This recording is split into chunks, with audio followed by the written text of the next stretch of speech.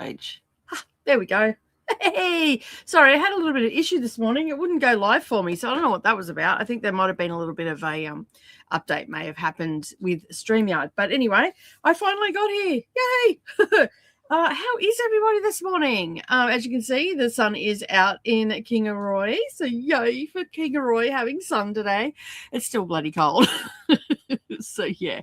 All right, let's put a little mini music in the background. Turn that down just a touch.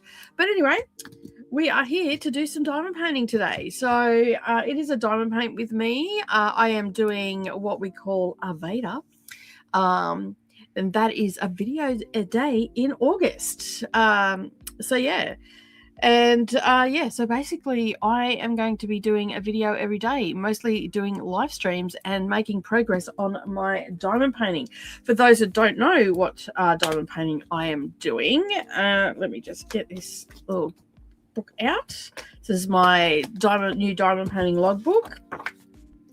As you can see, not a lot's in there. We're only on the second page, but we are doing a Black Cat by Candlelight. It's a Diamond Art Club piece. It is 39 inches by 27.6 inches, which equates to 99 centimeters by 70 centimeters. That is the skew that you can see there. It is currently unavailable, but you can go to their website, and if they get enough people requesting it, they'll probably get it back in again.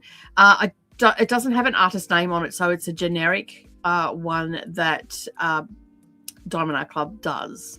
So I'm working on this one. This was a gift from my lovely friend Gail, and I am rapt that I'm doing it because this is going to suit my library really nicely. So this is a massive one that is actually going into my library. I'm going to do a really ornate frame on it. So I'm thinking like a mahogany, because my library is green, like a dark green. So I'm thinking either a mahogany or a walnut. I'm leaning more towards mahogany because it's got that slight red in it. And I think that will suit the library really well. Now I do have walnut color, a little bit like a dark walnut color bookshelves.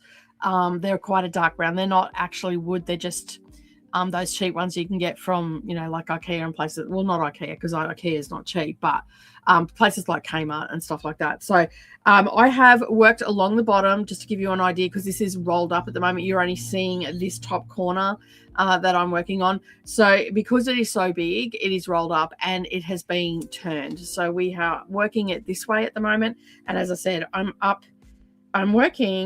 done this bottom corner, and I am about to do this part of the second book just there. If I bring it up a little bit closer, you can probably see it. So that is the chart. I was going to say pattern that I'm doing, the chart that I'm doing. I'm also going to be doing Stitch With Me's. However, this morning I did not get not a Stitch With Me, but a stitching update for members. If you want to become a member, you can hit that join button and give you all the information down below.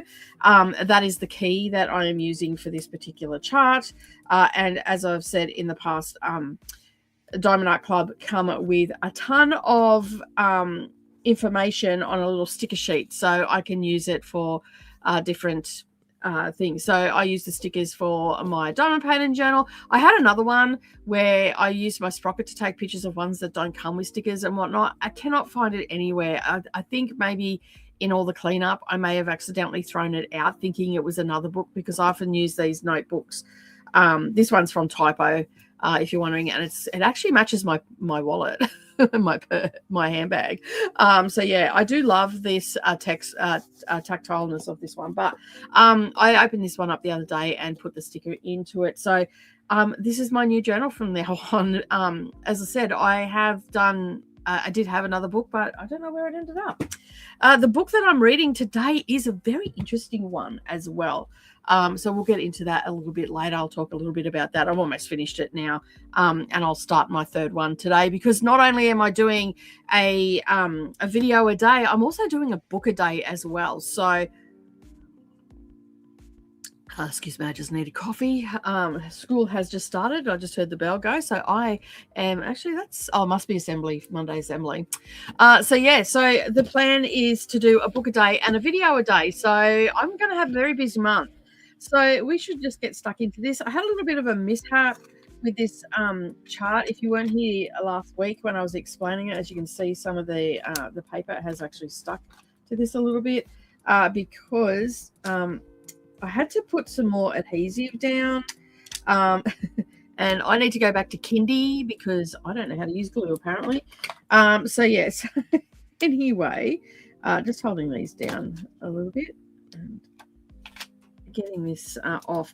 The glue sort of leaked over onto the thing, and obviously some of the drills have actually stuck, so it went under it. There we go, we've got it off now. Right. Okay, that was a bit of a mission.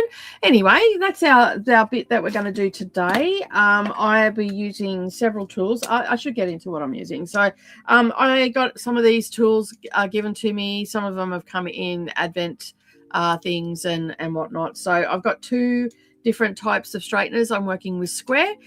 So I have a plastic one, which has a little bit of flexibility in it. And then I've got a steel one or metal one that does not have any flexibility. So I generally move with this one. This one here is really thin, so it's good for getting between and straightening up lines and whatnot. I do have a A3 light pad behind it, so when you look at it, it actually looks like some of the things are not straight. The drills things. Words are escaping me still. So some of the drills are not straight, but they are actually straight because when I turn this off, you can see that it looks like all the pieces are together. There might be a couple bits and pieces here and there that I might have to straighten up. That like that just there could do with a little bit of straightening and closing that gap up. And so I just try to get them as straight as possible. But when you step away from them, and you can see it almost looks like a painting, so it comes alive. But when you've got that light behind it, it does tend to make it look really messy and uneven. But that is not the case. Once you take that light away, it is looking fantastic. All right, let me just turn my light pad back on. So I have a battery pack that I have plugged in, so I don't need to have anything connected to mains power or anything. So there are my 2 places as straighteners that I use. Of course, I need some washi tape for the edge, so you can see here where the glue comes away from the actual canvas itself. I've got a little bit of washi tape there just to stop myself from sticking to that, so I've got that there, and I've got some backup because I'm almost out of this one, although I think I'll get the rest of this done. So I just use these thin ones around the outside, and whenever I see like little packs or something, and most of these I've got off AliExpress, they have a really good selection, and they come in packs of like 6 and 7 or 6 and 8 rather, whatnot. Of course, I've got the deadly weapons of diamond painting, these really pointy tweezers. These are really good for picking up the squares and everything like that. Not so much for the rounds, but for the squares most definitely. So you got those, and then I've got a multitude of places. So I have a 3-placer, a 6-placer metal, and that's plastic, that one. And I mostly use the metal one with squares. The round one, I tend to use the 3-placer. I'm not as good at multi-placing with the rounds, but the squares I've actually got really good at after doing this one because it's huge. And then this one here is one that I would probably use a bit more if I could put a multi-placer in it, but I accidentally dropped it and broke it, so I've got to get onto Add More Zest and get another glow in the dark one. But this is still working for now, so I'm just using it as a single placer. So sometimes I'll place down with the multi-placer and things go a little bit awry, so I can quickly just grab the single placer and I put it in. So at any given time, I can have like a couple of tools in my hand. It just keeps me very productive, moving really quickly. You'll notice I have a lot of stuff from Add More Zest. This is an Add More Zest tray. I do have other trays from them, but I don't think I bought them out. So I've got like gold trays. I've got a little trash tray here somewhere. So I don't tend to get a lot of trash with Diamond Art Club stuff, so I don't tend to use this too much. But this is our little tray that is trash, and I put a magnet on the bottom of it, and so it doubles as a cover minder as well. However, I've taken the cellophane off this, and now I just have the release papers, which you've seen earlier, that I just pull off. And I've got them at 4 inches by 6 inches, so that's generally what I do in a session. It just depends on what I'm doing. But I haven't really had to use this with the Diamond Art Club charts, but it's there anyway. And as I said, I put a magnet on it so I don't bump it and knock it over. And whatnot. I also use 2 different types of magnifiers. These ones here are just readers that you get. You can see that's what it looks like when I put it under the camera. It actually brings it up quite nicely. You can see the symbols a little bit better and whatnot. Take that away. You can sort of see them, bring it up. It's a lot more magnified. However, those ones I mostly use for cross stitch, those ones that I just showed you. And they're at 3.5 magnification. They're words.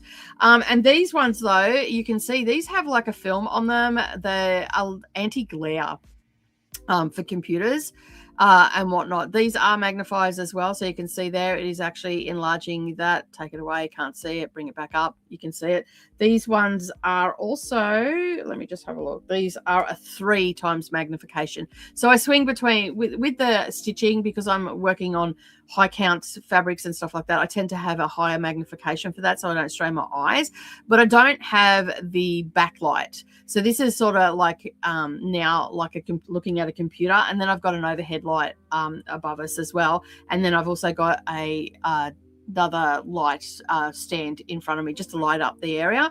But after an hour or so of diamond painting, having that light coming at you, it gets a little bit glary. So I went looking and found these. They're really lightweight. I struggle with having like any sort of magnifier clipped onto my glasses or anything like that because I can't stand the weight on my bridge of my nose, and it starts to give me a headache, a tension headache. But these are nice lightweight, like my glasses. They're actually very similar to my glasses. They're turtle shell. There's my actual glasses. These have anti-glare, so when I'm filming it doesn't reflect, so you can see the top light. I think you can see the top light in the bottom glasses. I can't see the computer very clearly, but my actual reading glasses don't have that glare. So they have a similar thing, but it's a clear, where this is actually a blue light blocker. And it makes all the difference for those that use a light and find that you get eye strain and all the rest of it. These actually make a huge difference. Like last week I didn't know where they were. I couldn't find them. And I was doing a bit of diamond painting, and I grabbed them and put them, ended up finding them during a break. And then I put them on for one of the last sprints. And I was just like, oh my God, the instant relief that I got from these. And I just pick them up from my local chemist. I'm not, you can see they're bent and all the rest of it. They've been around for quite some time. They're perfect for what I do. And I can read my phone. I can't read the computer, however. So I tend to have my other glasses on the top of my head, and I just, bring them down and talk to them. But these are a game changer.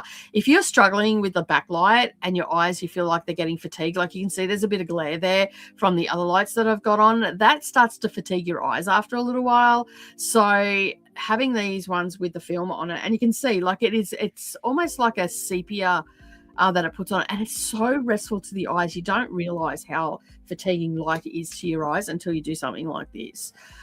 So they're all the tools that I use. Of course, I do have a drill container. I won't move that because it's actually propping my light up at the moment, and it's in perfect position for the rest of the month, so it's just going to stay there. I will have to move it once I rotate this, but we'll be working on this for about probably this week before we have to rotate again, and then go along the top edge, which is the 99 centimeter edge. Okay, so we've got all our tools and everything like that. I'm pretty excited that I'm getting some of this stuff done. Like, you have no idea. This thing has been sitting here for so long, not getting done. And I've been super frustrated with myself for not making it a priority. But this month, I'm making it a priority. I am rapt that it's here in front of me. I'm rapt that you're with me and joining me. We also have Melissa from the Geeky Witch is doing cross stitch this month for AVADA as well. And so thank you to Melissa for joining me in AVADA. This was just something that a challenge that I set for myself. And Melissa thought that sounds like a really good idea to help me get back into filming. And so Melissa has pulled out, well, has out some projects because Melissa is in the process of moving at the moment in the next couple of months. So they're prepping their house for sale and stuff. So not only do you get me, if you're in the United States, you actually get me a day ahead of schedule. So this is my third day.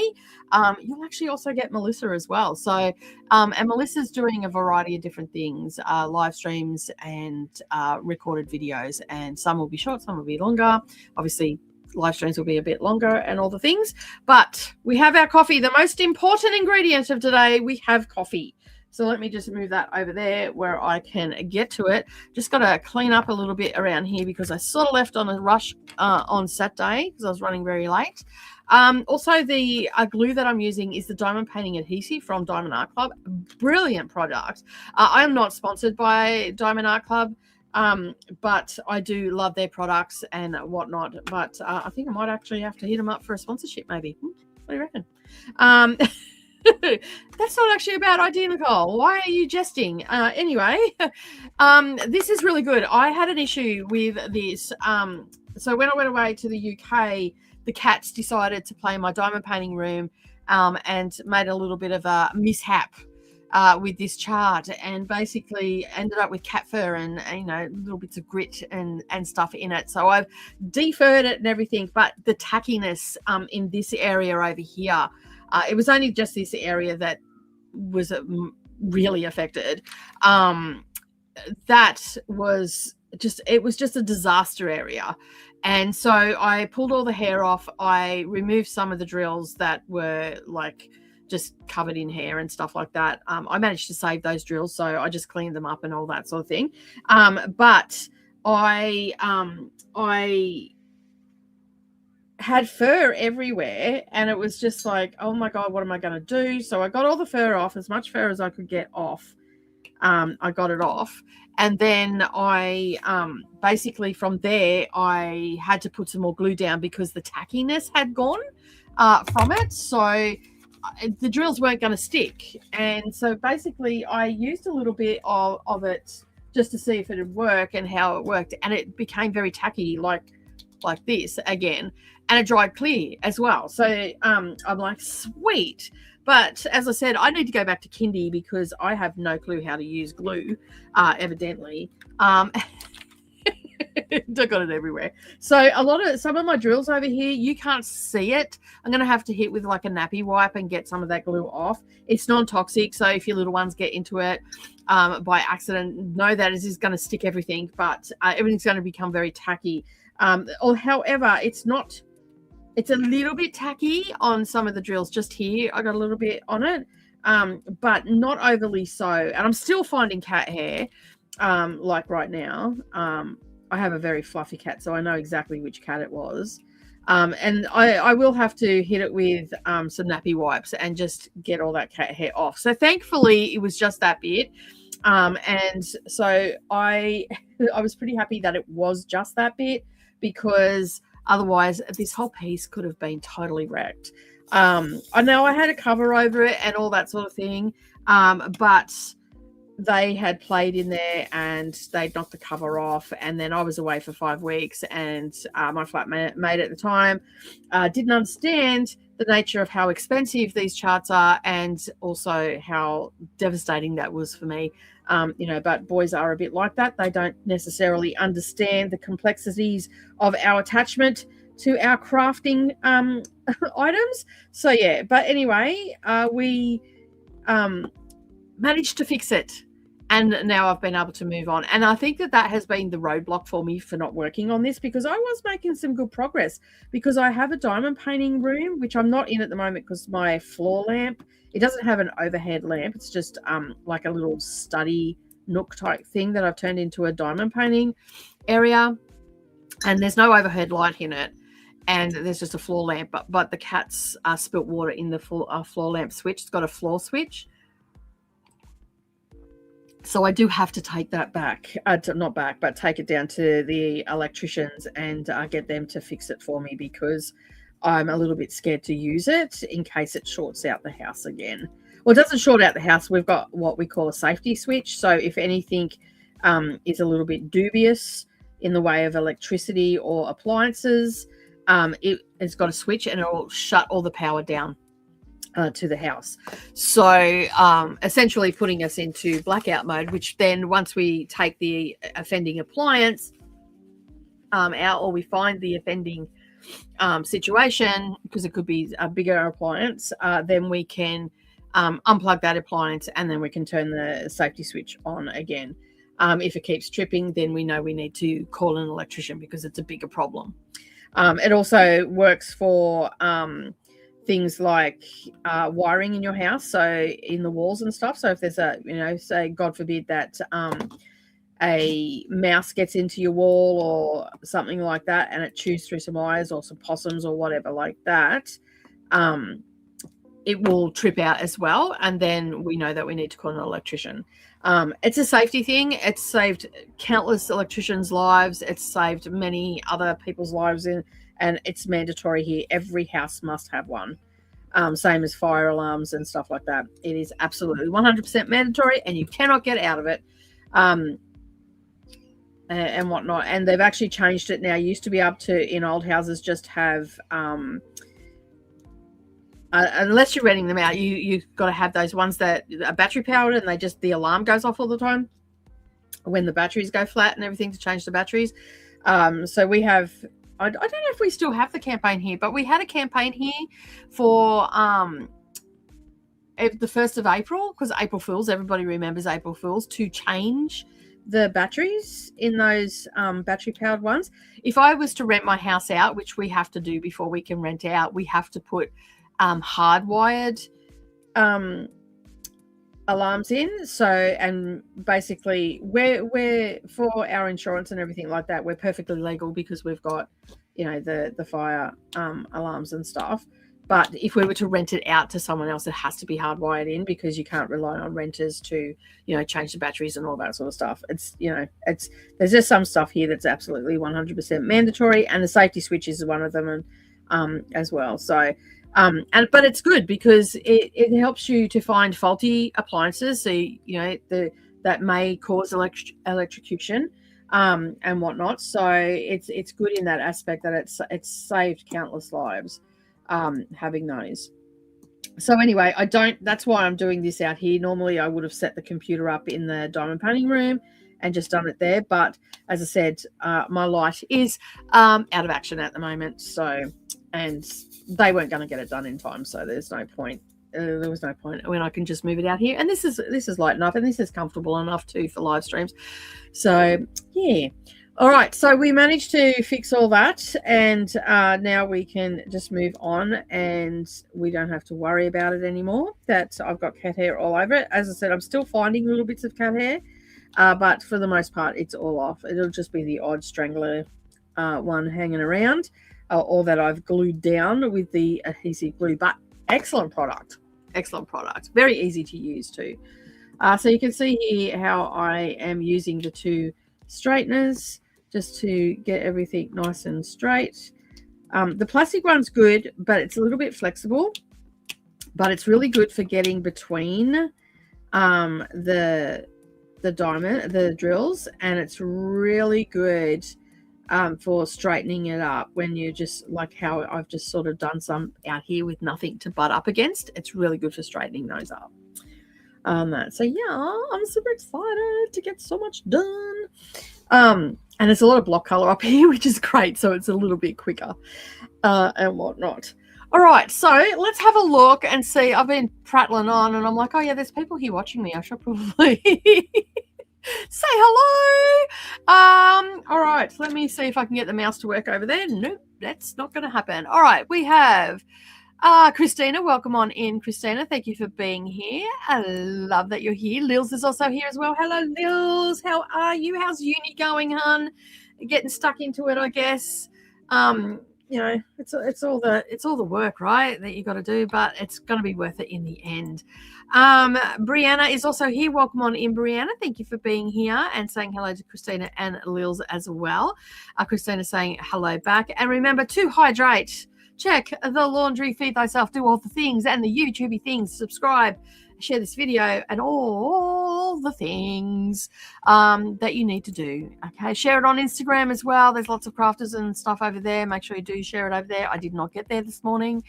Good morning, Chrissy. How are you? Enjoying the daily videos? Thank you. I'm enjoying doing them, actually. So yeah. And Monica is also here fighting off the flu. So sick today. Oh, sweetie, I'm sorry. I hope you feel better soon. Go and get that vampire tea. You know which one it is. We'll try to knit, but we'll probably just be vegging most of the day. That sounds like a perfect day, to be honest. Melissa's also here as well. Boop in the like button. I'll be in once my live ends. Yes, because Melissa is actually still streaming as well. And yeah, most of mine are going to start around the 9 o'clock mark. Thursday, however, I will be starting a little bit earlier. I'll be starting at 8 o'clock because I have a consultation in the afternoon that I have to go to and whatnot. So nothing nefarious, just I have a consultation that I need to go to. I'm not sure if the person can do it or whatnot. So I'm going to go and have a meeting with them and see if they can do what I need them to do. And if they can, it'll be yay. If not, I will. So yeah, moving on. And Christy's also here as well. Welcome on in, Christy. Thank you so much for being here. How was your day? How's your weekend? I know that some people are still on Sunday. I am on Monday morning, and I sound far too chipper for a Monday morning. But guess what happened last night? You're not going to believe it. For the first time in about 2.5 weeks, I actually had a full night's sleep. I went to sleep at 11 o'clock like I normally do, and I did not wake up until 7:35 this morning. I slept all night. It was absolutely fantastic. I feel so much better, and I love it when my insomnia breaks. So yeah, the first couple of nights, it's just, this is so fantastic. I'm still a little bit tired because, you know, there's a lot of sleep that I haven't had. And I haven't had it where this insomnia where I've just been awake the whole time.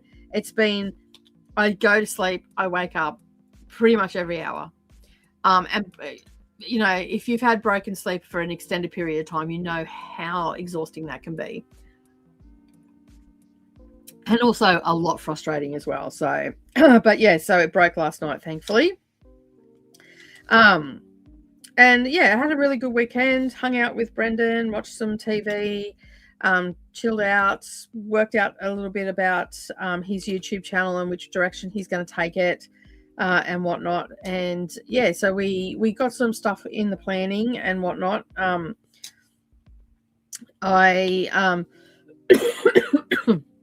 We talked about what we're going to do for videos and stuff like that for him. So because he's a little bit lost. He was going to do restoration stuff, but he wants to slow down working. To do restoration stuff, he basically has to do one, but he doesn't want to have to drag it out and film it. And so in order for him to do the restoration stuff, he has to finish one to get the kitty together, because we've been so focused on getting Savannah through uni, getting, you know, debt out of the way and all that sort of stuff. We haven't actually put money aside for that part of his business, and he's now semi-retiring. Oh, just turn my light off. Good on you, Nicole.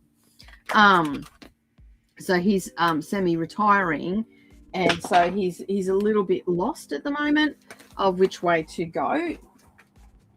So we worked all that out, which was really good. We have a little bit of direction. We're really looking forward to summer. We're both very tired from work and stuff, and we know we just need to go and have that recharge.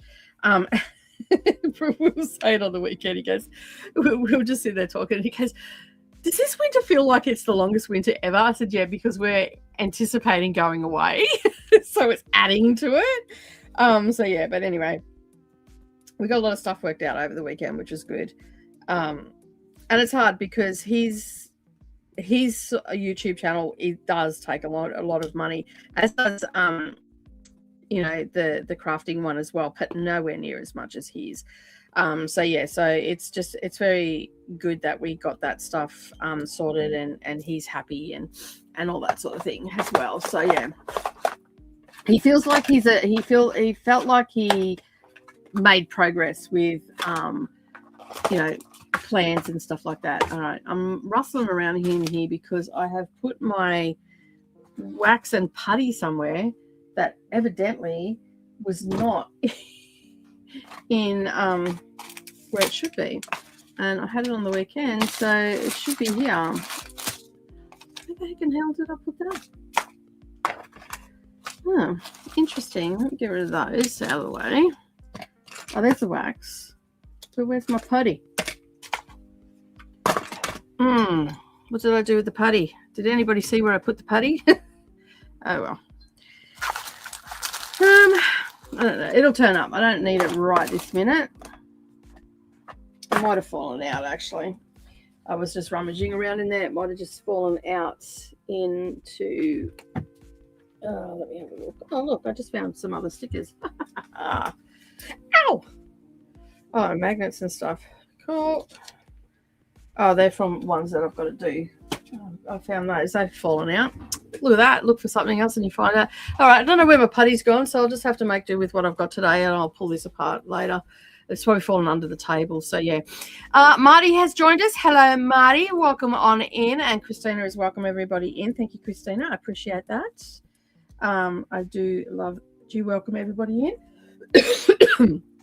So yeah, in the way of planning and all that sort of stuff, the weekend was good in that aspect. I'm really happy with the progress that we've made there. I feel like Brennan's probably got a little bit more direction and whatnot now, which is good. We talked about some of the equipment that we want to get as well, camera equipment and everything for the travel vlogs and whatnot.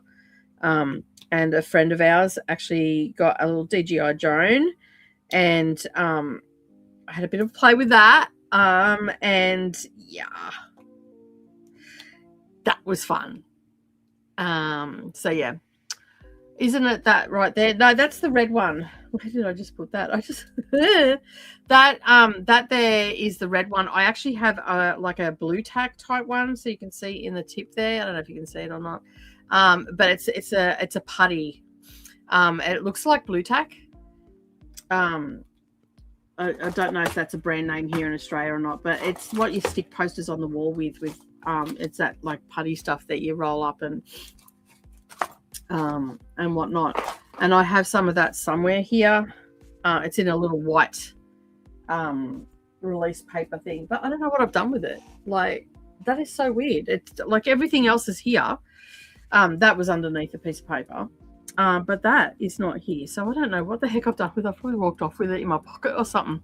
But it's okay. I have some blue tack here. I can probably just make some myself on that.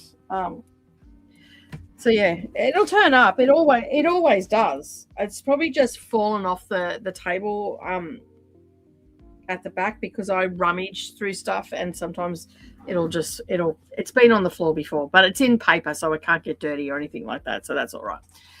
So yeah. So as far as the weekend and working everything out, it turned out to be pretty good. And I should have said too, Melissa from Geeky Witch, that's their channel, who is also doing AVADA as well. If you don't know what AVADA is, that's a video a day August. And you don't have to be a content creator. You can do like whips and stuff like that. You don't have to do videos or anything. You can still participate by sharing on Instagram or your YouTube community tabs or whatnot. If you used to be a creator and not doing it anymore, you can share it in the Facebook group, all that sort of stuff. And yeah, you can play along at home and share your whips and everything. For those that are in my reading Discord, there's also a Discord crafty corner. You can also share it there. And as crafters, we're a curious bunch, and we like to know what you're working on, so make sure that you do that. And if you prefer to watch on Twitch, I am also streaming to Twitch as well. Obviously, you won't have a live stream on Sundays on Twitch because you can't just upload videos on Twitch. It has to be a live stream. So, yeah.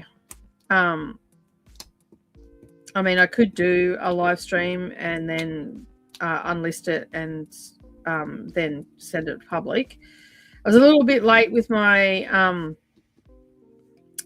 video yesterday. It went up a little bit late for my American audience, and that was just because we sat up talking and we slept in, and so with no disturbances, which was great. So we sat up pretty late, early hours of the morning, just talking about stuff and trying to get a plan of action. And yeah, because with the traveling, there's going to have to be a lot of planning on my part, getting extra things done. I'll probably do, shorter videos and stuff like that of just what I'm working on while I'm away, and whatnot. And because that's another thing that we're still got to work out, like how we're going to structure the time away for me as well. So because my whole job is basically doing this sort of thing, and to step away from that means that I'm not doing that sort of thing. So yeah, it's a little bit, we've got a few months to do it. We also decided that we're not going to be away during the Australian school holidays because it's just going to be too hectic in campground. So we're going to do a lot of stuff out of season. And when we say out of peak season, that's like summer is our peak season, but our peak season of summer is the 6-week school holidays that we get here in Australia. And so we decided that we'll be home for that, and we may just do, some weekend day trips or stuff like that. So yeah, we'll still be really relaxed and not, come back to work and all that sort of stuff. So I am going to be taking crafting with me. I did mention to Brendan that I was still going to be reading books and stuff, and doing some craft and whatnot. And he's like, yeah, well, that's cool. He goes, I'll have my headphones on and we'll just have that quiet time each day where we just do our own thing, and whatnot. So I'm going to incorporate my book reading and all that sort of stuff into it. So my reading's obviously going to slow down a bit, which is not a bad thing.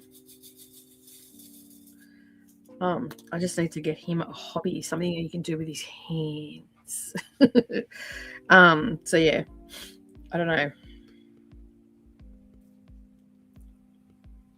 Don't know if you've got any ideas for what men can do to some. I mean, I probably could get him into cross stitch. I reckon he'd like it. I don't know whether he'd like it because of the repetitiveness of it, but maybe some diamond painting. Maybe take a diamond painting. That get him stuck into that. Or maybe some jigsaw puzzles. He'd probably actually really enjoy doing model car making. So yeah, maybe we can do that. Get some of those sort of things, and he can maybe do something like that, because he doesn't fish. But, he'll probably just watch some TV or something like that, listen to a book, and while I do some crafting and whatnot. So,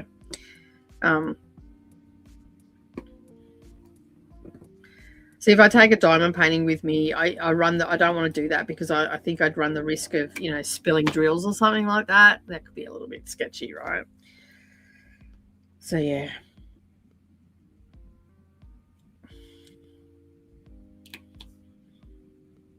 And like, if I'm listening to a book, that's really the only time that I'm going to be quiet and not talking to him. I can still do like cross stitch and stuff like that and be talking at the same time, or, do some crochet or something like that when we're just relaxing. It's going to be hard for him because he isn't someone that generally just does nothing and just chills. Like even when he's listening to his book, he's off doing something. He's in the truck, he's driving, he's doing all that sort of stuff. So it's going to be a massive learning curve for him as well on how to actually relax and to enjoy the joy of doing nothing. So excuse me. My throat is a little bit croaky today, or from all the talking on the weekend, I think. And it is morning too, so we always have that really croaky voice in the morning. So yeah, but I think he'll be fine. Like it'll be a couple of times where he'll just, you know, be a little, how you going? I sort of want to do a little bit of bushwalking and stuff like that, like going to places that are close here where we can go and just be in nature. We don't necessarily have to kayak for everything. And we are doing a combination of coastal and bushland and stuff. So I think that just, you know, we can have our books on and listen to our books as we're walking through the scrub and stuff like that. He'll be okay with me just sort of, it's not that he'll be okay, but I won't feel, I should reword that. It's got nothing to do with him about giving me permission to do it or anything like that. It's just that I feel rude if it's just me and him and I've got headphones on.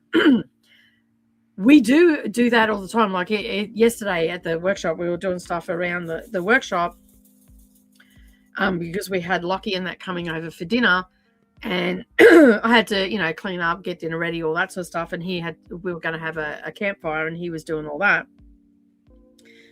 And yeah, so we had like he was doing his thing, and I had my headphones on listening to my book, and you know, we were just getting our things done. And then we'd walk past each other, we'd give each other a kiss as we walk past, don't say anything, and just keep going, right? And so I know that it can be done, but I don't know how he's going to go. And this is why I'm saying, like, I have to bring this topic of conversation up, because I don't know how he's going to go with when I hyper focus on something and he's got nothing to do, because I'll be listening to my audio books or whatever, or reading my book, because I'm going to take my Kindle, and I'm probably just going to be predominantly reading NetGalley books while I'm away, and writing reviews and stuff like that. Like, I don't know how he's going to go, because he's ADHD. He's always doing something. So as I said, when he's doing, like, listening to an audio book, he's driving his truck. All right. So he goes off into fairyland, he's driving his truck, and he can do that. But when you're sitting in the middle of nowhere and you don't have a big workshop to go and tinker, because he's a Tinkerbell, you know, I'm a little bit concerned on that. I suppose like if he gets too antsy, I can just say, here, sew some hexagons together. I've got a hexagon quilt that I need to sew together. That, and it won't hurt him, because he wants to do like upholstery and stuff like that, so he can learn some hand stitching. Yeah, anyway, I'm sure I'll work it out. But if you've got any suggestions of stuff that, you know, someone can do that isn't crafty while out on the road, like, what do other husbands do out on the road with their wives when they're like, I know tons of quilters and stuff that go out on the road and all the rest of it, camper vanning. What do you do? So yeah, I know that there'll be a lot of exploring and whatnot. So there'll be opportunities for me to listen to my book and whatnot. Savannah said she wants to get me a good pair of bone conducting earbuds, so I don't have to have the big cans on my head. So, and Red said, yeah, I'll get some headphones and I'll just have them on and whatnot. So I've got a set here. So I'll probably give him my green ones and I'll use the white ones, because you know, boys and whites don't always work together. So either way, we've got two sets of headphones, because I misplaced my green over the head, like these ones here. I misplaced them just before I was going to England. I couldn't find them anywhere. And I knew that they were in the house somewhere, but I could not find them. And then I wasn't sure. I thought, oh, maybe I might have sat them on the roof of the car or something like that. Anyway, I'm like, I don't have time. I'm going to England. I need noise-cancelling headphones for on the plane to listen to my books and all that sort of stuff, because we were near the wing, which is a noisier part of the plane. Excuse me for a second.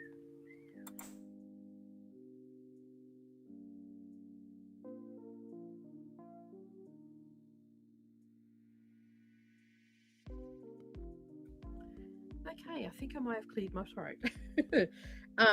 And so I ordered another pair, and then 3 days before we were leaving, I had the headphones there. They were sitting on top of the thing, and I found them. They were caught up. They must have got caught up in the washing, and I had a basket full of washing that I had to fold, and they were in that. So I just put the new ones away. So I've got those sets there, so I could take them away, and whatnot. So yeah. So I've got them there for him, and so that's not a problem. But Savannah said she wanted to get me a good set of bone conducting ones, because I do have they're great. Like, especially if you're like with other people that are listening to books and stuff, and they say something, you can hear what they said, but you can still hear your book going. And you can hear the environment around you. So I figured if I get a good set of those while I'm walking and whatnot, and doing some bushwalking or even kayaking, I can have those in. I've got to get a waterproof jacket, and for my phone, because I've got a little place in the kayak that I can put that, but I need to get a secure waterproof one. So if, I capsize or whatever, it doesn't get wrecked. And then that way when we're out on the water, because we want to do some river kayaking and stuff, so there's going to be long hauls of kayaking. And so we want to do that. So I figured I can listen to my books, and he can also listen to his books as well. I do prefer when I'm out in nature not to have any audio going in, but I'm just trying to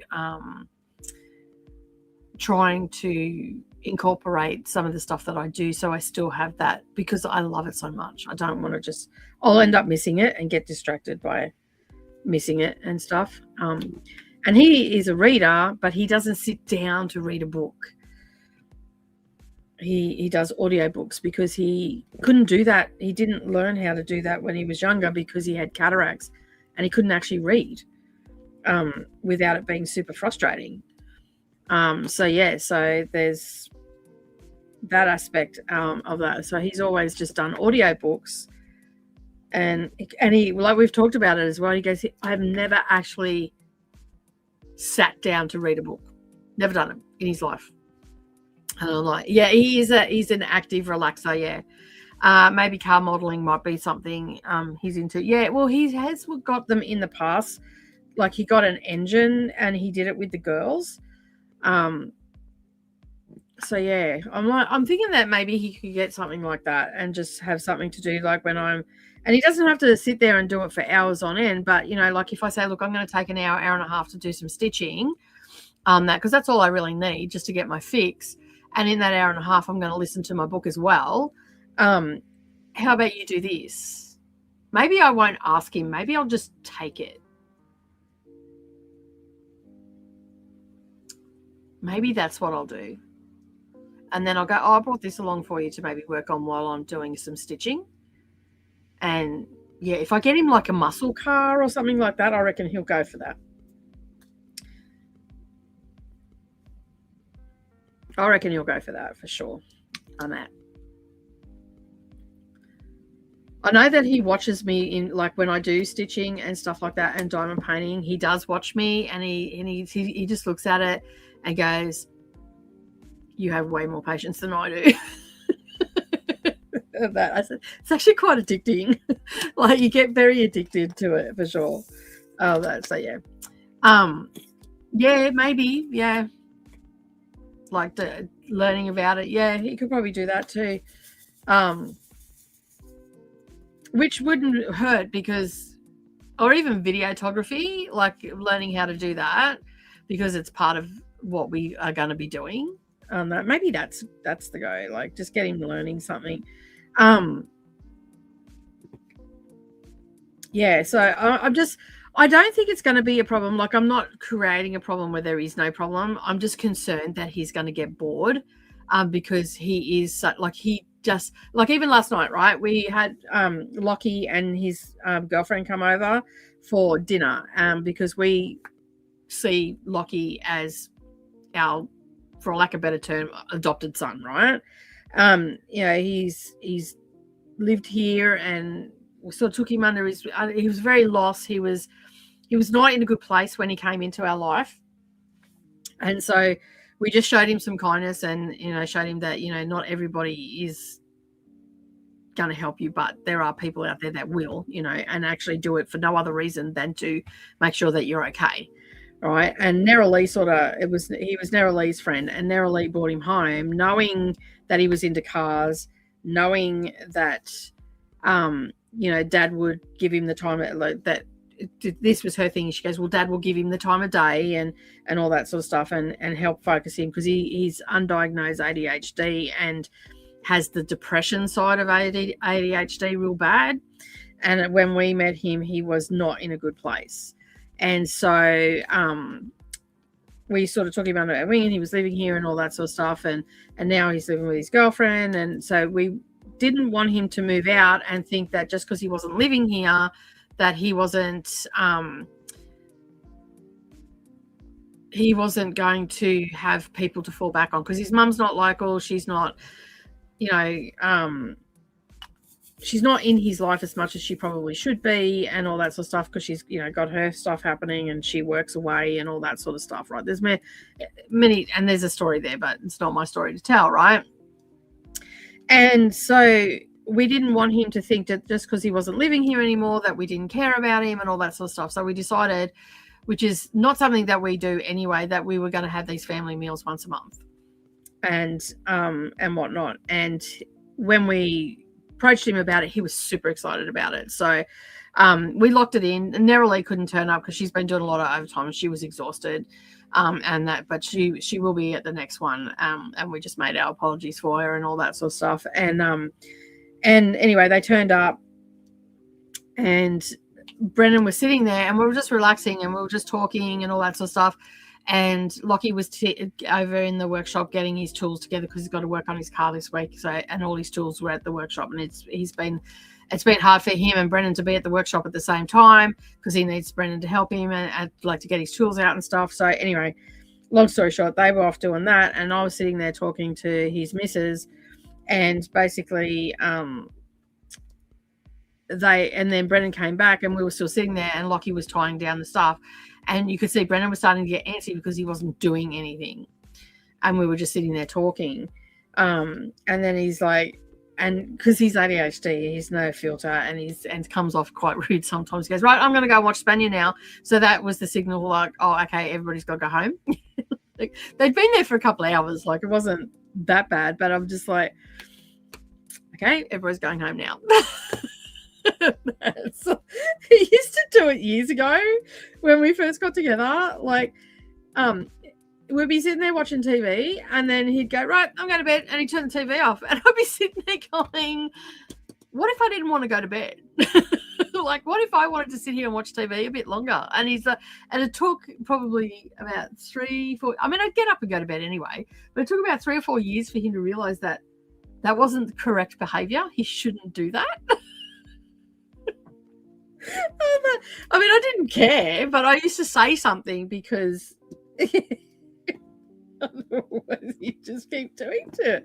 And then there was a couple of times I'd actually go, well, no, I'm actually going to stay here and watch TV on that. So yeah, not to be spiteful or anything. I actually was enjoying the program that I was watching, and I wanted to finish watching it, but he just didn't get that.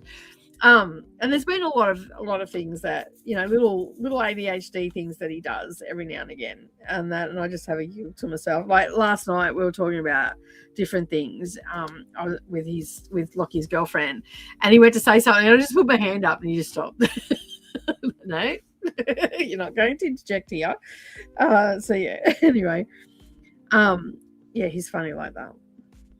So that's the thing that I'm concerned about, like with going away. I'm super excited about it, but I'm also concerned that he's going to be bored shitless.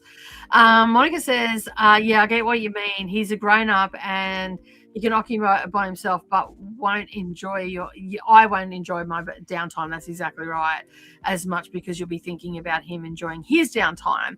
I'm the same with my husband. I think on a whole, a lot of women I like that as well. I suppose it would be the other way around too. If a man had a hobby and the woman didn't have a hobby, it'd be exactly the same thing.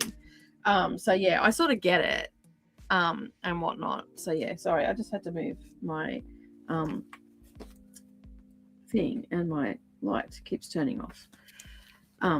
Because I pushed it off the top. I'm like, you can't see what I'm doing. Yeah, so I just said I'm a little bit concerned that he might not enjoy it as much as I'm going to enjoy the downtime. I mean, we were okay when we went away. When I got back from the UK, everything was okay. He didn't realize how much stress he was under until he didn't have the stress there. Now, the reason that I'm so concerned about him getting away from the truck and all that sort of stuff is because he actually has a physical response to when his phone rings. So, and what I mean by that, his whole body tenses up when the phone rings because it's work.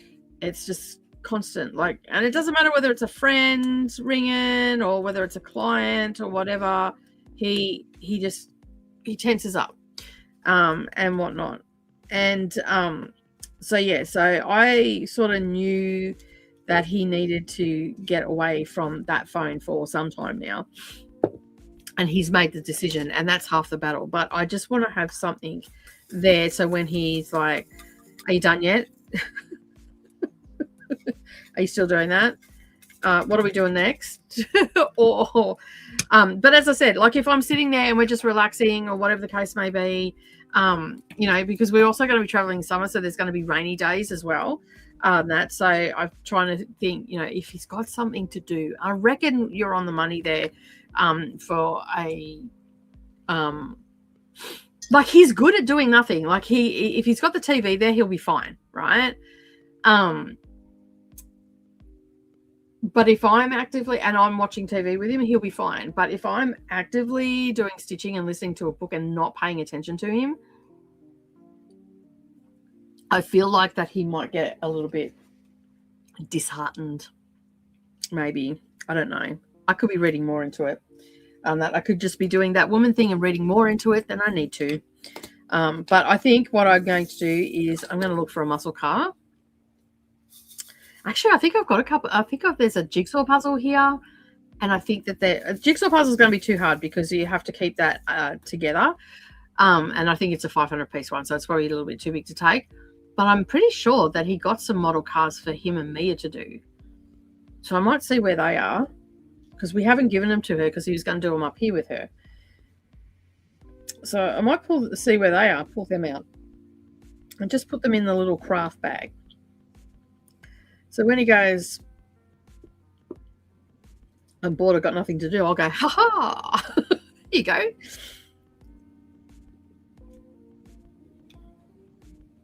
See, it wouldn't be an issue if he actually physically read books, because he could sit down and physically read a book. But when you do audio, yeah. I'm with you, Nicole. I overthink it too with my husband, yeah. Because you just want him to be happy, right? It's not that we're,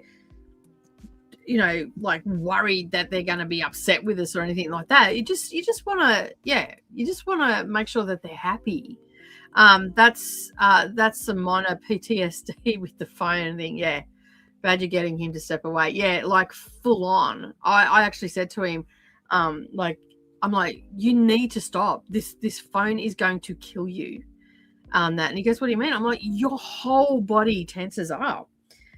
And then he started to pay attention. And it wasn't until we went away when I come back from the UK, he turned his phone off. And he, like, if you knew him, if I had said that to one of his friends, they would have looked at me in disbelief.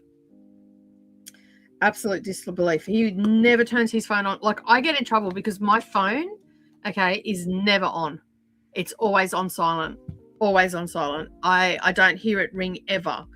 And so I just like, dude, you can't keep going on like that. It's actually doing it like it's not good for your nervous system.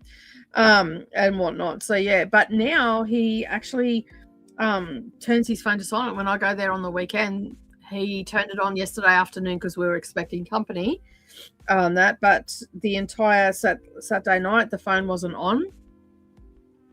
And like, I know that he knows that I don't like his phone because it's not that I don't like it. I just get frustrated because our conversations, like to have one conversation on the phone with him and on a weekday, it's like having someone press pause every time you're speaking.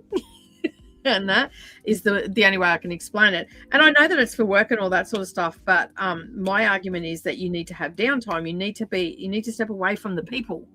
Okay. And so it gets very frustrating when it's going, all hours of the night, but it's also the nature of his job. So I don't get upset. It gets frustrating for me as well. And I can only imagine what it is for him as well. But for him to turn it off, and I even say to him now, you can leave the phone on. Like if you want to get work in and stuff like that, you can leave the phone on. And he's like, no, I need to step away from it. And he didn't realize, I think, until we went away and the phone had been on silent. Like he even forgets his phone now. This thing was attached to him, right? And he even now, like, he'll leave it in the car, or he doesn't do that too often because you don't leave stuff in the car, but there's been times where he's just left it in the car, or he's left it on the bench at work, and we've been gone for most of the day. And he's got to the point now where he knows it's a problem, and now he's trying to rectify that problem. And like the good thing about our country too, like we can go into remote areas and we won't have mobile phone service. So he has to get used to that phone not being there, and he's doing that before we leave, which is actually really good. And I think the whole time we were away, the only time he used his phone is when we were looking for a place to camp and stuff.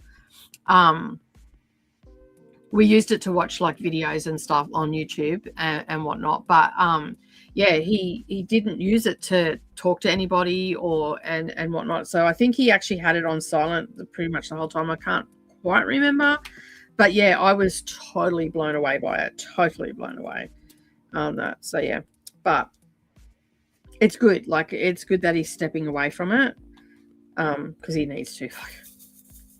I've never known anybody to have a response like that to a phone. Like whole body tense. Like not just one or two muscles, not just the arm muscle to go and pick it up. The whole body.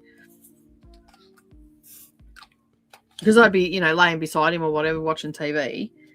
Because at his place, his TV's in his room. And, and his whole body would just tense up. It's crazy.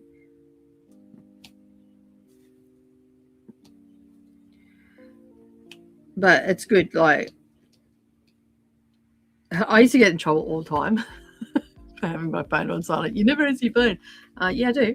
I ring you back. So yeah. Speaking of which, he has actually sent me a message, and it's a voice message, so he must be in the tribe. But he also knows that I'm working this morning, so. And he used to get cranky because I wouldn't answer my phone. Like, you never answer your phone. And I'm like, did I call you back? And he's like, yeah. I'm like, and the problem is?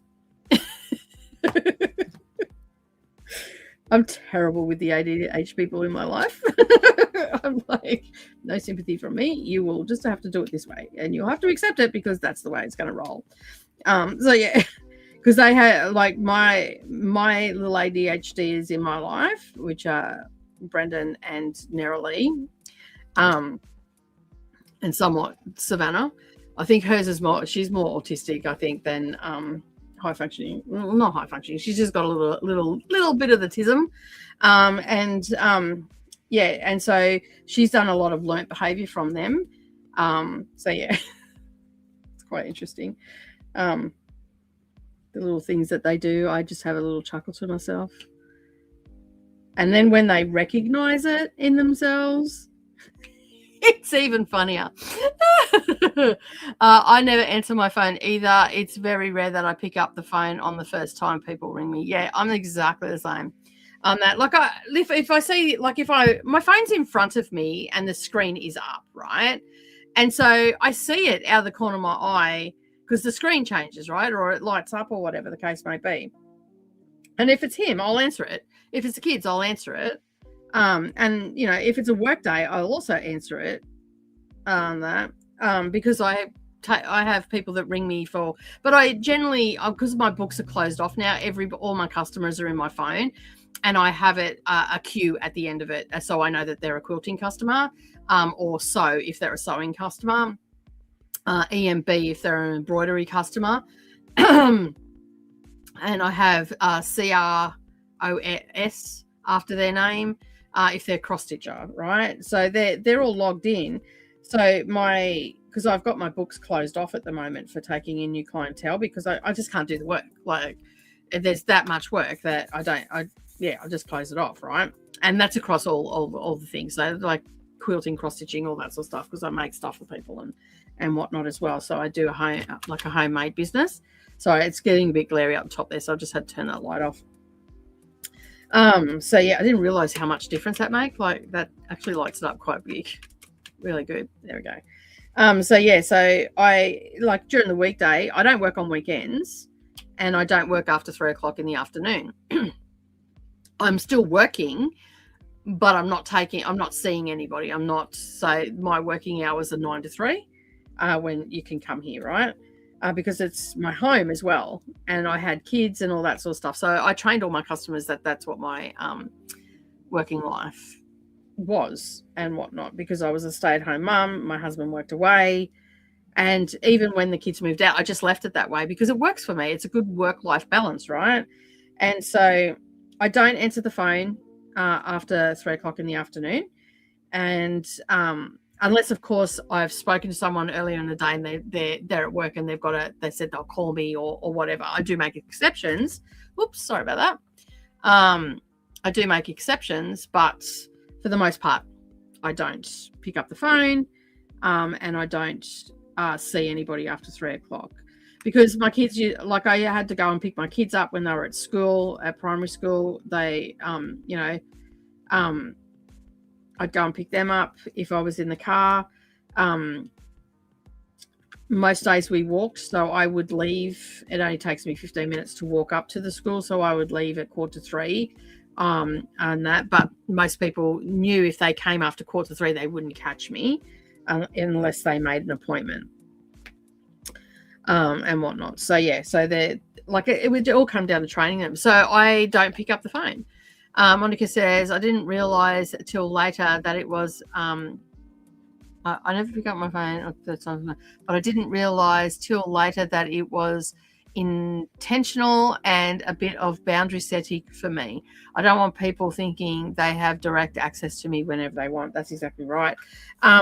In this country, there is a law now that bosses would ring people once like mobile phones come in, would ring them after work and stuff and ask them questions. There is now a law being passed in this country that you're not allowed to do that, and you can actually take your boss to workplace health and safety because they're ringing you. It's a mental health thing. So yeah, our country's actually brought that in, where bosses are not allowed to ring employees at home or after hours. So if they work 9 to 5, they cannot, and even if it's only 5:05, they cannot ring to inquire where something is or anything. They have to wait till the next day. I think it's a really good thing. And that's what that was my argument with Brennan. I'm like, think about it, Brennan. If you were working for someone, they're not allowed to ring you after hours. There's a reason for that.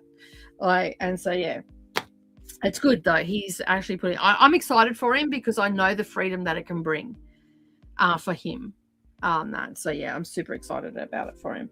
36 is the number I'm looking for. We're making pretty good progress this morning, even though I'm yapping like nothing else. But yeah, anyway, that's sort of the weekend. We planned it and all that sort of stuff as well. We'll probably give it another 15 minutes doing this, and then we'll have a little bit of break because I'll be going for an hour and a half then. And I'm going to go and make another coffee. Actually, I'm going to make a cup of tea because I ran out of coffee. And this one's almost cold, so I do have my water here today, so I am hydrating as well. And I also made a hydrate or liquid IV, I guess they call them. And so I've got that as well to drink today.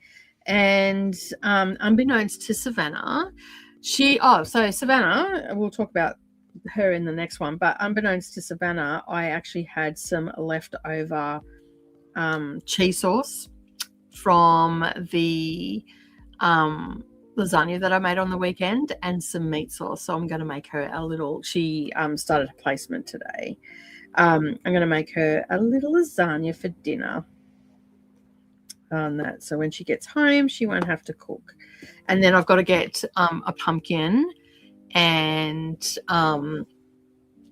a pumpkin today, so I can make her pumpkin soup for Thursday, because for the first time ever, she's doing placement and working in her uni career.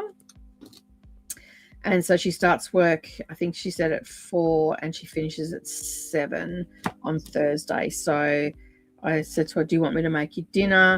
And she said, yes, please. I said, what would you like? I said, and she goes, oh, I don't know, make me whatever. And I said, all right, how about I make you, do you want some pumpkin soup and crusty bread on that? And she goes, oh, that'd be great. She loves my pumpkin soup. So I'm going to make her some pumpkin soup. But I'm probably going to do it on Wednesday because I've got a pretty full day on Thursday anyway. And then that way it's done on Wednesday when I'm here. I don't go anywhere on a Wednesday. So I'm home and I can just put it in the slow cooker and it can cook, because that's all I do is I just get the slow cooker out, dump it all in the slow cooker, walk away from it.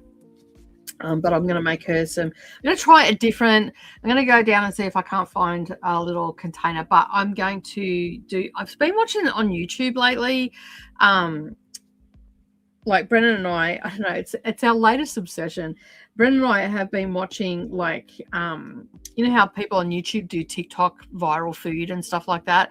And subsequently that has put a ton of different recipes into the algorithm, and so into our For You page. And so we haven't been watching on TikTok, we've been watching them on YouTube. So they'll get 4 or 5 and they'll test them and see if they work and all that sort of stuff. So yeah, we've been doing that.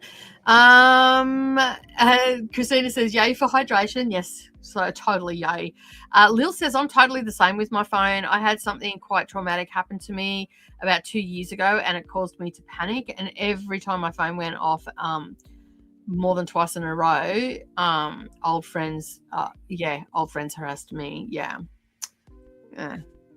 I got to finish When the Moon Hatches. Yeah, I've got 8 chapters to go. I was almost finished, and then I fell asleep, and I realized that I fell asleep at chapter 80, so I've just got that. I'm going to do that tonight.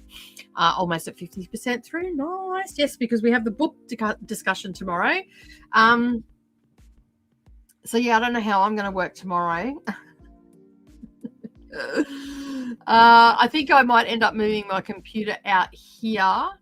And I might just do a silent hour on, like, I might actually do, because it's I might end up having to do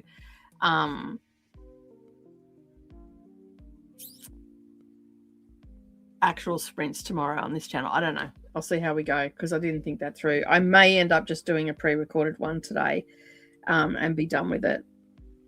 So yeah, we'll have to wait and see what the day holds for me and how I'm going to work that out. Because it's the only one that I didn't think about, because, to be honest, I forgot. Yes, I am the one hosting tomorrow. So, yeah, I don't know how I'm going to work that out. So, because we do around 5 hours on that. So I mean, I can stream, I can dual stream, and then just, you know, for the first hour, I'll just, I'll just have this view on that, but everybody else is on with me. So that makes it a little bit tricky. So, it's, when I planned this, I forgot that I would be hosting the discussion is what I forgot. Not that I forgot about you guys. I just forgot about the discussion part of it. So, yeah. So what I'm thinking I might do is maybe bring out my other computer and I can diamond paint while we're talking about the book and while we're reading. And I can, I probably won't read although I might because the new book starts. So yeah, I may just do, I don't know how I'm going to do it. I honestly don't know how I'm going to do it at this point. It'll come to me during the day of how to work it out. But yeah, I think clutching my pearls. Crack me up. But I think what I'm planning on doing is maybe just doing actual sprints over here, so I can still just have still do reverse sprints, and just I don't know. So I'm either going to do actual sprints over here where I go quiet at the same time, but have two different streams, so you can still see me diamond painting and whatnot. But when I go quiet on the BookTube one, I'll come into here and chit chat for a bit. Yeah, that's what I'm going to do. Yeah, that's what I'm thinking I'm going to do. Because I can mute the other computer, right? So yeah, that's what I think I'm going to do. I mean, I can try and see if it works. If it doesn't work, I just know I can't do that next time. Or I can do a shorter stream today by an hour and then just film an hour update. I don't know on that, but I feel like I'm going to be diamond painting anyway tomorrow, so I'm better off just filming it and working it out. So yeah, I'm just trying to wrap my head around it. That's all I'm trying to do. So I will get there. I know I will get there. I know I will work it out. I know I'm capable of doing it. I'm just, yeah. And it'll work because, I mean, I can just do chatty bits when we go to the sprint on the BookTube. I can do the chatty bits over here, right? And work it that way. Because I don't necessarily have to read tomorrow because I can do it after the stream. And I can, I only have to do a 3-hour stream here minimum. If I want to, I don't even have to do a 3-hour stream. I can do an hour stream if I wanted to. So, yeah. So, as far as I know, I am hosting. Because it's the first Tuesday. So, because I did say I really do need the first Tuesday of the month.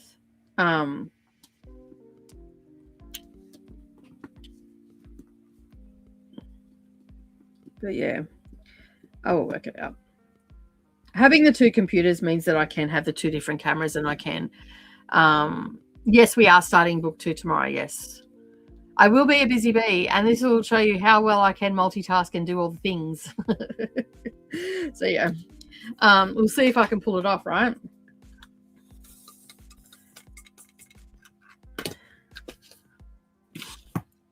I think I can do it. I don't have any issue on that. It's just I've got to bring the computer out. I've got to set it up and all that sort of stuff. Make sure that all the cameras are working, which I've got a different camera for that now because the other little one wasn't working. So, yeah, we are starting book 2 tomorrow on that. All right. What color am I looking for now? 40.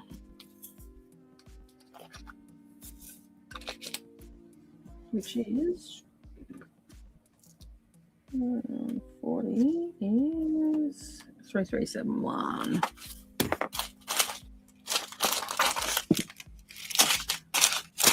Oh, there it is. 3371.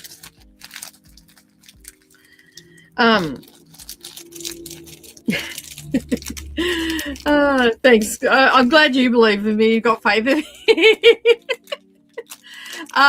So yeah. Look, to be honest, I have faith in myself that I'll be able to do it. It'll just be a timing thing, right? And it'll just, yeah, I'll work it out. I'll be fine. I probably won't have the timer up on this stream. I might just put a banner down the bottom saying that we'll be back. Our mics are muted and we'll be back at whatever time, Australian Eastern Standard Time. So, yeah. instead of having the timer, because I don't know whether I'll be able to use. Oh, well, I should be able to, because it's on 2 different computers on that. I'll play around in the morning with it and whatnot. So yeah. And we'll have it worked out. So then you can make a decision where you're going to be tomorrow. I would love it if you had both streams up. That would be absolutely fantastic if you did. So yeah. Lil says, so yes, we are starting book 2 tomorrow. Lil says, I'm loving seeing your progress every day on this piece. Thank you. I'm really excited to be getting it done. Like, as I said, I was a little bit disheartened by the fact that it got damaged while I was away. And I think that in fact, I know that had a lot to do with why I hadn't worked on it this year. But as I was saying to my friends the other night when we were on Zoom together, and we were talking about it, and I said, I'm doing a video a day. And I said I think I said it to Gail, that I'm like, you know me, I set myself a challenge and I will rise to the occasion. She goes, yeah. She goes, you're actually good at that. So that's why I did it. And I knew that because then I feel like I'm letting everybody down if I don't do it. I mean, if life gets in the way, life will gets in the way, right? Like I'm not a crazy person thinking that I've got to do all the things, right? But if I don't set myself a goal or a challenge, I never know what I can achieve, right? So achieving this, and it's a mini goal. Like I can do a month, right? And my family doesn't understand my craziness sometimes. So yeah, I figured that it'll be just good to focus on this and see how much I can get done. Like I don't even care if I don't get it finished. I'm still going to make a hell of a lot of progress, right? And that's the main thing. And these they're not even sprints really. It's just progress live stream, right? And these aren't about coming here and going quiet and whatnot. Like we do reverse sprints here. So I chat through all the crafting side of it, and then we take a break for 15 minutes, right? And so I think it's a great way to remember that we can do that, that we can just sit down and do 45-minute spurts, or in this case, we've done an hour and a half because we're about to go to a break, which is not too bad first thing in the morning. I like to do an hour and a half. And then, you also have the option of just having someone sitting there and keeping you company and doing what you need to do. And you just use it as a podcast in that case, right? And you can get your stuff done if you need to. And or you can mute me and you can read and all the rest of it. These particular ones are definitely not for reading. I have a book on the go at the moment from NetGalley, which I'll talk about when we come back, because I think that some of you it's already out. It's been out for a while. I think some of you will absolutely think it's absolutely fantastic. And I'm actually going to put it forward as a book to read for the coven as well. So I just got to see where it's available, because we're trying to find books that are readily available in libraries and for easily accessible for people. So if it's not on Kindle Unlimited or available through libraries, then I think that we might just do it as if you can do it, but not an official one. Does that make sense? So yeah. So let me just roll these comments up because Christina's been happily posting there. So are you not posting a live every day, just posting a video? No, I am going to be live streaming Monday to Friday, but if I've got to go and do something, so I was figured like if I had to do something like tomorrow, I could always just put up a video, a pre-recorded video. So every day will be a live stream, including Saturdays. So far, Saturdays sometimes might be a recorded one because I might have to go and do something with the kids on like to help them out with something. And the only day, especially narrowly, and the only day they're going to be available for the next 5 weeks is on a Saturday. But they also know that I'm doing this, so they may not ask me. They may just wait until the afternoon when I'm finished doing the live streams. So at this point, it's going to be Monday to Saturday. but because I'm with the family on Sundays, I'm doing a pre-recorded one on Sunday. And I did a diamond painting Sunday just yesterday, yesterday, and I think I might end up doing a stitch with me the next Sunday, and then the Sunday after I'll do something different, maybe some crochet or something along those lines.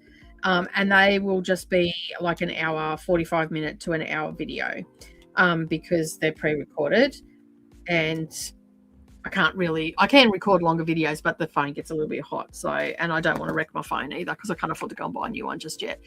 So there will be a live stream every day. And I am, well, as you will know, I'm not going to be on Seriously Serious this month. Coda already knows that. He's probably already told you that anyway. So I won't be on Coda's channel today. But on Friday, I will be doing an early live stream. So I'm probably going to get up about and start at 7, and I'm going to push my BookTube ones back by an hour or two. So I'm going to be pretty much streaming from 7 o'clock in the morning here. And then, but if it works tomorrow, then I will basically, if it works tomorrow with the two computers, then I'll do the same thing on Wednesday. On Friday. On Wednesday, I'm just going to be dual streaming, and my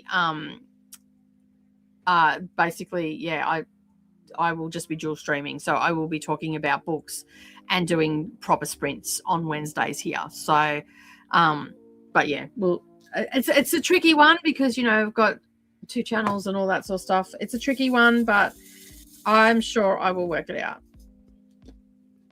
and get all the things done that I need to get done. All right, we are going to take a break because I'm going to go and make myself a cup of tea because I ran out of coffee, and I'm not going down the road to get more coffee. I'll grab some on the way to Brendan's this afternoon. That's, you know, with fuel the way it is and all the rest of it, you got to think twice. I'm going to start walking more. Excuse me. I will have both up because I can't help myself. Thank you, Christine. I appreciate it. You are not a crazy person. No, I don't think I am either. Oh yeah, that's me. Coffee. I love you too. Thank you, Christina. So yeah, all right, we're going to take a break. Let me bring the banner up. We're going to be back at 10:45. Oh, no, I need to change that first. I always hit the show as as the edit button, and I end up putting up. All right, I'm going to also make myself something to eat as well for a bit later. That so that I can heat up. All right, that is that. Save that, and then we're going to do that, and then we're going to put this banner. Oh, I'm going to go down the bottom and say good morning, friends. There we go. Do a bit of that down the bottom. Actually, I might do this one for the breaks. Helps. No, that's Dusty Book Sniffers. I don't want that. That's not the one I want. I'll have to change that in a minute. Let me just go here and change that to.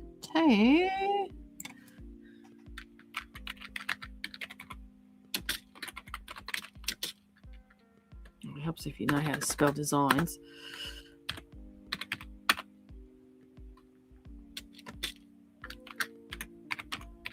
All right, that's done. Save. And now I can show that. So yeah.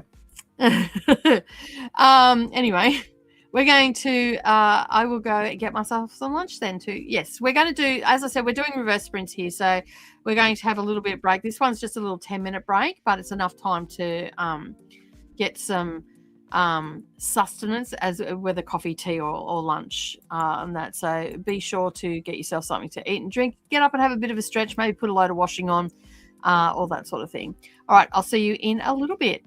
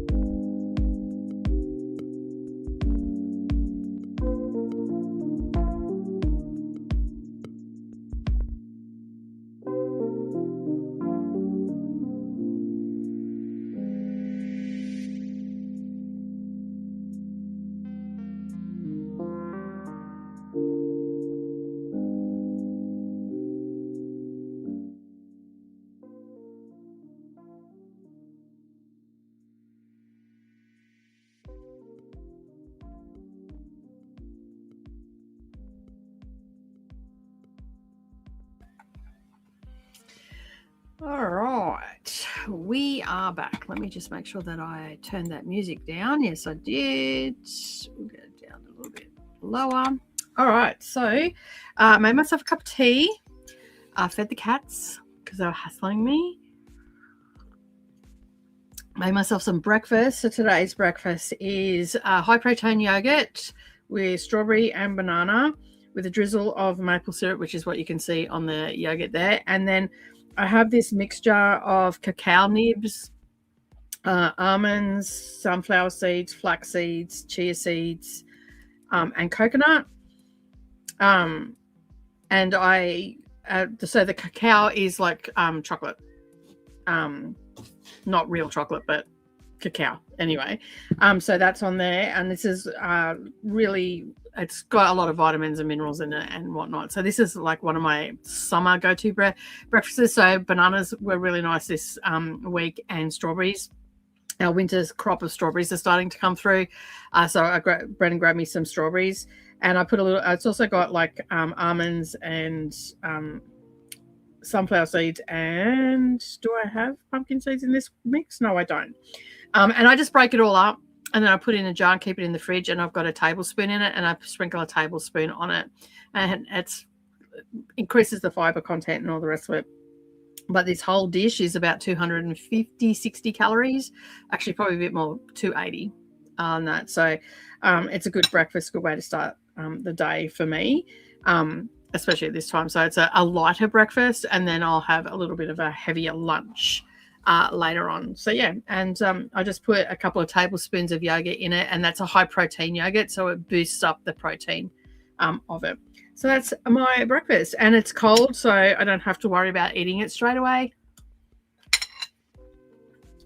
So I can sort of graze on it, which is what I like to do. So yeah, so that was my breakfast.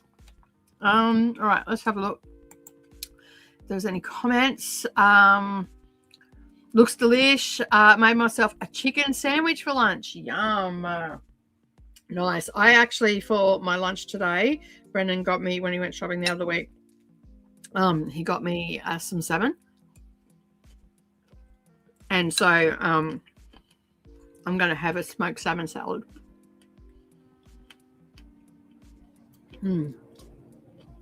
So good.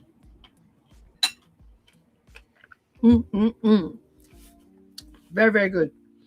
All right, let's turn my light back on. It decided to turn itself off while I was away, or I bumped it when I got up or something. There we go. I think I need to get the smaller clips. This big one's just in the way. No, the big one's the only one I can use. It's too big to get around it. So I have these big clips that are holding the roll together of this diamond painting. It's big. That it gets in the way. Oh, that's so good. And I use maple syrup, or you can use honey if you want as well. But so good. So when I make pancakes, sometimes on a Sunday, I'll make pancakes. And when we have pancakes, that's what we do. We put like chopped strawberries, banana, crushed, but I have a crushed nut mix for the kids because they don't like the flaxseed and the chia seeds. And they have ice cream on theirs because they were kids, whereas now they have yogurt. And we have that. And then we'll put the nuts on, and then we'll put a drizzle of chocolate syrup on it, and maple syrup. So good. But the yogurt, because the fruit alone doesn't keep me full. Other people get full from fruit. I don't. I must digest it really quick. And that's so adding the high protein yogurt in it keeps me fuller longer.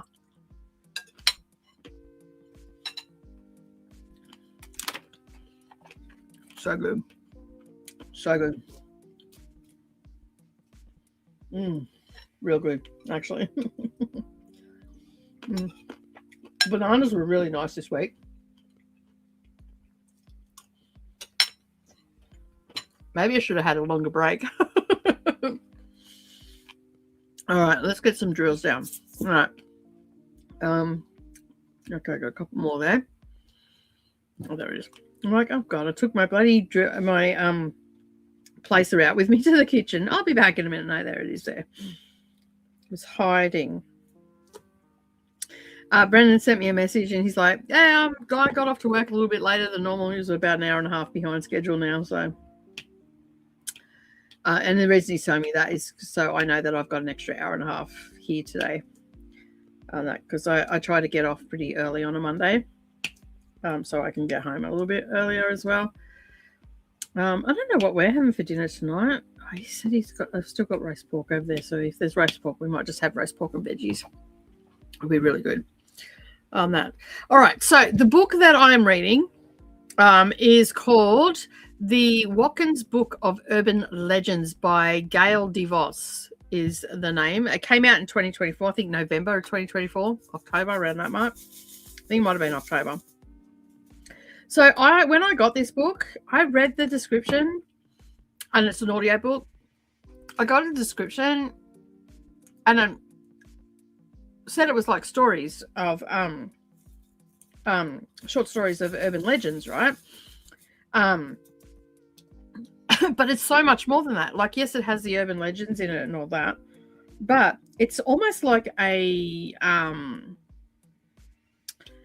textbook in many ways, because she is talking. The narrator is talking, reading the book, and the author is talking about urban legends that we've heard and how they get changed for around the world and all that sort of stuff, and some of the more dangerous urban legends and all that sort of stuff.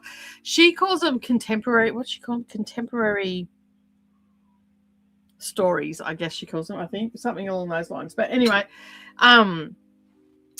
she's basically, it's not what I thought it was going to be. So I thought it was just a collection of urban legends. I'm like, I could read that. It's a little bit creepy. And but when I started reading it, and we've got the introduction, she was talking about how she was going to be talking about these urban legends and all that sort of stuff. And so what it is, it's like a I guess it's like a textbook in many ways, because she's taking said urban legend and then breaking it down and then finding what the truth behind it was and why it came about. So, things like the Lover's Lane one, where they went to Lover's Lane. This is just one of them. There's other ones as well, but Christina's, I won't talk about it because it's got to do with animals that start with S. Arachnids that start with S. So anyway, and I know that will just freak Christina out, so I'm not going to talk about that.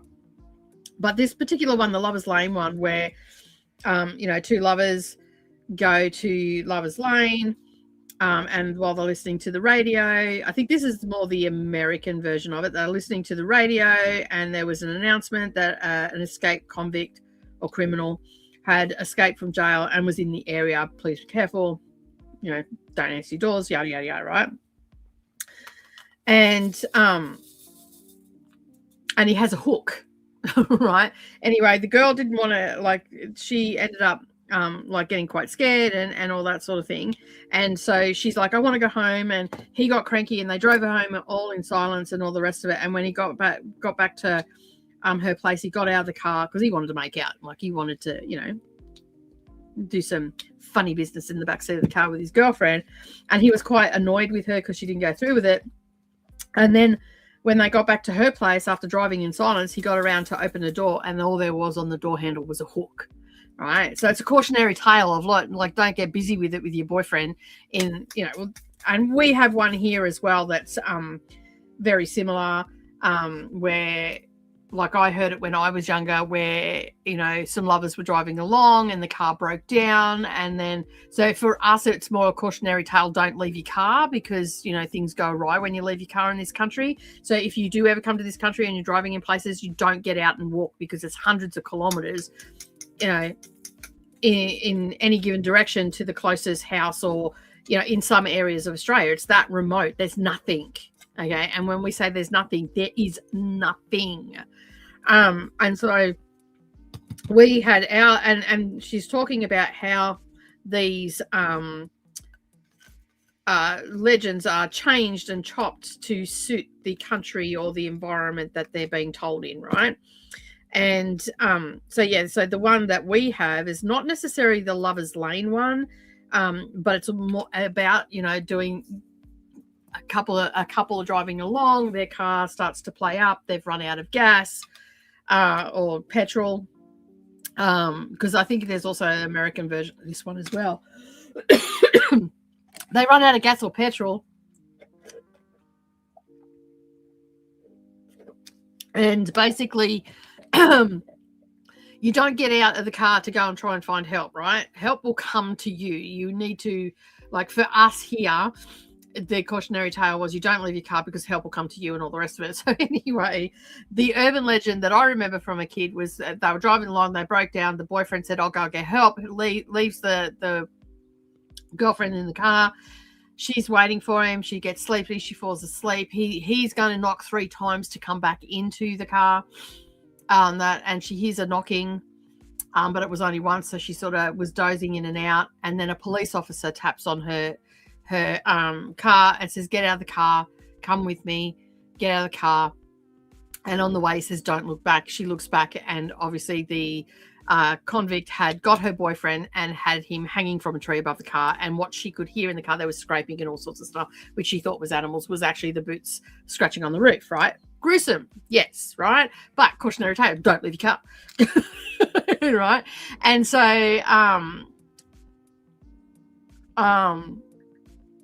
there's all, like, so then she breaks it down why she thinks it became an urban legend, or a contemporary story, and how the internet can perpetuate it, and how long it's been around. There's all this stuff in it. And so she's taking all these urban legends, even like down to myths about how breast cancer can be. She's talking about breast cancer right now.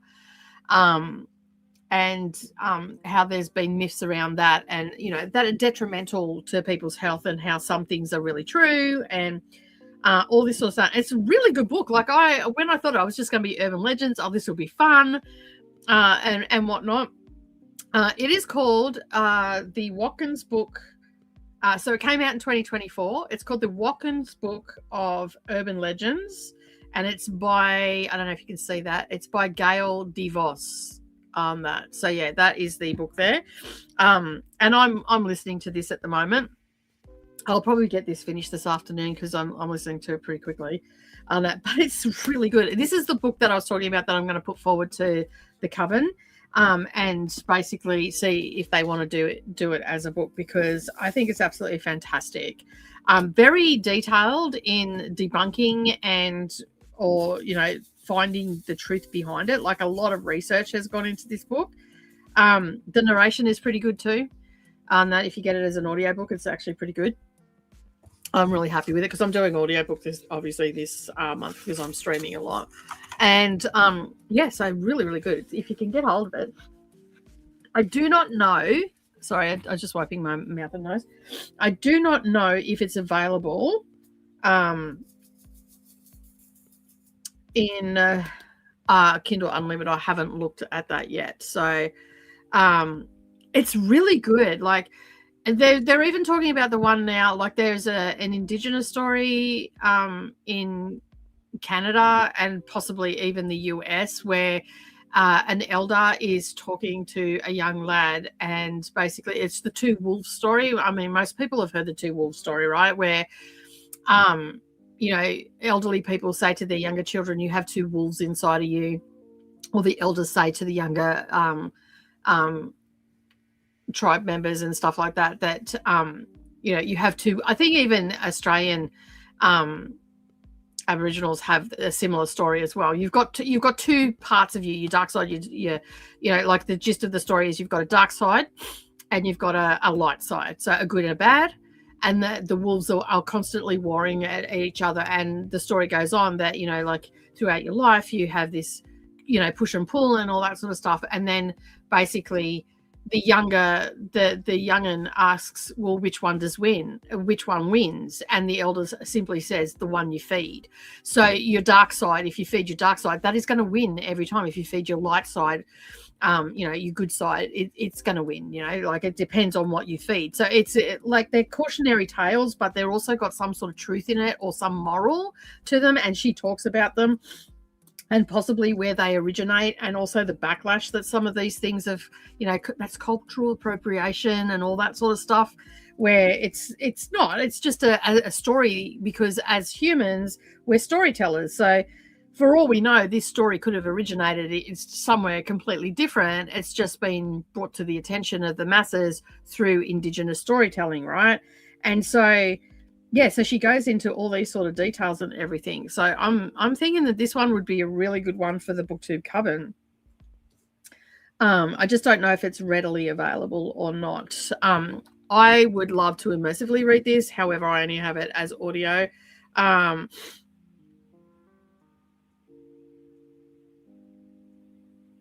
I told you I wasn't going to be there. Anyway, that's great. Coda's going to be late, everybody. Hang on. So, hey, Best Me, I had to delay sprints because of work. I couldn't remember if you were coming or not.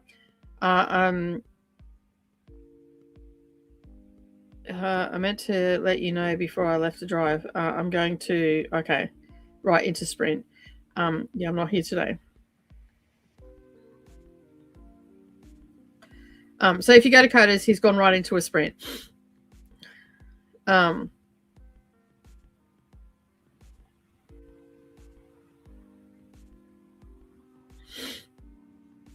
right.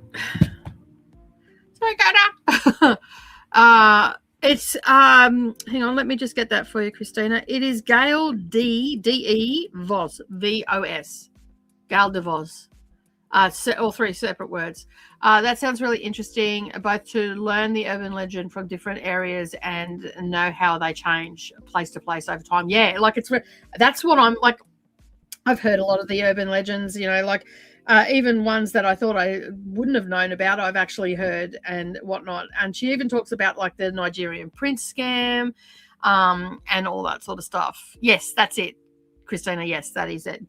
Definitely it. Oh, I've seen that there. Is there a Watkins? Is the Watkins book of? Yes, it is. It has a whole bunch of different ones. English folktales. Yeah, she's done a whole heap of them. I did not know that this particular author existed. So, but the production for the audiobook is really good. It's very factual, like it's telling you all about it and whatnot. But because with the BookTube Coven, we're actually doing in September, we're doing a nonfiction, so we want to mix some nonfiction stuff in it. And I think that this would be a really good one because, a lot of folk tales and all that sort of stuff, folklore and fairy tales and all that sort of stuff, they all have some sort of reasoning for coming into play, like Little Red Riding Hood, like stay on your path, don't veer off because bad things can happen, don't talk to strangers. Like there's so many things in that story that is because that's how we taught children back in the day, by scary stories. As I've always said, fear is a great motivator or demotivator. I don't have access into unless I buy it. Yeah, see that's where. How much is it over in the States? I haven't even looked it up. That. So yeah. Is it available on any like Hoopla or anything as an audio or Libro FM or whatever it is?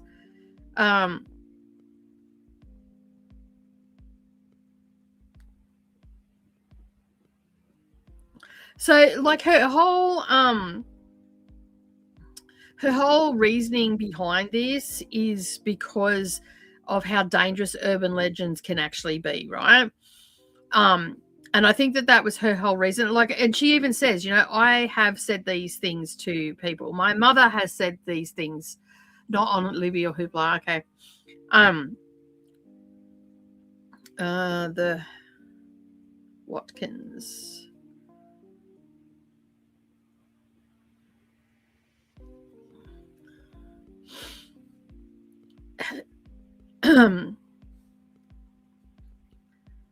Okay. Interesting. The audiobook is $4.20 on AU Audible. That's really interesting.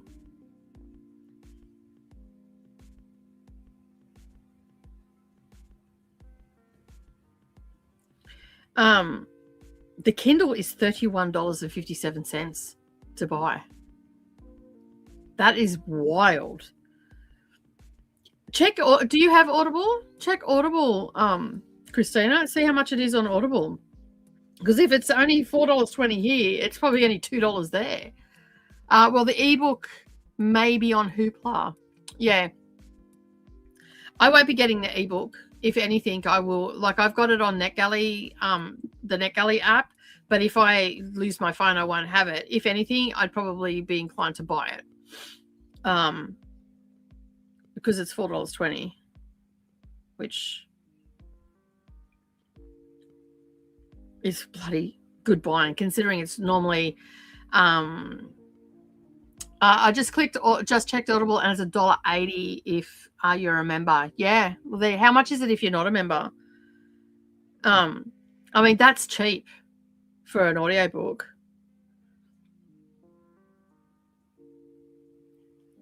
If nothing else, like, you've all come across a great book today, even if we don't do it for Coven. But if enough of us do end up buying it, that we don't necessarily have to do it as an official one. We can do it as an unofficial read for the club. That's $21.80 for non-members. Yeah, so it'd be $33 here for us. That, so yeah, wow, there you go.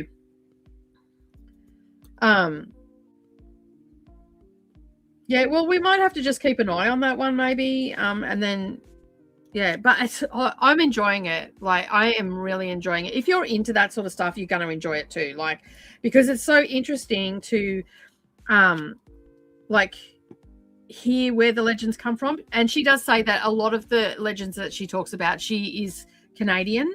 And she says that a lot of them are, that she's heard throughout her lifetime are going to be very, sort of to, what she's heard in her area and stuff like that, but she is looking at other things.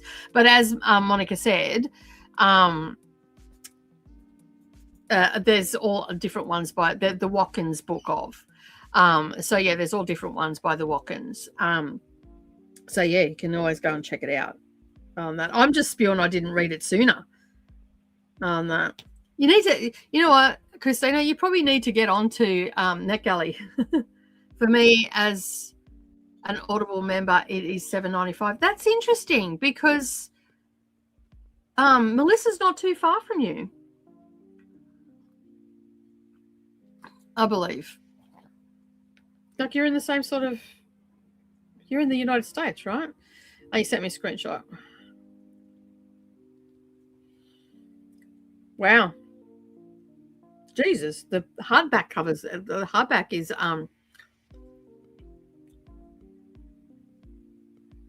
wow. That's wild.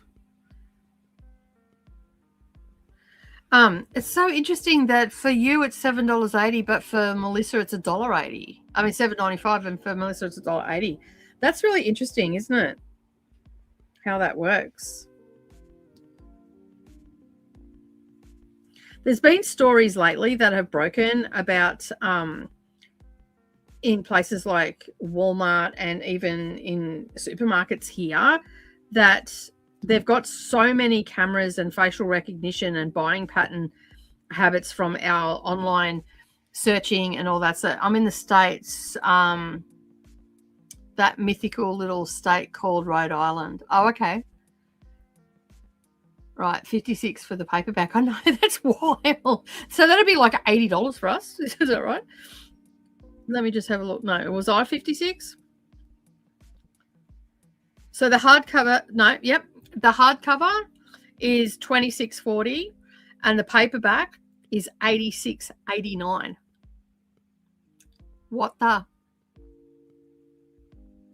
I did too. I just bought it as well for the audiobook. Like $4.20, I can't go wrong with that.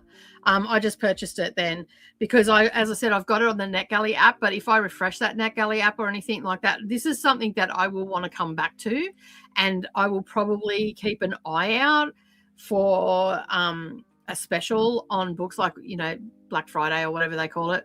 That price of difference makes no sense at all, right? I know. I mean, for Monica, it being a little bit dearer than mine because the the New Zealand dollar is we're always cheaper. Less than $2, I can't go wrong. Yeah, that's it. So, yeah, like really, you can't go wrong at all. And as I said, even if we don't make it an official one, we can at least hang on a sec. I'm just replying.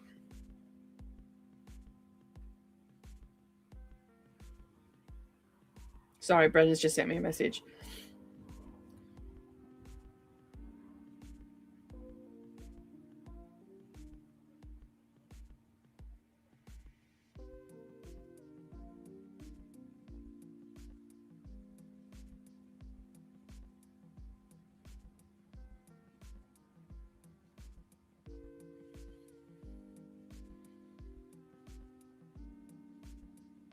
All right. And I just replied to you as well. $7.63, but still, it should be like $1.80 on that. That is so weird that it's dearer. But yeah, no, I am absolutely enjoying it. Like, there's right now she's talking about some of the more detrimental urban legends, especially around healthcare and stuff like that. So yeah. It must be just a member thing, yeah, on that. So, yeah, the dollar's always weaker. Weird. Usually the states have all the same audio prices. I know, right? But you're a member, yeah? Are you? Oh, I'm a member as well. So I also get free books on there.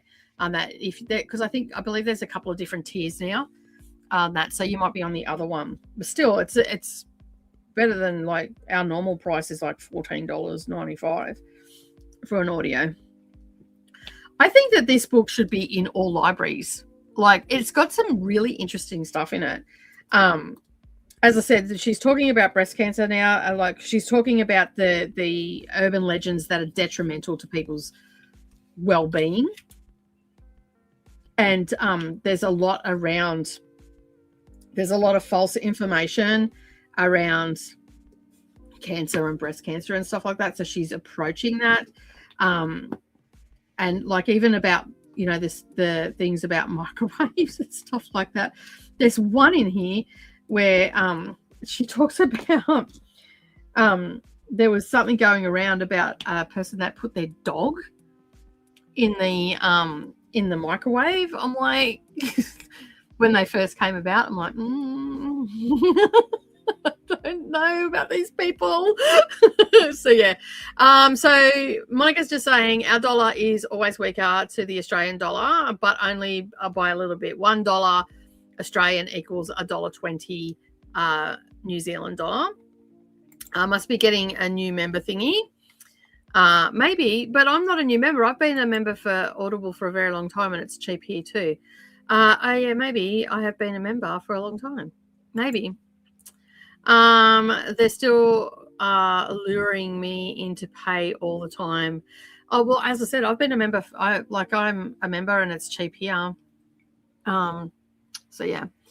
I could check actual Audible, but the Zone usually gives me the same price because we can buy them from either side. Yeah, they're usually the same price too, but you never know. It might be just an Audible app purchase.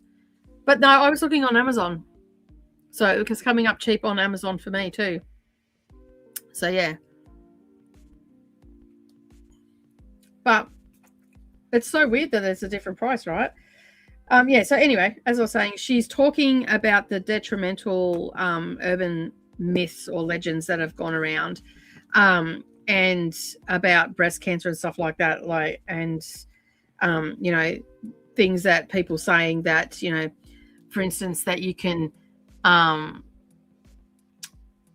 you can cure cancer with bicarb soda and all that sort of stuff, and people believe it, and then, you know, do silly things, and the outcome is not good and stuff like that. So, and anything that she finds that has a true or factual base to it, she tells you that as well. So, I mean, like most stories, there's always a little bit, smidgen of truth in some of these urban legends, but, you know, maybe not as graphic as, you know, a poodle blowing up in a microwave, or a body hanging above a car, or things like that. So there is some gruesome stuff in this. So if you've got a squeamish stomach or you don't like horror elements, then definitely don't pick this book up. But if you go into it thinking that it's a textbook that you're going to learn about the origins and all that sort of stuff, and she's done a lot of research and got a lot of stuff off like the public domain and all that sort of thing. So definitely worth having a look at. And as Monica said, the Watkins, because it is the Watkins Book of Urban Legends, the Watkins books, there are folk lore ones and all sorts of stuff. So yeah, you can go and check those out too. If this is anything to go by, I believe that they're going to be pretty good books, just based on the assumption that of this one. That's totally an assumption for sure. Like, I haven't read the other ones, but I definitely will be. Definitely looking at them, and especially if I can pick up the audios. Really, these will be good ones to like, because the author of this one teaches young adults and like new adults primarily, and she also talks to younger kids about myths and urban legends and stuff, and so she does like age appropriate things for them and whatnot. Not necessarily in this book because she goes into graphic detail. This one is definitely for adults, most definitely. She says, but her younger audience, like she goes, you tell the stories, especially if it's a squeamish one, and you see people getting like all squeamish and a little bit uncomfortable and everything. And she goes, but her younger audience, like under 11, so want to know the gory details. Like they want to know every ounce of the gory details, whereas the older audience doesn't. So yeah, but there's I will say, Christina, when you listen to it, there is a section where they talk about arachnids, and with your arachnophobia, that you might want to skip that. I can't tell you exactly where it is in the book because I don't have that on the audio that I've got. So yeah, so just be aware of that. And there is a little bit of talk because there's a lot of misconception and myths around particular things and whatnot. So and it was pretty graphic. Like I don't have arachnophobia, but even I'm like ill. And it was a bit more than it was more like a holy F-U-C-K. And I'm spelling that out because we have had some younger people watching, so I'm trying to watch my P's and Q's and whatnot. We had a little 6-year-old join us on with her Grammy on Saturday. She was watching and she crochets and stuff like that. So I'm just being very mindful of my P's and Q's. That's another reason why I'm not having other people on the channel as well at the moment. So yeah. But yeah, I was sitting there. I'm like, oh, no, thank you, ma'am. You can pass. We'll just pass on that story. And then I'm like, and because prior to that, I'm like, oh, this would be really good. And then I'm like, oh no, Christina can't read this. That was the first thing that I thought. I'm like, no, ma'am. But it's not all that. It's just that one little section. And she does give you a precursor. She doesn't just go straight into the tale. She does give you a precursor what that chapter is going to be about, so you can just skip it all together. Or you can listen to it, but I will know that you'll have the heebie-jeebies for at least a month minimum. So yeah. But no, I am really enjoying it. It was just a pleasant surprise, and I'm a little bit disappointed in myself that I didn't get this out when it came out. Like I didn't read it then, because I think a lot of people, because I got it during NetGalley November, the first year. So I know a lot of people probably would have enjoyed it. So I'm a little bit disappointed in myself that I had not been on top of things. I think I got it towards the end of November, and that may be why, because I got that first NetGalley November, I got a lot of audio on that. So I'm actually thinking of signing Brendan up, and because that would be something that he could probably do as well. He could listen to the books, and then it's something that he's, I can help him write the review. That's not a problem, but he can tell me what he thought about it, and then I can put it into words for him. I don't mind doing it because it doesn't take me long to do. So, and he'll just do really short ones, I guess, because he's not on Goodreads or anything. Just sent the book to one of my friends who is also into spooky stuff. She might buy it too. Yeah, like I should have had an affiliate link at this rate. Anyway, I don't. So just go ahead and buy it. No, really good book. Really good book. So if you do end up reading it and you enjoy it, make sure that you do leave, because I don't know what the I do have it on my Goodreads right now, but I didn't check what the reviews were. And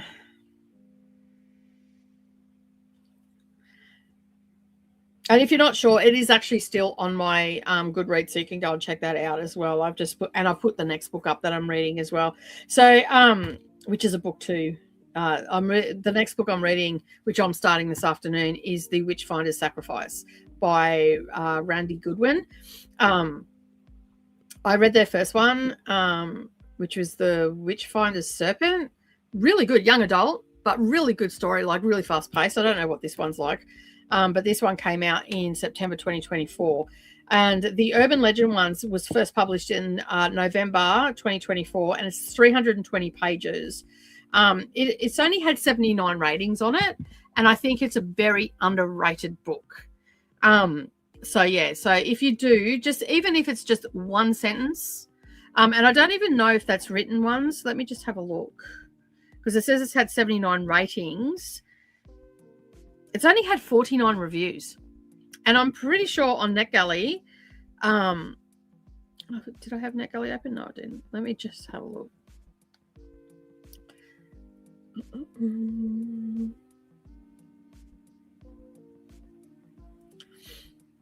Sorry, it's just going to take me a bit to find it. I've got way too many books. I think that's the story of every NetGalley person, isn't it?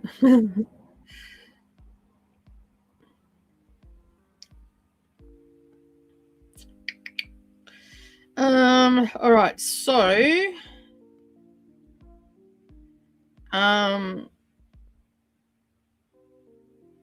it's only had 15 people read it from NetGalley on that. So yeah. And it just, yeah, so like it just, yeah. And they do have a hashtag, the Watkins Book of Urban Legends. So you probably do that. I think that if we all read it and get some more eyes on this, it'll probably pick up a little bit of momentum, because right now I think that it's a very sad state of affairs that no one's reading this book. It's very underrated, in my opinion. And like the audiobook, you have to remember that it's a non-fiction book. She's debunking some of the things that you've probably held dear to your heart for a very long time as spooky legends and stuff like that. There's also some non-spooky stuff in there as well, but I mean, most urban legends are, cautionary tales and whatnot, right? So,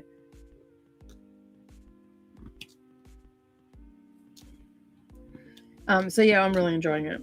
Anyway, so I hope that you all enjoy it. And I'm just glad that it was a cheapish book for you to get. Like that never happens, right? You recommend a book and they're usually priced out of existence, but especially for us down here in Australia and New Zealand, like everything's so expensive, because New Zealand uses Amazon AU, because we're like it's just 4 hours by flight across the pond. So yeah.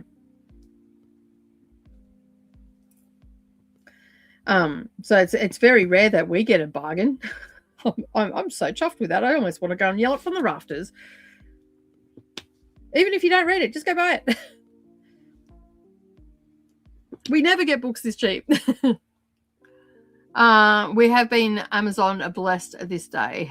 We have. And it never happens, right? It's like almost like a reading miracle. Oh gosh, that was a bit wobbly.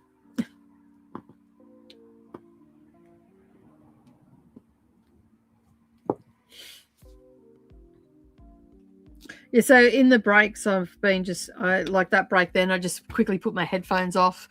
We never do. Like even Coda will go, "Oh, so, Amazon's having a sale." I'm like, "Yeah, they're not here." So yeah, not here. They're not. We're still paying full price. But I can't believe how dear the paperback is. That's wild.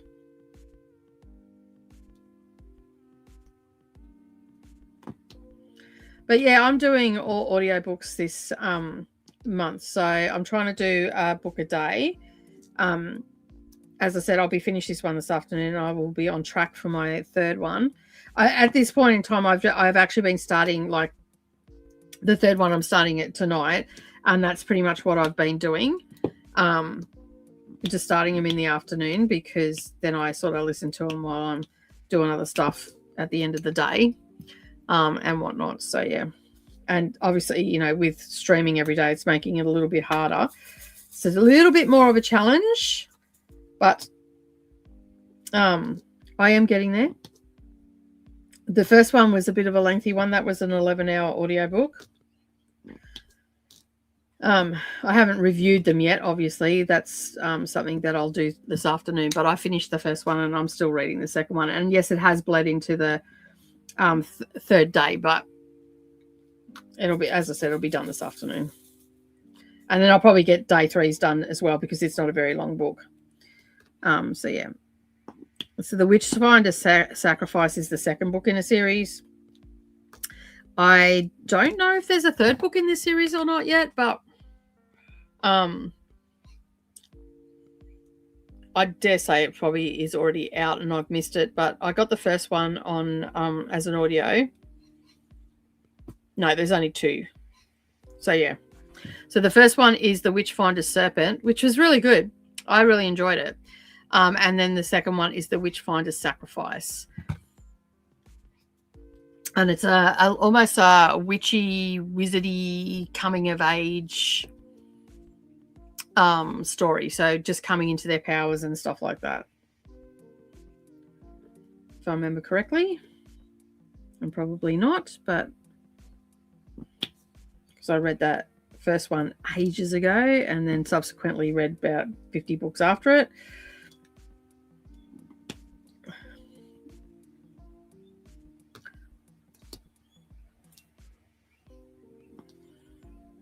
I woke up this morning. The cats had been playing funny buggers last night, and I accidentally left one of my herbs out of the cupboard, an empty jar, luckily, so I didn't have herbs everywhere, but my jar is no longer.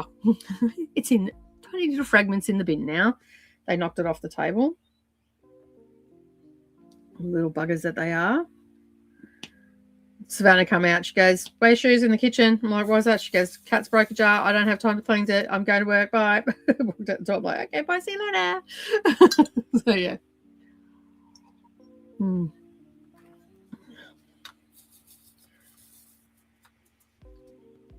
I'm also doing. I'm not really recording videos for the books. I might end up doing one for the urban legend, but what I'm doing is I'm just going to read the books.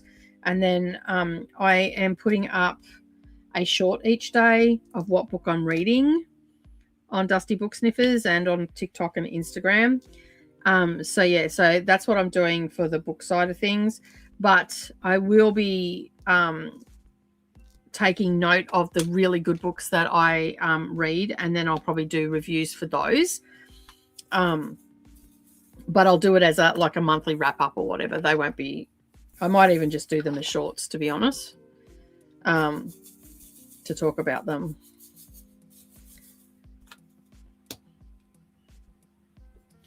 I do have a couple of videos in the process of getting edited. I'm just doing them slowly at the moment. One of them I need to get up soon because it's for Jane Austen July, and I'll probably try and get that done.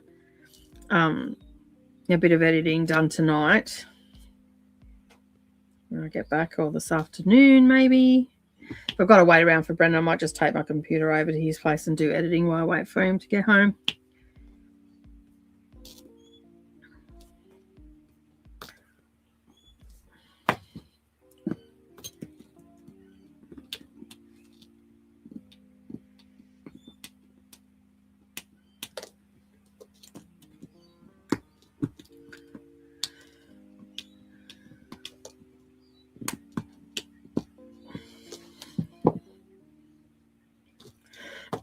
Excuse me.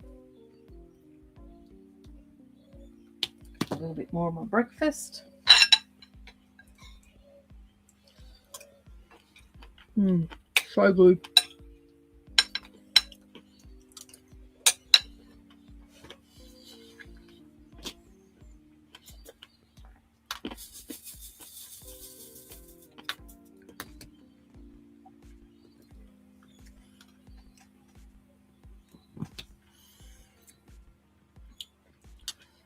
I don't know what it is about the flaxseed, and because I used to have yogurt and muesli, and the muesli is just like, because of the oats in it, would give me heartburn. But I do like to have that little bit of crunch in my yogurt. So putting the flax seeds and stuff in it has made a huge difference. I think to myself, gee, I was starting to get a bit warm. That's because I got the heater on under the table.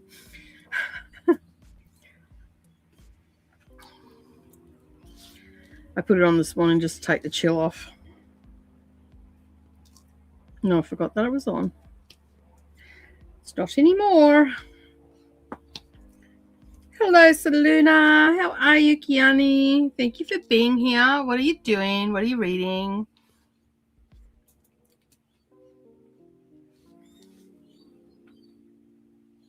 Are you still down at your aunt's place? Or are you back home? Can't remember how long you said you were going to be down there for.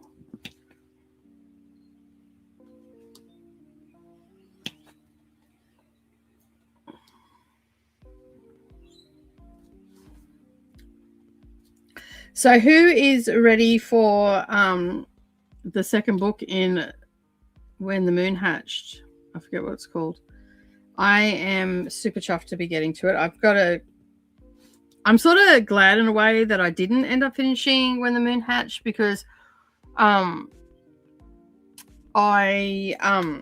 will be finishing that tonight and then talking about the book tomorrow, and then basically going into the second one, which is exciting, which I probably can use that for a book a day, right? Not really on that. So yeah, I just realized that I've left that up. Hello to Kiani. Finishing When the Moon Hatched, says Kiani, and is leaving tomorrow after sprints. And who's ready for trauma? Yeah, all right, bring it on. Why not?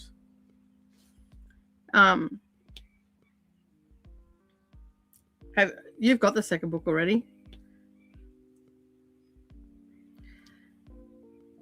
I know you've got it, but you've already read it, right?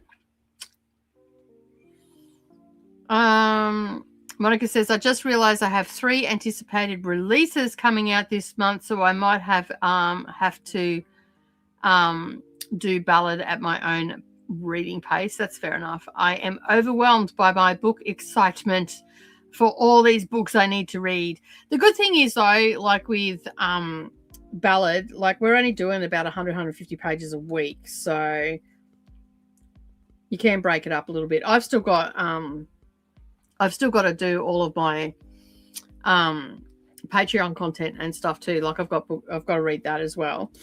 So I need to get that sorted.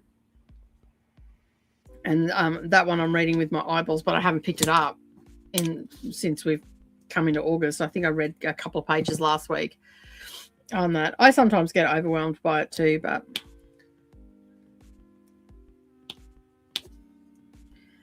what's a little bit of anxiousness amongst friends, right? So, Nicole, I didn't forget. I just forgot that I was hosting the book discussion. I didn't forget about you. Stop saying that. It's fine. It's fine. Tell Kiani. I don't care. You can tell Kiani. Yeah, so I forgot that I was hosting the book discussion when I decided to do a video a day. But I think we've worked out the problem of being at 2 places at once. So yeah, it's all good. Nothing to talk. So yeah, there's nothing to talk about. It's all good. We worked it out. Throwing me under the bus, Christina. Oh, look, come out. What are you doing in there?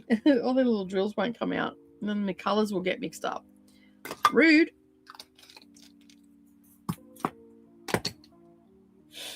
I'm actually really liking not being on camera on that, because I basically got out of bed, made my coffee, and then came here. I'm still in my pajamas. It's great. It's a great day. It's a great Monday.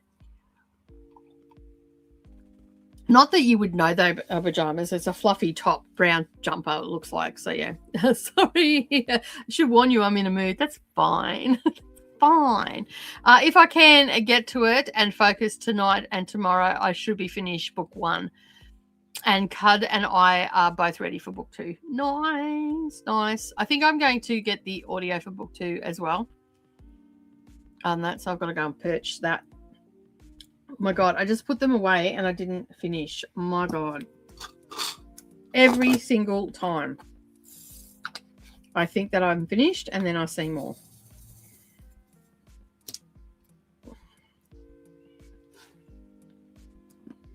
Hey, Voodoo.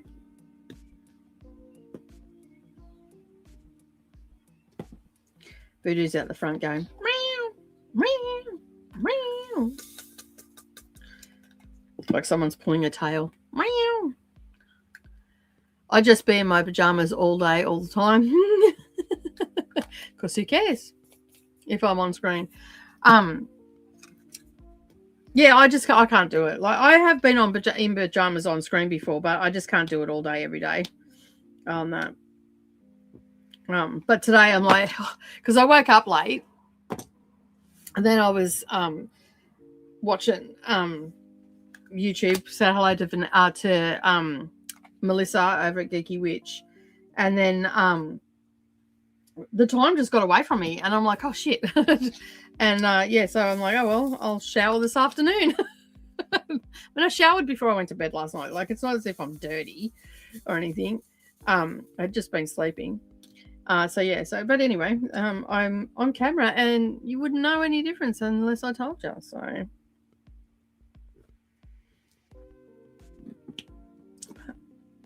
I'm loving that I'm making good progress. Probably going a little bit slower than I probably could, but I'm also trying not to exacerbate the repetitive strain injury that I gave me last time. It's been really good and not hurting. So I don't want to, and because I'm going to be working on this all month, I don't want to wreck it and have it sore again, because I couldn't lift bags or anything. It was so bad. I had to get people to lift laundry baskets, all the stuff for me, because I couldn't lift it. And it was my right hand as well, like my right arm and my forearm just here. So every time I moved my thumb or anything like that, I was getting pains up here. So, but it's gone. But I do stretch out. Like before I started, I stretched out, and I'm having those breaks and stretching my arms and all that sort of stuff. So yeah. So just making sure that I'm not being stupid and wrecking myself again. It was when I did that big frost dragon thing a couple of years ago, and I'd be sitting on sprints and I'd be just doing it when Neva was on, and Coda and I all first started streaming together, and that I just sat there and I just kept doing it, and I did it in the entire month, and it was big like this one, and I'd only done like this small section, and so I did the whole thing. So yeah. Why am I not in my BJs? I'm no longer on screen. Yeah, and it's late. What are you doing, Melissa? No, get in your jammies. We're having a pajama party here. It's the middle of the day for me, and I'm still in my pajamas. So yeah, it's cool. I do have to take care of myself. Definitely. I don't want to, especially considering I'm going to be going camping soon, and I'm going to need to make sure that my muscles and everything are in good working order and not wrecked at all. So yeah, I'm trying to be very mindful of how hard I'm pressing, the exercises that I'm doing, and all that sort of stuff. So yeah. And we haven't really done like a set time of 45 minutes. So yeah. today, so we'll definitely get back into that. I'm just enjoying just chit-chatting and doing some drills. I'm not in a super rush to get things done.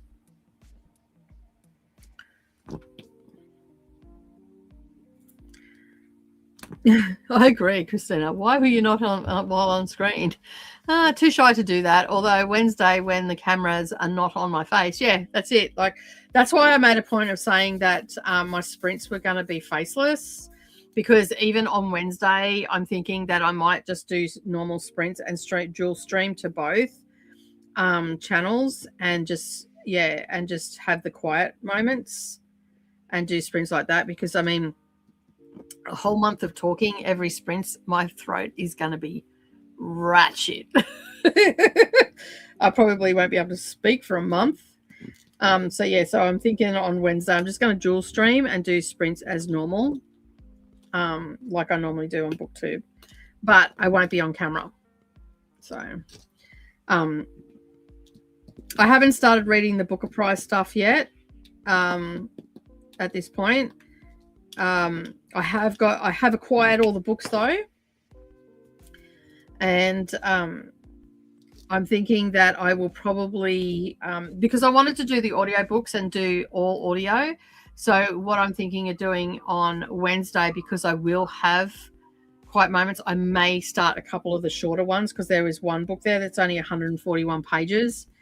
So I'm thinking that I might try to get that one and maybe start another one, and then just use that, do the Booker stuff in the mornings when I do my Stitch with Me. I didn't do one this morning because, as I said, I jumped out of bed and just pretty much got straight on screen. So I'm thinking that that's what I might do. In the mornings, do the Booker ones, because I've got 13 books to read, but I've got to the 22nd of September. So yeah.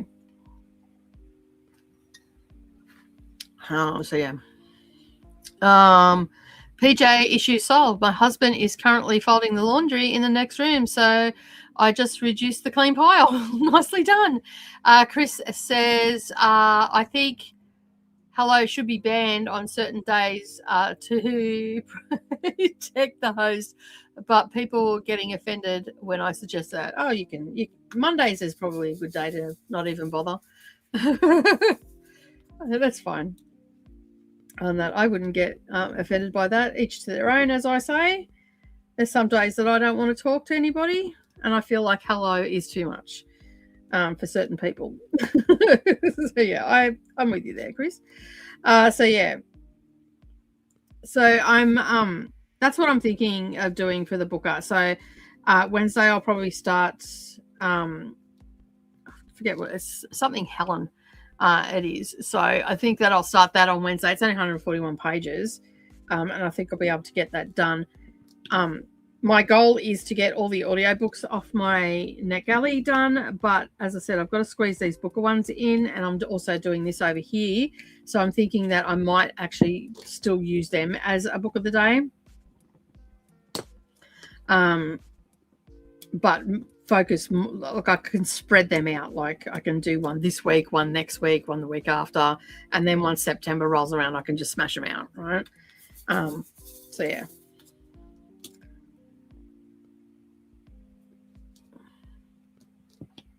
We went down to a bookstore, and I didn't, my phone wasn't charged, so I didn't take any footage, but we went to a bookstore on Friday after we did all the things that we had to do. I had to go down to Brisbane with Savannah, and thank you to everybody that reached out as well. I didn't realize me not doing sprints was so upsetting to people, not in a bad way. Like people were just so worried, and whatnot. So yeah, and I didn't. That wasn't my intention. So thank you to all those people that reached out to make sure that I was okay and everything like that. I honestly did not think that I would upset people by not doing the sprints. And as I said, not in a bad way. They were just concerned, and all that sort of stuff. And it was actually quite nice. So thank you. I didn't realize so many people cared about me on that. And sometimes you need something like that to happen. And yeah. I think I will be in the crafty circle tomorrow, right up until sprint time. I seem to focus better over there, even when I'm the only one on that. Yeah, because I can relate to that, Christina. That's why I'm doing these live streams on that. And even if I wasn't chit-chatting through these, I'd probably still be filming it because I feel like I'm more productive because I feel like I've got to do it. Not in a bad way, like not into the point where, oh God, I've just got to do it. Just it makes me more productive for some reason. So yeah. I was upset. Yeah, I'm sorry, Christina. I didn't even think. I'm so sorry. I did worry, but I also didn't want to bother you as well. That's okay. I don't mind. Honestly, I don't mind. I just didn't think. I did not understand. It was a good learning thing. Like I even said to Savannah, I said, I didn't really realize how many people actually cared about my well-being and stuff. Like, and you don't.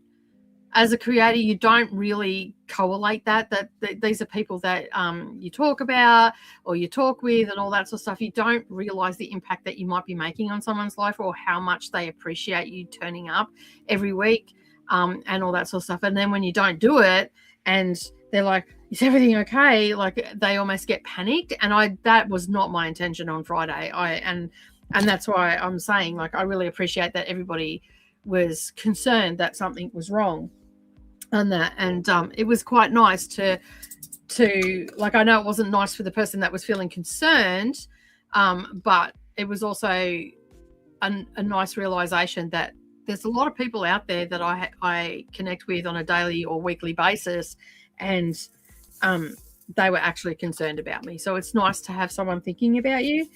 And as I said, it was nothing that was up or wrong or anything like that. It was just it was a spare moment thing. Neroli was supposed to go with Savannah, and Savannah just was feeling very anxious and all that sort of stuff. And so Neroli couldn't go because she was working.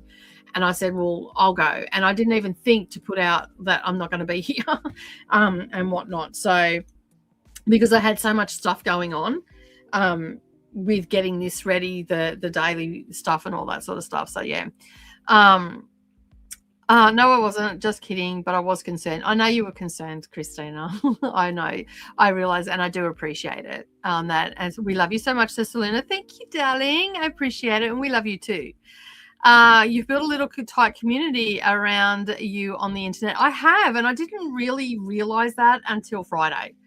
And Savannah said the same thing. She goes, Mum, like, you know that you talk to these people like you see them in real life, and of course they're going to be connected to you. And I'm like, yeah, your mum's not too bright on the emotional level sometimes, because I think for me, I'm so used to just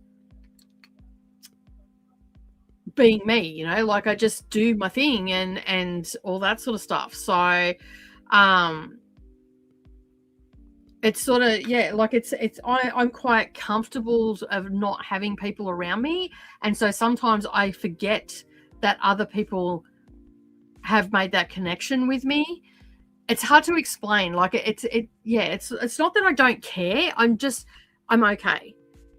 Sort of thing, doing stuff on my own, and I've never had to check in with people. So and it's not even that I feel obligated to check in with you, or I just didn't realize in my own little world that some people might feel like something's wrong because I'm a constant in their life, and I didn't even think of that. I'm aware of that now, so next time I'll make sure I make an announcement regardless of what time the decision's made, and all that sort of stuff. So yeah.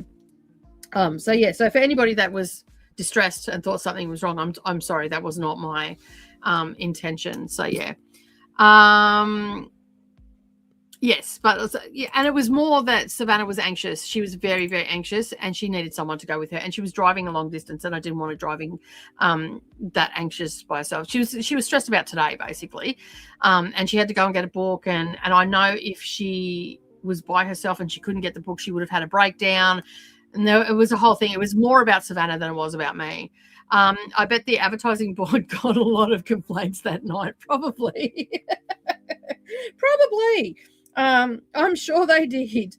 That's so funny, Chris. You're hilarious. I love it. Absolutely love it. So yeah, it was yeah. But see, this is why I message people instead of causing rumors to spread. Yep, that's exactly right. If someone already knows what's going on, and I should have just messaged you straight away and said, hey, I'm not sprinting, this is what's going on. And I didn't even think to do that. And that, because as I said, it was very much spare of the moment thing.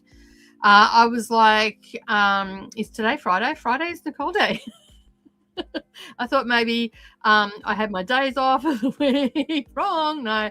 I was on all day Wednesday, Thursday, and I don't think anybody came in, but I read almost 50% of the book. Nicely done. And made progress on my diamond painting as well, and had an awesome ambience that matched my diamond painting.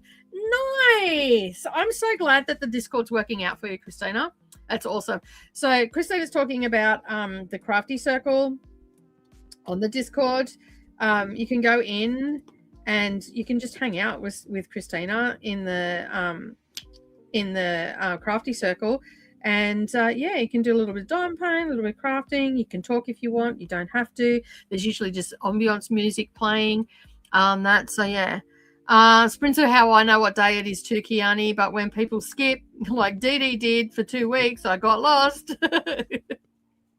I can see that, because I sort of, my life is sort of structured around the filming and all that sort of stuff as well. So I see where you're coming from. I get it.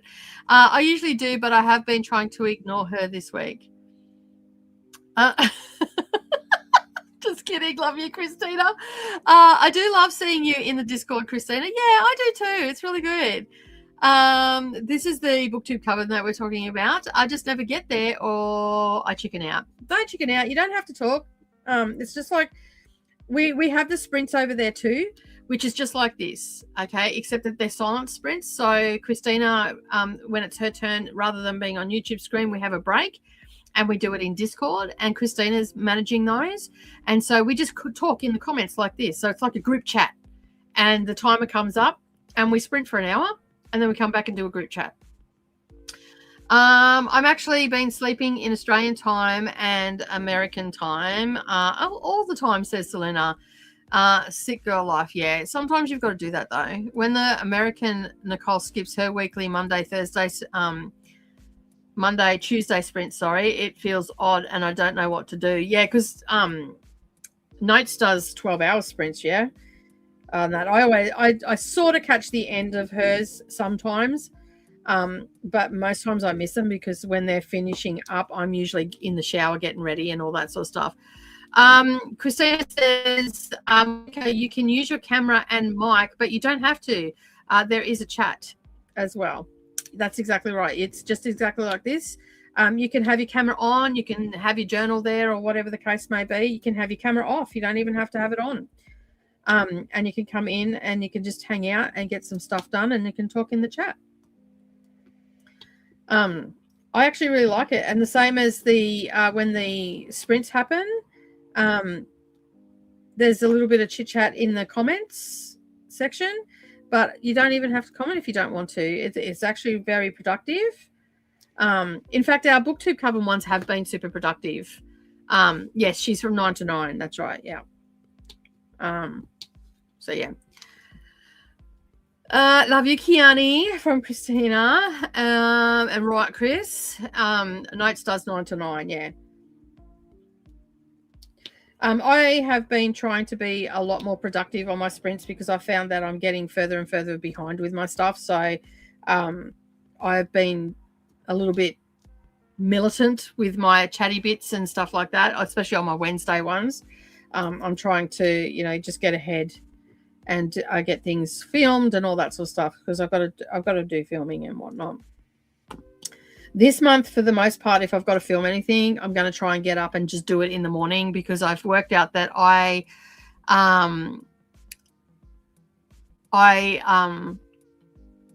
not very coherent after lunch with my language skills. A little bit all over the place. So yeah, so I'm trying to, I get up, have a shower. I do all the bits and pieces that I need to do the night before or the day before, like the scripting and all that sort of stuff, and the points that I want to make about books if I'm talking about a book. I just sort of get into it and get that done. And then so when I wake up the next day, I can just make a cuppa. I generally have my cuppa and everything before I start filming. Occasionally I won't. Occasionally I'll just get stuck into it because I've got a big day or whatever the case may be.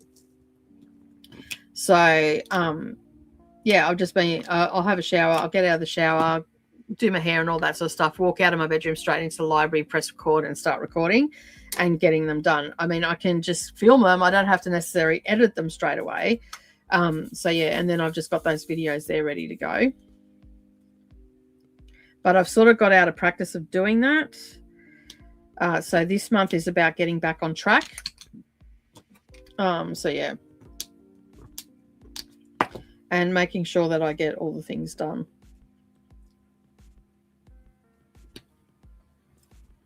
Thumbnails are a big problem at the moment for me. Like I'm trying to get on top of my video recording and then also fitting in time to edit and do thumbnails. And it's been a little bit of a time suck, but I've got the next so I've just been, when I've got an hour or something, I've just been sitting down and planning out what my thumbnails are going to be and all that sort of stuff, and then just getting them done as quickly as I can. So yeah.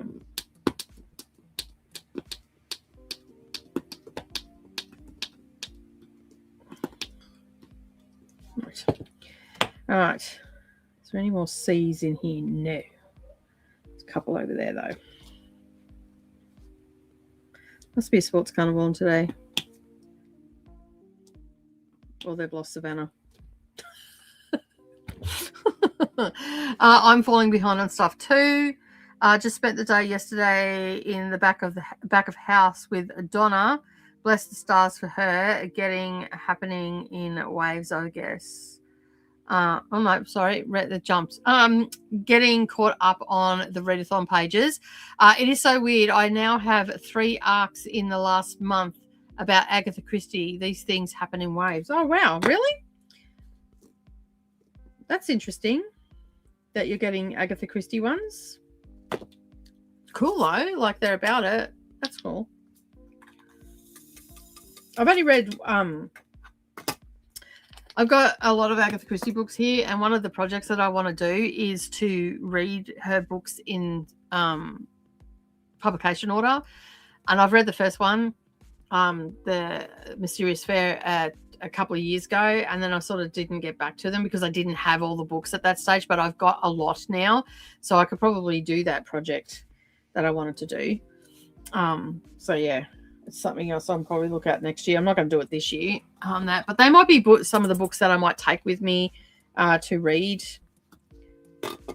when I'm away, because they're shortish books. Where'd that go? Just bounced off somewhere. All right, that'll turn up later. Can hear it, can't see it because it's brown and it's blending in. I don't know where we are. There it is. Let me go to number 3.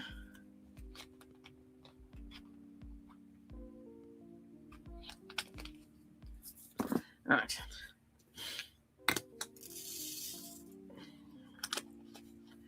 There's a couple of projects that I've got on the go. I'm currently reading a book that detailed the time Agatha Christie went missing for a week. Yeah, her husband was a douchebag. She needed a time out. Like, what else is there to tell? Because her husband was having an affair at the time, right? If I've got my story right, the things that I've heard about it, I don't know the details, but I feel like that was a justification. That was justified that week away. On that, like. Because if her husband was having an affair, all right, if it was me, this is the way I look at it. If it was me, I would have probably done the same thing, because sometimes you just need silence to sort stuff out, right? To make decisions. So in the past, funny story about things going missing. Many years ago, I was going out like over 25 years ago now. I was going out with a guy. So my eldest daughter's father, if you can call him that, basically we were living together at the time, and I had learnt that I was pregnant with Dharma Jane. And I had to do some serious thinking. And I knew that I wouldn't be able to do thinking for me and my thoughts and my feelings and all the things with that particular person around me. And that it would have been, you need to have a baby, rah, rah, rah, all that sort of stuff. But I needed to make the decision for myself. I didn't need someone else telling me what I should and shouldn't be doing with my body. I don't care if you are the father on that. I need to know that it's right for me. Now, at the time, my son was still living with me. And he was, for a lack of a better term, off the Richter scale and crazy as anything you can think of. Like, he was being violent. He was doing all the things. I was at my wit's end with him. I was struggling as a mum. And the last thing I needed on my plate was a unwanted pregnancy, or an unplanned pregnancy, as it turned out to be. And so I had some serious decisions to make, right? Unbeknownst to me, on that, when I was leaving, I had an argument about, I wasn't leaving him as such, but I just said, look, I need to think about this, and all that sort of stuff. And I need you to be quiet about it. I have to really do some soul searching here, right? Anyway, it got into a bit of an argument. Like, it wasn't a heated argument. It was just a bit of a spit and chew, right? Back and forward. Because he couldn't understand why, right? So there was a lack of understanding on that particular person's part. Because he just thought it was a foregone conclusion, right? And I had all these other things to think about. And I had just got out of a domestic violent relationship. I'd been out of it for about 2 years. So I was still healing from that as well. So there was a lot of stuff I needed to think about, right? And so anyway, I had a sort of bit of a spit and chew, I'll call them, or like a back and forth. And anyway, he walked out. Like, he ended up leaving. And I'm like, and I was just going to go down the beach. Like, I wasn't going to go anywhere or anything. My intention was I was just going to go down the beach. I was going to lay on the beach, get some rays, do some thinking, all that sort of stuff, and then make my decision from there. All right? That was the plan. Well, after the spit and chew, I'm like, I really need to think about this, because if he's going to carry on like this, what it's going to be like, rah, rah, rah, right? Anyway, I got in the car and I thought, I'll just go for a drive, right? And put Kai in the car and I'll just go for a drive. Well, I started driving. I found myself in, 8 hours later in Sydney at my parents' house. I knocked on the door. I think it was like at 8 o'clock at night, and they never got visitors or anything. And my dad's going, "There's a fucking house at the door." Anyway, it was the only place I knew I could go where I'd get left alone, right? And Mum opened up the door. She goes, "What's wrong?" And then she looked at it. I said, "I just needed to think." She goes, "So you got in the car and drove for 8 hours to think?" I said, "Well, I had a lot of time for thinking." As Kai went to sleep and he slept most of the way, and I would listen to music and I drove and I was on the open road. And I think that I did not think that the people back on the Gold Coast where I was living would think anything, right? So anyway, like, I had told my partner at the time that I just needed to think. So he thought that I had gone down to the beach because it's, and I had sent him a message, but he hadn't checked his messages, right? So this was all from him not checking his messages. And then my really good friends at the time turned up to my house, knocked on the door. The neighbor come out, and my friends knew that I had been having some issues with my partner. So the neighbor come out and told them that we'd had a really bad argument. And it's been quiet for some time in there. And my friend at the time said, my really good friend turns around and goes, "Oh, well, are they still in there?" She goes, "Well, I didn't see anybody leave." So the natural conclusion that my best friend got to, and her friend, and like her best friend, who was also a friend of mine, the conclusion they come to was that I had killed him. I had just finally lost it, and I'd bumped him off. And yeah, but meanwhile, my partner wasn't home. He was out with his mates and all the rest of it. He had come home. I wasn't there. He just thought I was still down the beach. But then when he got home later that night, I still wasn't home. He thought that something nefarious happened down at the beach because I told him I was going to the beach, but he hadn't checked the message and said, hey, I'm in the car, I'm driving to Sydney, and that. So these people all thought I was missing. One group of people thought I bumped him off. Him and his mates thought I was missing, presumed drowned. And all it was that I needed to think. That's all it was, and I was in Sydney. And then he rings me, and I answer the phone because that's what I did. And basically, he's like, "How could you do that to me?" Rah, rah, rah. And I'm like, "How could I do what to you? I left you a message. I thought you were dead." Like, oh my God, talk about dramatize it. You guys all need to lay off the whatever is in the Kool-Aid and calm down. I'm just in Sydney. Anyway, at first he didn't believe me that I was there. And then I'm like, Mum, can you say hello? She goes, hello. And he goes, and this is why I didn't want to tell him where I was. He turned up the next day at my parents' place. So he got in a car and drove down on that. And because he was, I don't know, I think he thought I was going to go and do something. I don't know on that. But so anyway, I got that 8 hours to think. But this is my thinking behind Agatha Christie. Like her husband was obviously being a douchebag because it was around that time that he was having an affair or whatever. And she just needed to think. And everybody overreacted. So, yeah. Anyway, that's a funny story that my friends still tell to this day. That the weekend we thought that Nicole bumped the partner off. I'm like, how did you get to that conclusion? They also knew that I was really angry about the accidental pregnancy and all that sort of stuff. They knew that I was struggling with it and whatnot. And so they probably just thought it was a hormonal shift.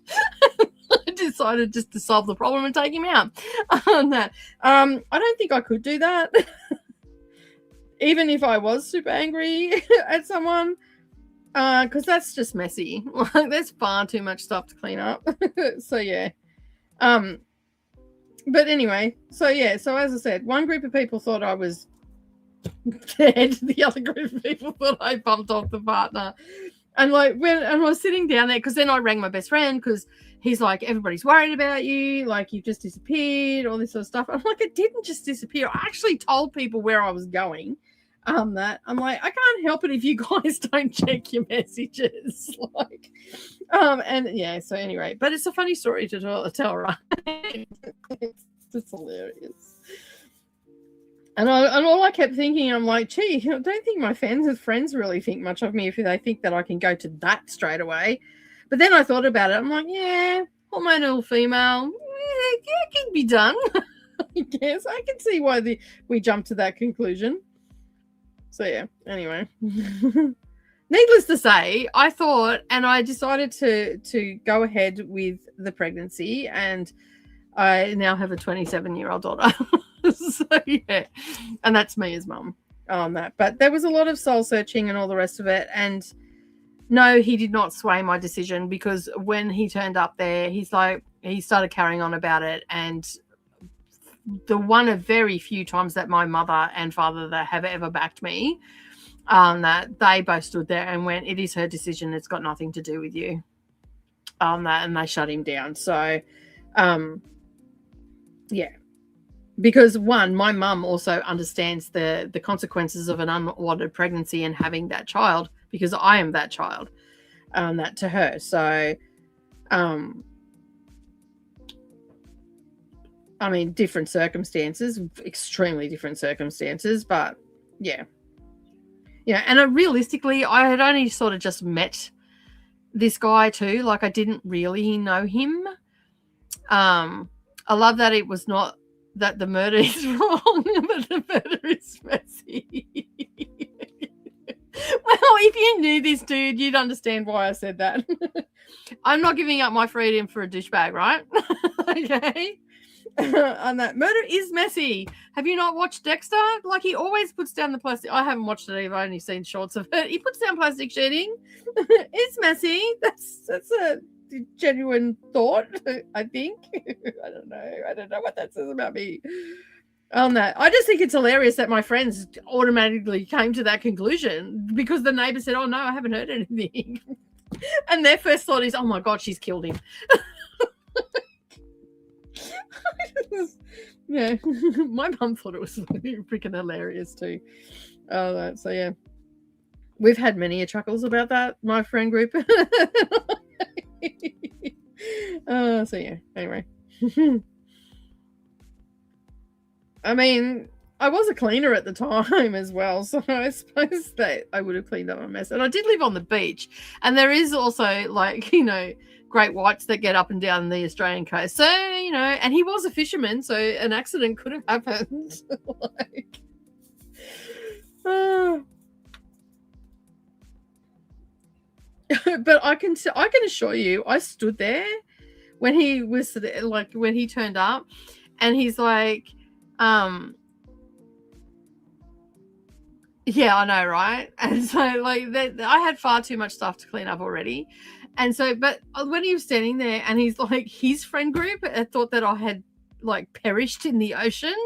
I'm like, how? Why are we jumping to these conclusions? Like, on both sides of the camp, I killed him and the ocean took me out. Like, on the other side of the coin, it's like, what the? Yeah, anyway. Sorry, guys, I regret to inform you that I just needed time to think. Christina says, yeah, and when you're pregnant and with small children, you have enough messes to clean up. That's exactly right. And do you know how hard it is to get down and up and down off the floor? No. And, like, fair enough, I wasn't that far along, but morning sickness and me, yeah, not great mates at all. I mean, I don't think anybody's good mates with morning sickness, but yeah. And I can sort of see why my friends sort of come to that conclusion because, I do have this unique death stare. So, yeah, anyway. So me and Kai went for a drive and freaked everybody out. So, yeah, so I can sort of get why Agatha Christie goes, you know what, I'm just going to get on train. I'm just going to go. I'm not telling anybody. I'm just going to go. I'm going to give him time to think. Because also when she did that time, that stage in our history of, women's marriage and rights and all that sort of stuff was pretty sketchy. Like, she stood to lose everything that if she divorced and stuff like that. So, I can see why she did it. I haven't read the story. I know that there was some that they thought that he may have done something to her. I did see that somewhere along the line. I don't know how true that is. Exactly. This is why we are friends to God. That's exactly right. So that is exactly right. But yes, I tell you, I questioned my friend group after that incident. So, yeah.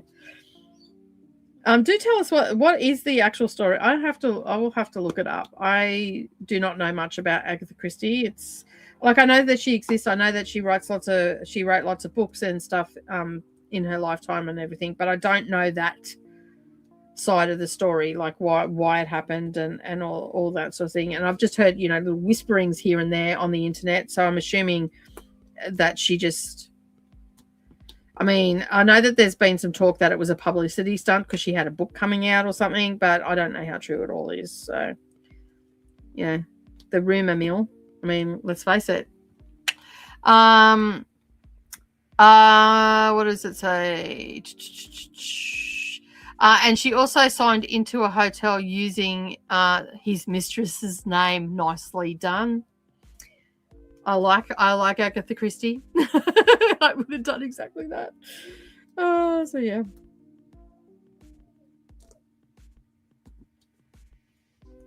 Yeah, I did hear someone talking about it, and they said it was like, they were saying it was like a publicity stunt or something. But I mean, even if it was, kudos to her if she sold more books.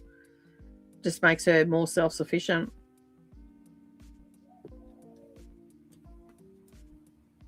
Really, doesn't it?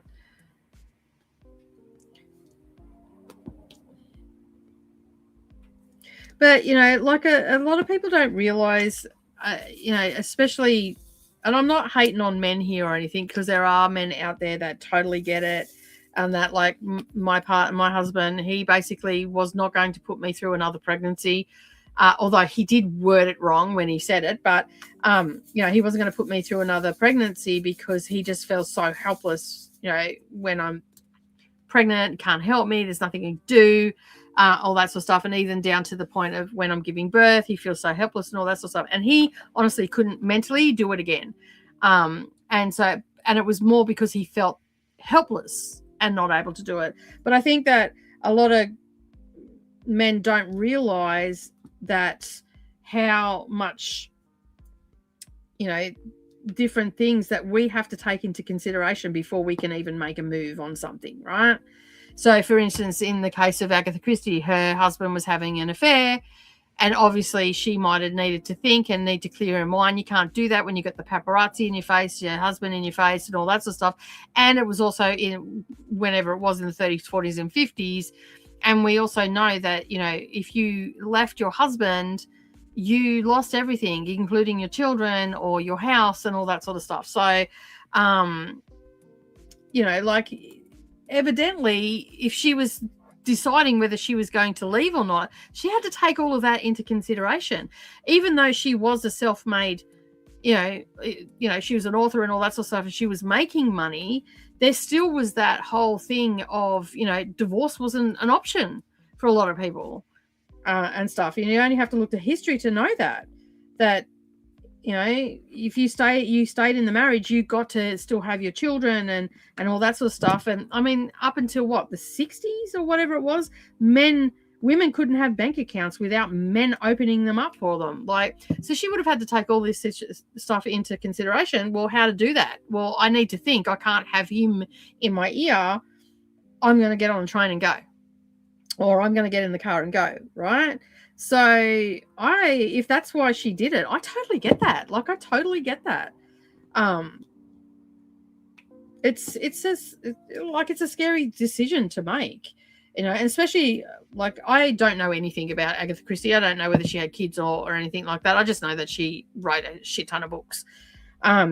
And I've watched a heap of shows that have been inspired by those books, that's all I really know about Agatha Christie. I'm not sort of one of those people that need to dive right into an author and find out all their skeletons and stuff. That's just not me. It's not me as a person, and it's not me as a reader either. But if that's why she took off, I get it. And I reckon every other woman on the face of the planet probably gets it as well. But signing into the hotel using the mistress's name, nicely done. Nice touch. Created her own mystery, really. Leah has just joined us. Hey, Nicole. Hey, how you going? That was an entertaining story. It always gives me a good chuckle. Even all these years later, it gives me a good chuckle. So, yeah. I'm glad I could entertain you today. But, yeah, is the book at least good, Chris? Do let us know if you're enjoying the book. Oh, I'm glad I got all them on the drill before they all jumped. How long have we been going? 3.5 hours, and it's taken me 3 hours and 15 minutes. It's taken me all this time to do this little section. I'm going slow today. I need to drink tea, though.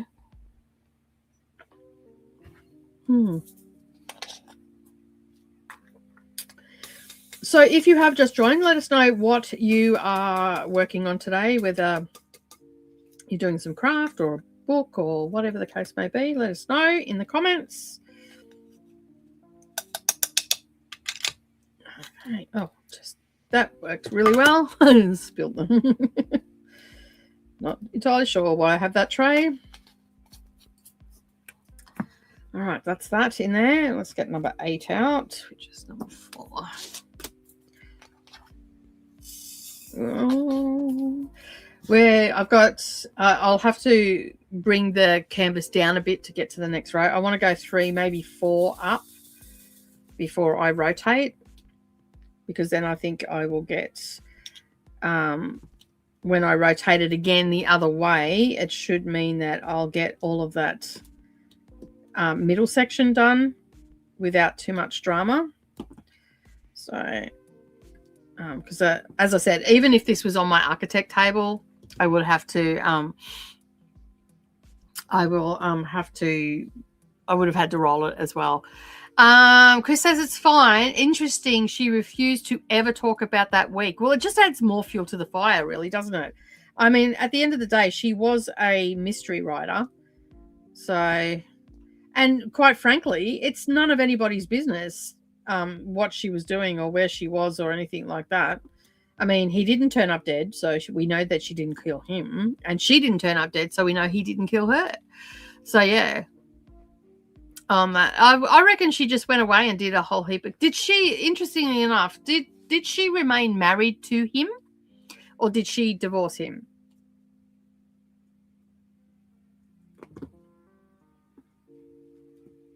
I just think it's really interesting that that she didn't want to talk about it. And she's a mystery, murder mystery author. So you can see why people sort of came to that conclusion that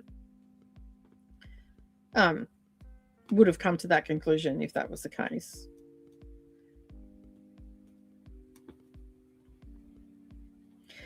Yeah, so I've been slowly but surely getting the Agatha Christie books. So yeah.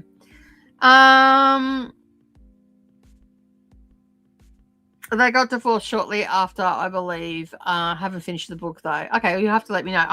If that's the case, that's what she did. She went away to think about whether she was going to do it. Lugasar or Lummis, Crafty Day. But that was the day that Donna was available to help me out. So maybe tomorrow will be that day. Yeah, just a bit late. It doesn't matter. It doesn't matter when it happens. On that, I sort of wanted to do some stuff on Saturday as well, but it just fell on the wrong day for me as well, because I had this going and I had to be somewhere by a particular time as well. So I just couldn't fit it in.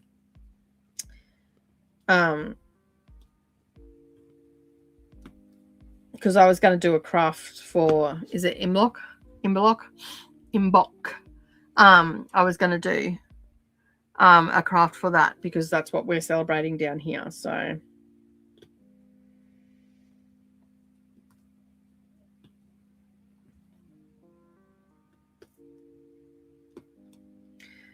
but yeah, I guarantee you that's why she went away, and it was no one's business why she went away. Matt. So yeah, people have so many theories about that week. The writer has not given hers yet. Okay. Interesting. Be interesting to see what it is.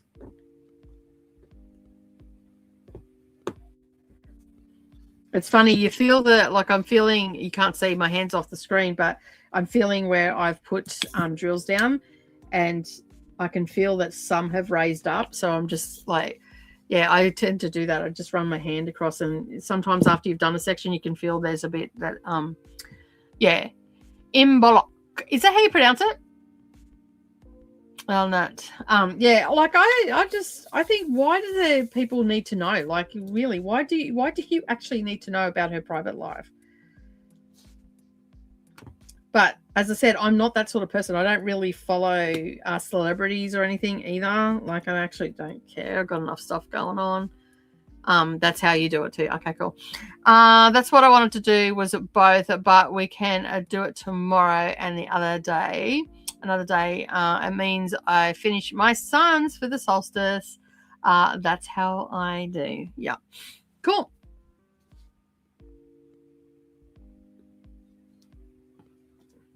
Yeah, I was thinking about doing something for, like, that you can hang up in your house and whatnot. So, but I haven't really thought. I knew that I couldn't do it, so I didn't really think about exactly what I was going to do. So, yeah.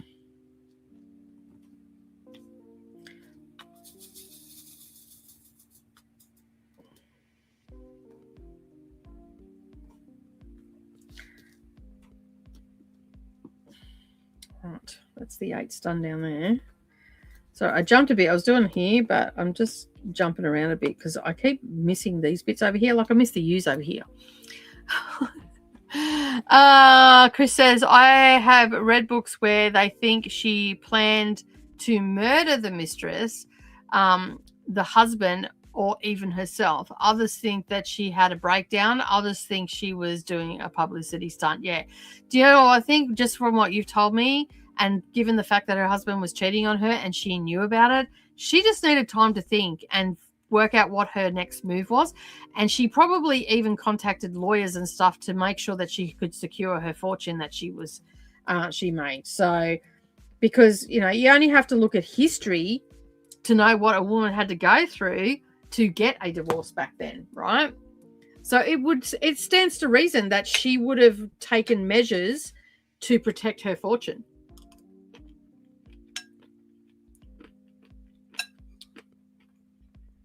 And if she didn't, that was a bold move, right?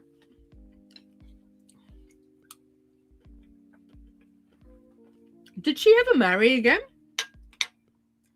I know I asked this, and it doesn't matter whether she married again or not, but given the time in our history as a woman, it was frowned upon if you weren't married, right? And so most women did what was socially acceptable to do. So did she marry again?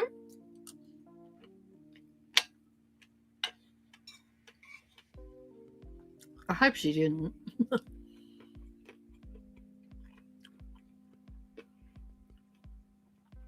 Well, yeah, there's that.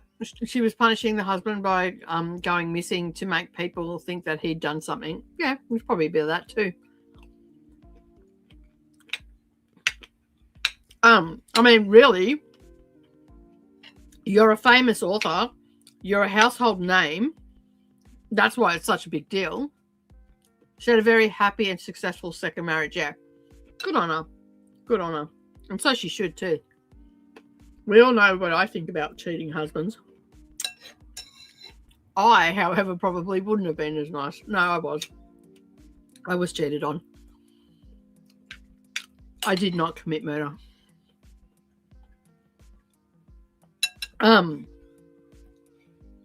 Funny enough, it was with the story that I just told before. It was actually that guy that cheated on me. So now you know why I don't like it. Because it's bloody annoying. It's hurtful. And he did need to go. I mean, at the end of the day, my marriage to Brendan has been absolutely fantastic. And as I said, he went and got a vasectomy because he couldn't stand me to be in pain. He couldn't help me when I was pregnant and all the rest of it, and didn't want to see me go through that again. Not many dudes will go and get the snip. There are a few out there, but not many will just go without, you know, a second thought.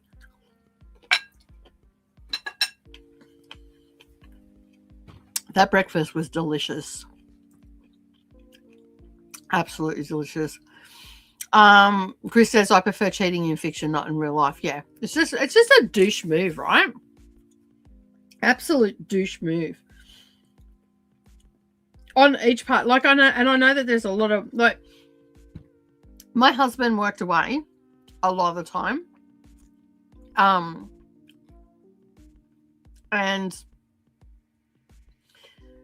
well, for a majority of our relationships, only probably been, well, at least half of our relationship, he worked away on that. And if I had been that way inclined to you know, play up and all that sort of stuff, there's no way that he could have gone to work knowing that I was at home, making sure that the children were okay, right? And maybe getting up to no good. He would not have been able to focus on his job. He would have been stressed all the time. And there's just so many people that do it. You know, because, and it just destroys trust and everything. And it also destroys, like, yes, you've cheated and all the rest of it, and, you know, your marriage is broken down and all that sort of stuff, but you've also wreck that person's ability to trust in another human or another man or another woman or another partner in the future.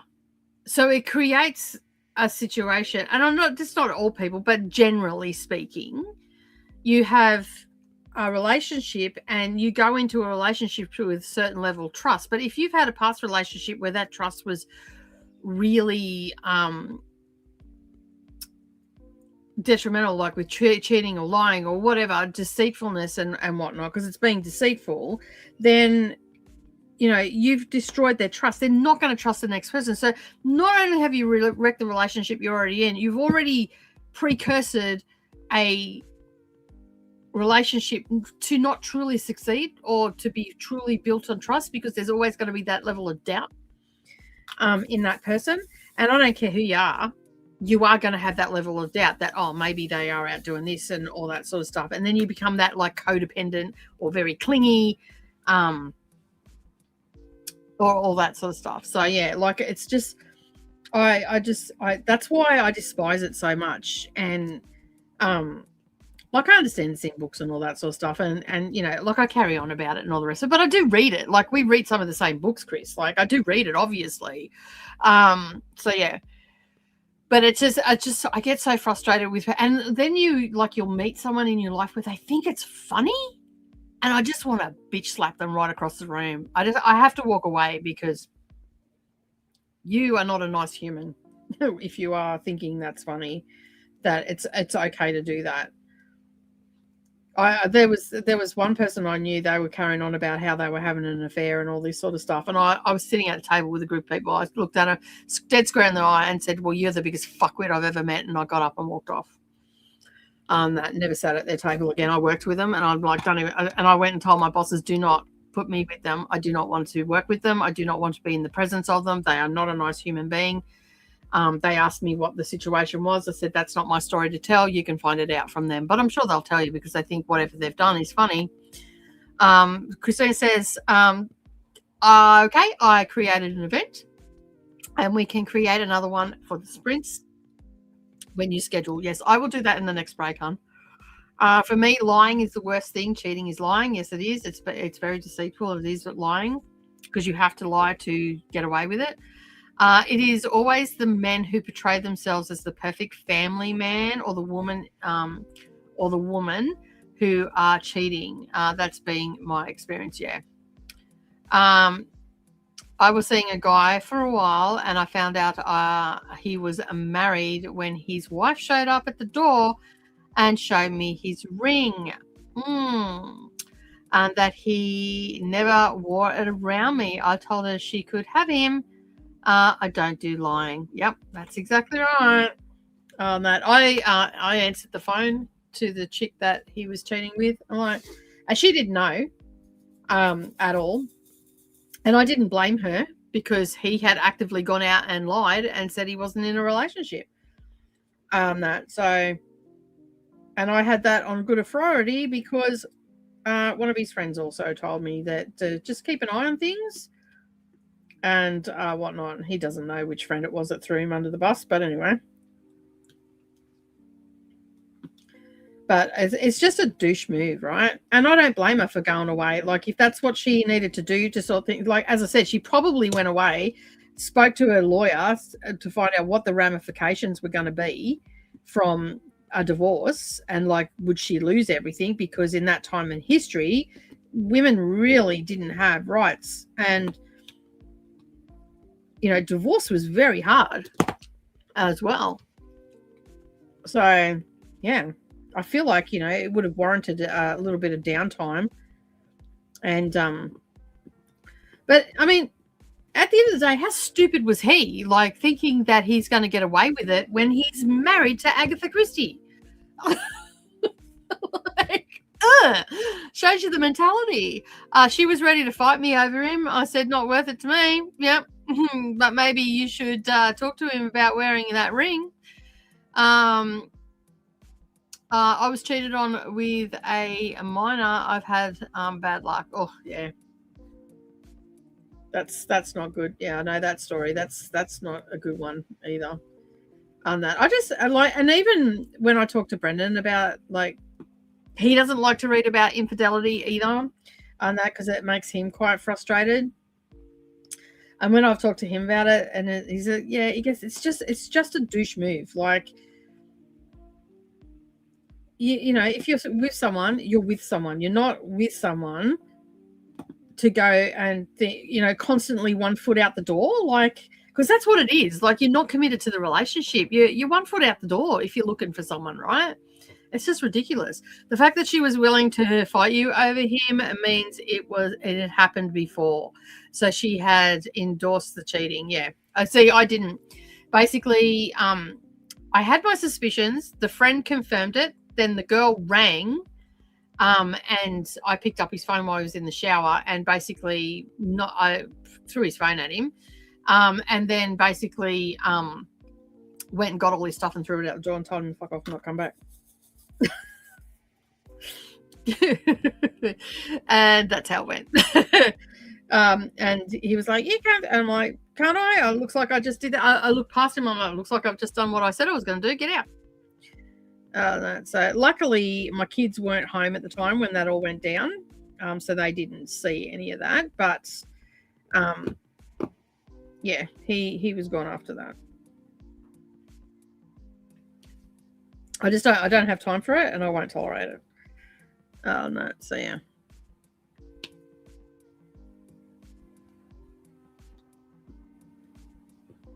And the same as if he had have ever hit me, I probably would have clocked him right where he stood, because I won't tolerate that shit either. Oh no, not anymore. I did a long time ago, and I will never ever accept that in my life again. Even look like you're going to do it, you're out the door.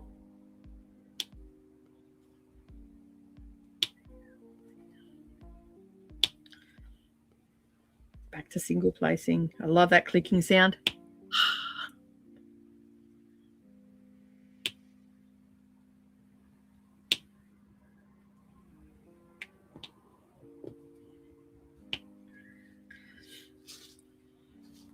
It starts to look good. Like, you can start to see the books coming together. Like, there's a thinner book there. I think it's thinner. It might be a bit thicker. There's a bit more of it underneath the thing.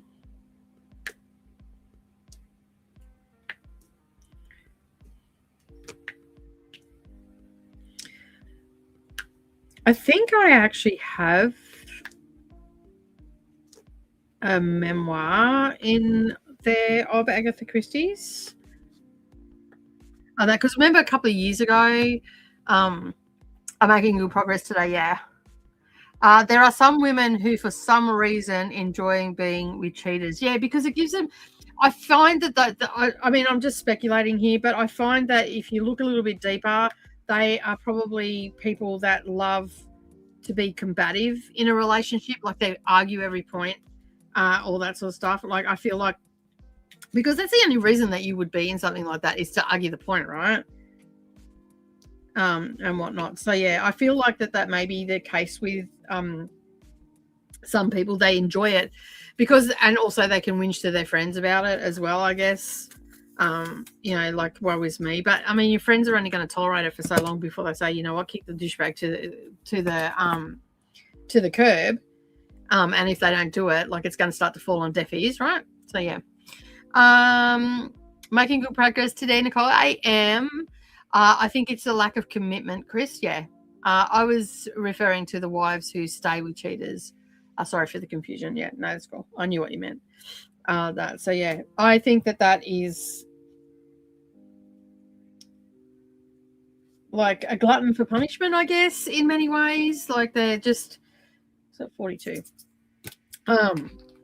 Yeah, like, I don't know. I don't understand that either. Like, why would you want to make, like, it makes you feel bad. Why would you want that?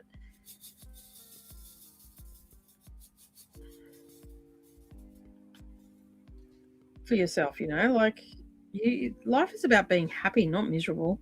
But there's some people, as I said, they just like that combative lifestyle, and that's, I guess, in many ways, I don't know. I'm not even going to try and figure out the rationale behind that, but yeah, it's a little bit strange, but each to their own. I mean, I don't know it's a kink, but it might be. It's definitely not my yum, that's for sure.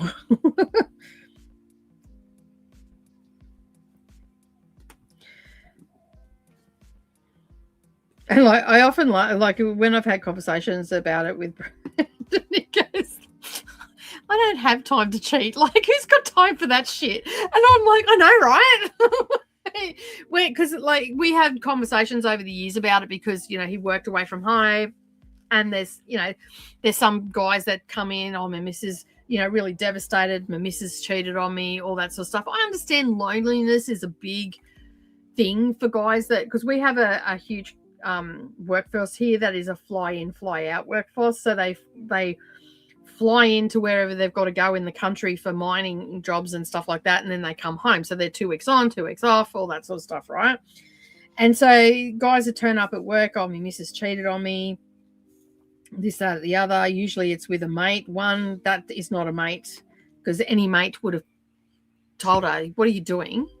And but yeah, and we've often talked about it, and he goes, because I don't know where they find the time. I'm like, I don't know where the women find the time, especially if they've got little kids. Like, what is going on? Like, what? Explain to. I don't want to cheat, but explain to me how you're getting this time so I can do other things like craft and read books and stuff. And Brendan was the same. He goes, I honestly do not know where they get the time or find the time to do it.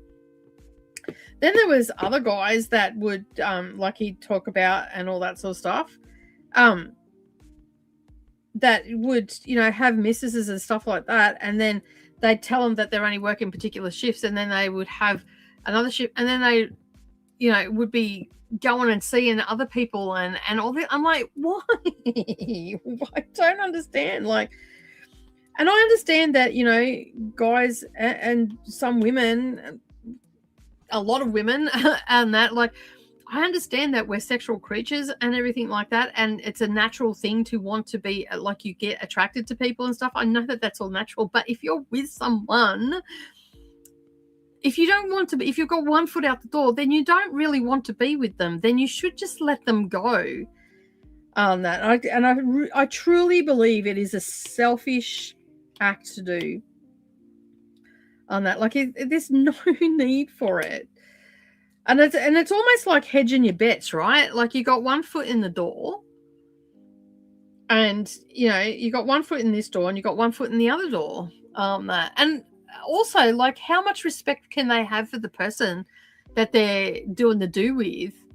In the way of, there has to be a lack of respect there, because I know that, like, for me, I wouldn't respect someone that I met while knowing that they were married. And for the most part, most people do know. Like, there's a few that don't, but most people tend to know that's something not quite right.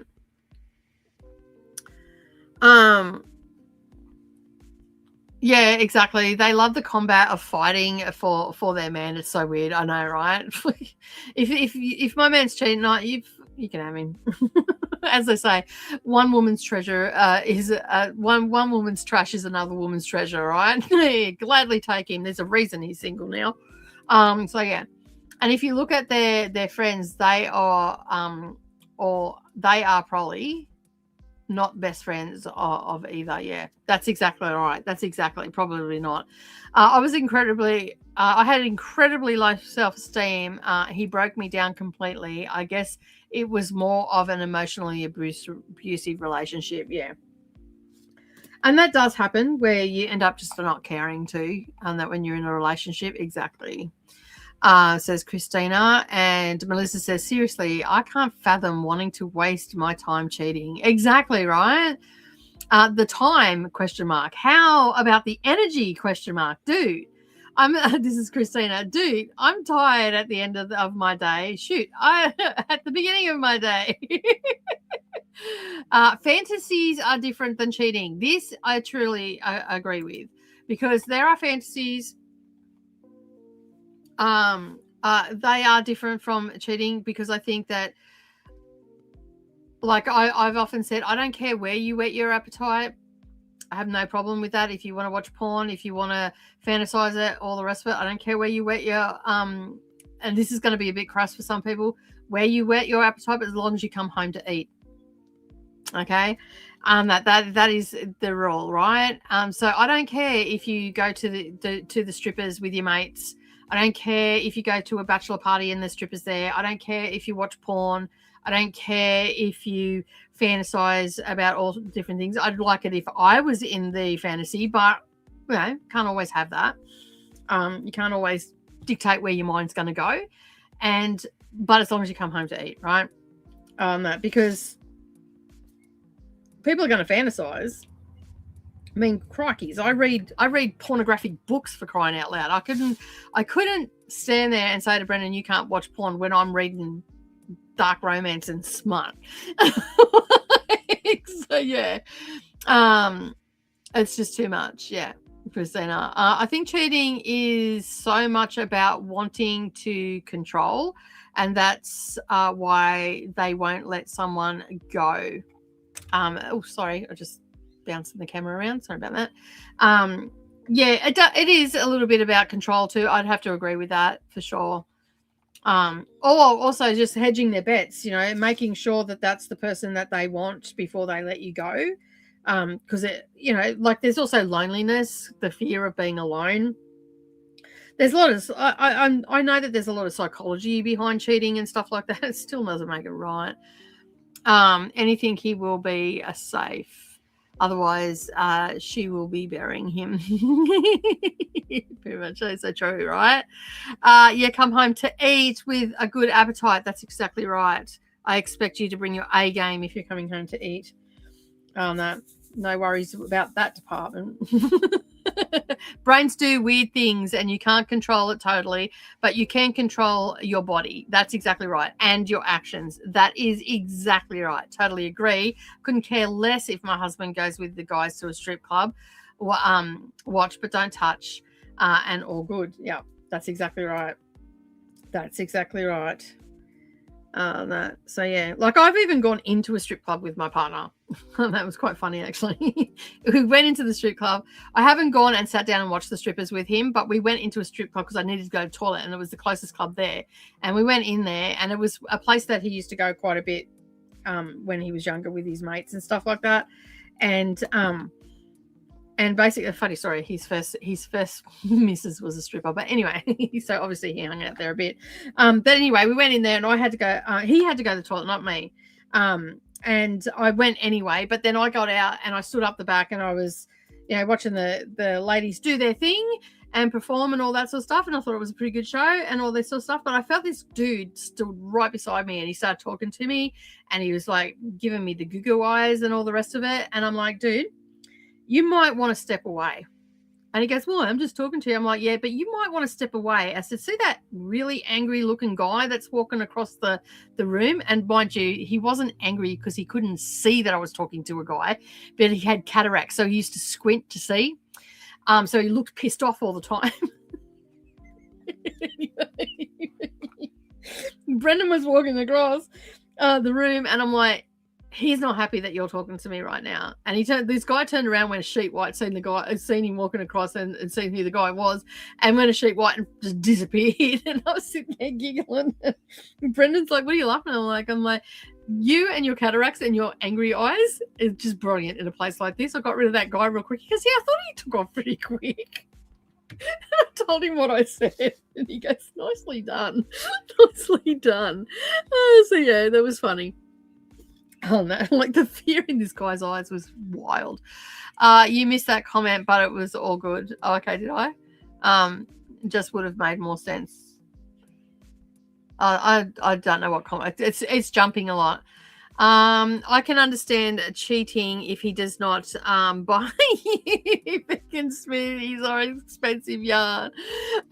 Or worse, the worst offence, liking an Elizabeth Strout. That's acceptable grounds for an affair. No, it's not. Maybe the Elizabeth Strout book. Oh, dear me. We're a funny bunch here. That's classic, Chris. Nice. Yeah. We've never been able to wrap our hands around it. Like, it's crazy, right? Like, people doing that to each other. And then what I find even weirder is when, like, there was a person that I knew, and they were a bit of a serial cheater, and I knew them. I didn't like them. I didn't have much to do with them, but there were occasions that they would be around some of the people that I knew, and inadvertently I would be in the same room with them. And then, after years of doing this, this sort of behavior and whatnot, had the audacity to sit there and go, I don't know why he doesn't trust me. I got up and walked out because I was going to make that person cry. I just got up and walked out, and one of my really good friends just started laughing because I got up and walked out, because she knew that she was a cheater and stuff as well, and knew that what my stance was on it. And like, this is not something that I've just come to in my adult years either. This is something that I have felt since I was a young girl. So yeah, like, it's just so weird that people do it.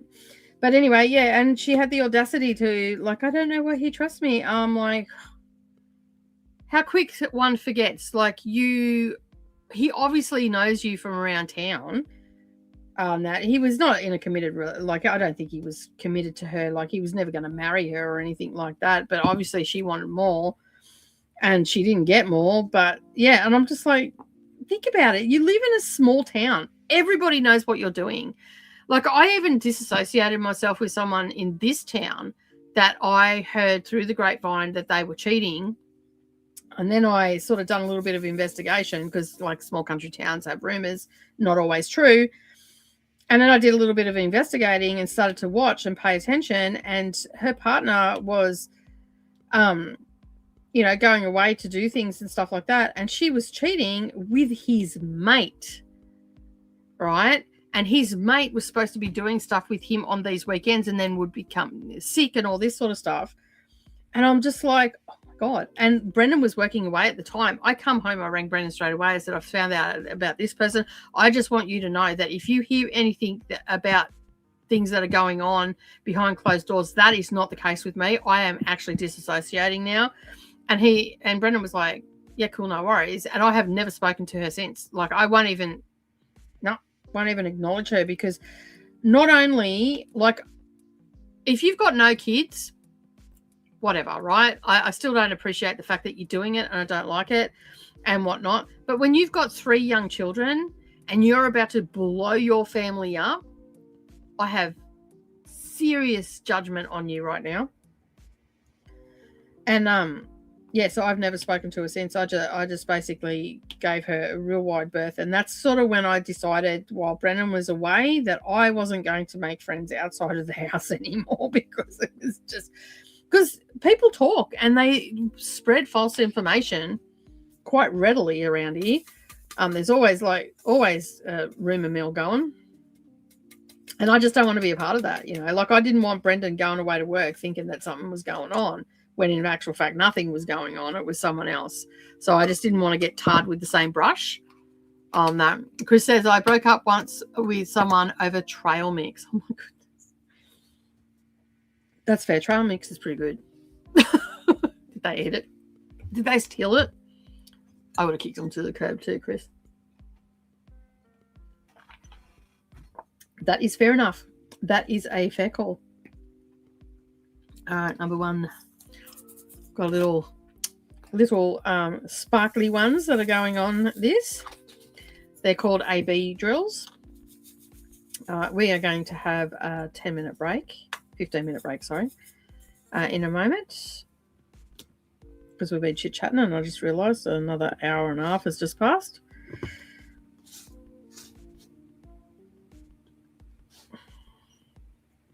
I do like doing the sprints like this, reverse sprints. I think they're good on that. What have we got? 5 minutes. I should be able to get all that done in 5 minutes. So we'll get all that done, and then we'll move on to another section. As I said, I'm probably going to hang around a fair bit today, that like I normally do. I'm usually around for about 6 hours, so I'll probably end up doing that today. Right.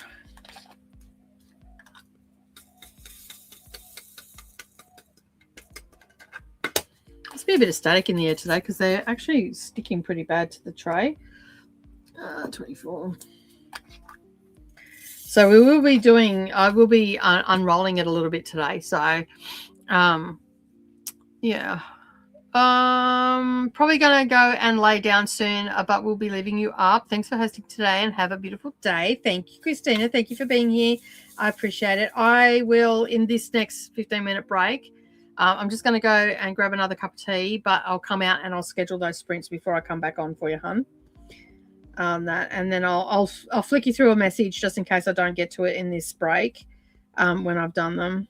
At least then you'll know they're done. And I've been thinking about this. I'm probably going to do this again in April, except I might do it as a cross stitch one in April. And next year I've got my friends and I that catch up on a Friday. We're actually going to be doing Gail is doing a year of Harry Potter because she loves Harry Potter and has a ton of stitch charts and all that sort of stuff. I do not have Harry Potter stuff, but it's not just Harry Potter. You can do like anything witchy or wizardy on that. So yeah. And if you do come into Discord, I can show you what I got for my birthday. Awesome. I will pop in for sure. That when I wake up in the morning and you're in there, I'll pop in on that, even though I'm probably going to start these sprints over here a bit earlier to get a little bit of stuff done. And I might even do a little bit of like, I just put them away and I didn't need to. Damn it. Still had 2 to go. At this rate, I won't get it done in 5 minutes. The only thing I don't like about the putty is it grabs hold of the drills if it's not fully in there, and it sucks them in, and you can't get them to come out and stick to the thing. It's not supposed to be in there. Where'd the other one go? Just bounced off. No. Cool. I'll come in and check it out tomorrow. And he bought me sugar added trail mix, which he knew I didn't like. Oh my goodness. I thought he was so careless with this, and he would certainly be careless with other things. I was right, by the way. Yeah, well, true. Like, I made an exception for the guy that cheated on me. When I first met him, I didn't want him to meet my son because I didn't know him. I didn't know if it was, I didn't want my son growing up thinking I was a hoe. So, and having a revolving door, right? So these are all things that I had to think about. I was a single mom. I was newly out of a relationship that was domestic violent. I wasn't sure. And because I was just so out, and I met this guy, like, it was a couple of years later, but I met this guy. And we had a great time together and all that sort of stuff when we were out socializing, and he wanted to come overnight, and he turned up. I said, do not come until after 7 o'clock. My son goes to bed at 6:30. That way he'll be asleep, and then you can come over. We can watch a movie, do whatever, right? And the very first day, he turned up before 7 o'clock. However, he had a really good excuse. However, that really good excuse should have been my first sign. But I was in a bad place on that. So, yeah, he turned up. And my rule now is if you cannot listen to the simple thing of don't turn up before a time, then we are not going any further. I set it to start for 7 a.m. my time, so 9 p.m. your time. I should catch some of that when I get back from Brendan's. I'll pop in tonight then. And so going for 12 hours. Awesome. Sleep well, Christina from Kiani. I can make the Discord event. Cool, no worries. Thank you, Kiani. You are beautiful. A good night to Christina from Melissa. And with that, I'm not going to finish this section, but we'll move on. It is hit the top of the hour. We're going to have a 15-minute break, so I'm just going to get to the banners and edit that. And we are going to be back in 15 minutes. And I just got to do this one thing for Christina as well. So Christina can go to sleep. I'll do it straight away. I might not put all the information in, but I will at least get it scheduled for you, Don. And whatnot. All right, so let me show you that. We'll be back in 15 minutes. Happy 15-minute break, everyone. I won't say sprint, unless you're sprinting to the toilet. I'll see you all in 15 minutes.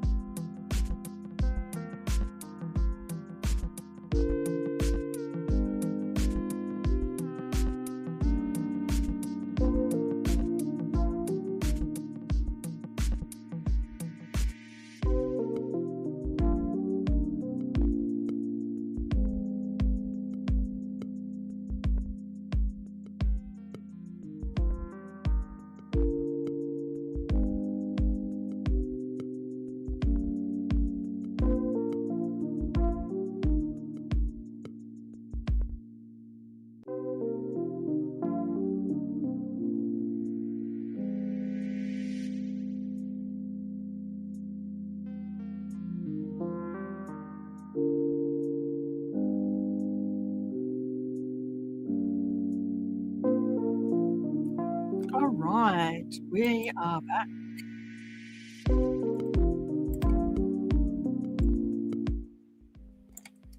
Okay. Oh, that's a little bit quieter for you. Oh, there we go.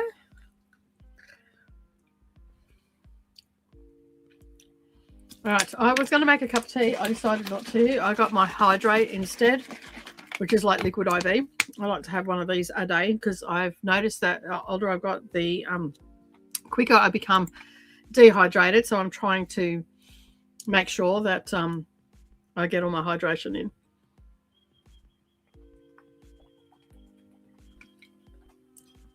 It's also a lot harder in winter. I just don't tend to drink a lot in winter. On that, which is probably the worst time because you don't think about getting dehydrated in winter. And yeah, so it's probably the worst time to not be drinking as much as normal. So yeah. And I made myself a toasted, I was going to have a salmon salad, but I think I'm just going to, I looked at the date on it. It's got, it's still a few more days left on the date. Like actually it's got like 2 more weeks smoked salmon. And so I thought, oh, I might leave that for Wednesday and just have a cheese sandwich instead. So yeah, after this stream today, I've got to strip down a couple of barbecue chooks and get them in the freezer.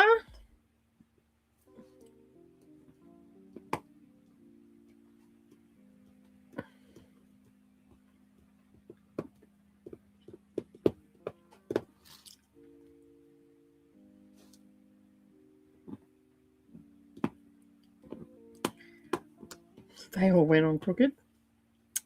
Also scheduled a sprint for tomorrow, which is done now.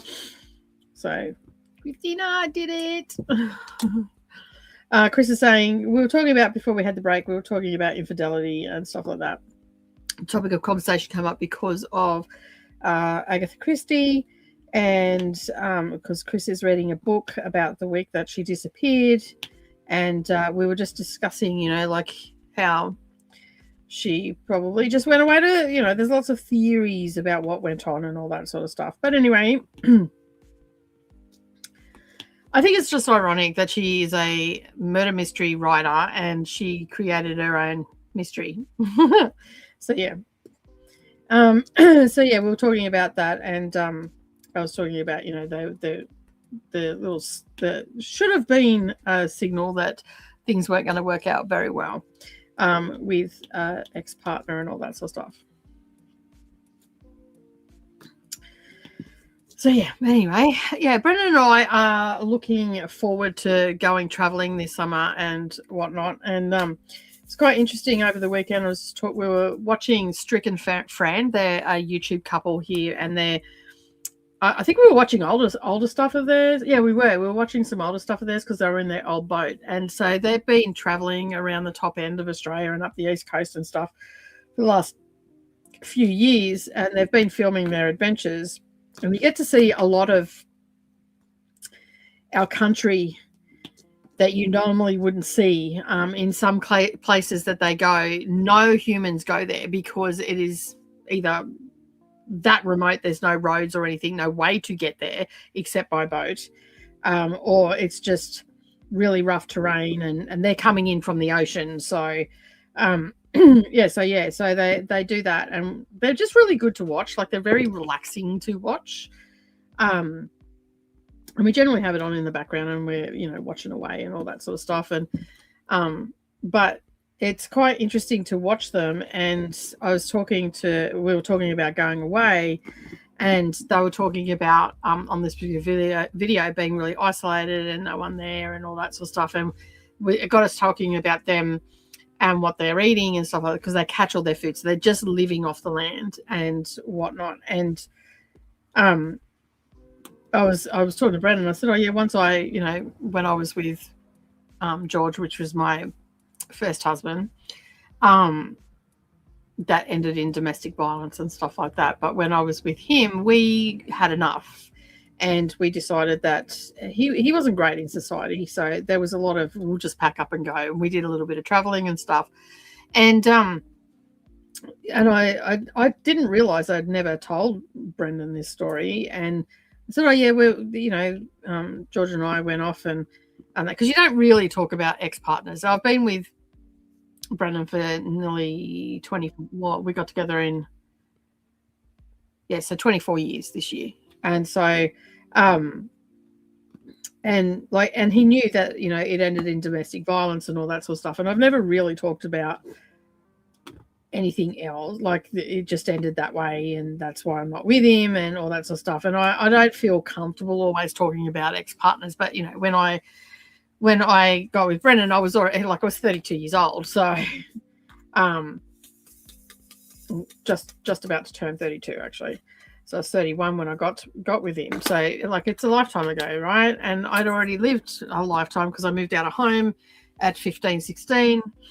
And so, I'd been out and living life and all that sort of stuff. And anyway, we had enough. I'd been with George since I was 15. We had a little bit of a hiatus there. After his uncle passed away, he wasn't in a good place. He broke up with me. I moved on with my life, all that sort of stuff. Subsequently, we ended up back together again.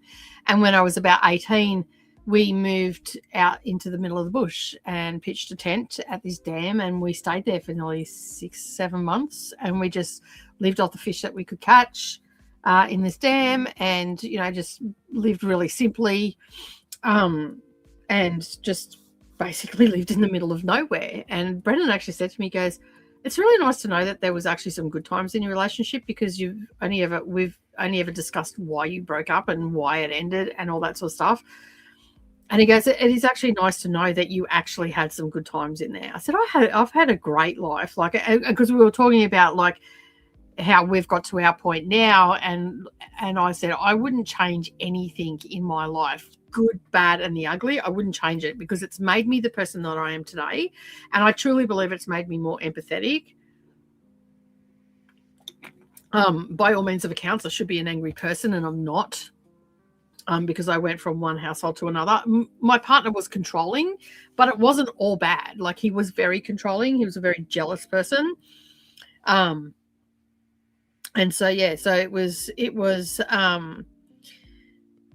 he was quite happy to hear that there was some happiness on that. So, but I mean, I grew up in a controlling household. So to me, it was just normal. It wasn't any different. We didn't really argue or anything like that. There were just certain things that I wasn't allowed to do, and I didn't do them because it was just easier not to do them. And I know that that's contrary to what you believe that sort of person I am, but okay, where's this arrow? Sorry, I'm just looking at the key. I can't seem to find one of the arrows. I found one that's going facing down. Oh, there it is, the last one. And whatnot. He was very controlling and all that sort of stuff, but it wasn't to the point where it was acceptable, right? It wasn't that he was being unrealistic with the things that he didn't want me to do, and all that sort of stuff. So it was, I mean, it's hard because people of today wouldn't accept that. Back in the 80s, it was sort of on the borderline of more women going into the workforce, all that sort of stuff. So there was that blurred line between what's right, what's wrong, how society is going to be, right? And so he was very controlling. I worked and all that sort of stuff, but it was acceptable in my mind. It wasn't bad, right? So there's a certain level of shit that you'll put up with, right, is what I'm saying.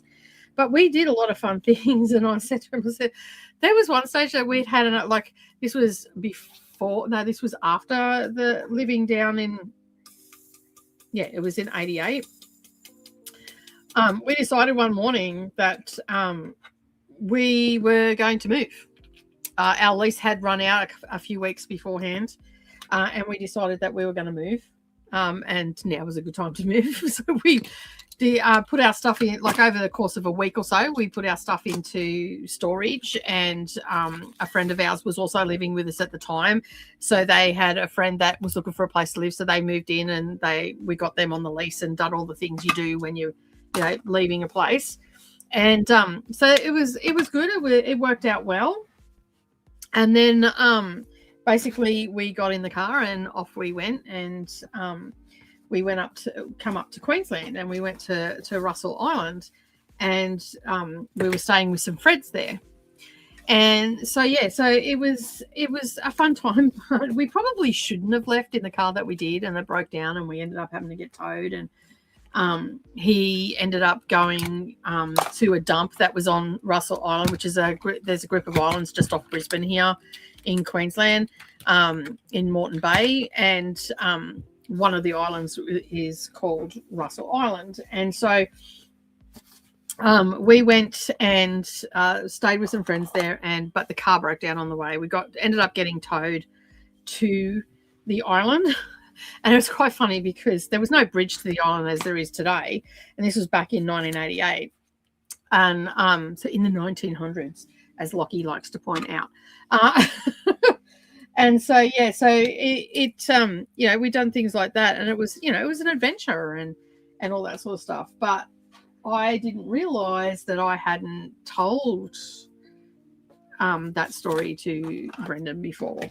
And he said to me, he just said to me, it's nice to hear that there was some nice stuff too. But in many people's eyes, it probably wasn't nice stuff because, they still see him as controlling and all the rest of it.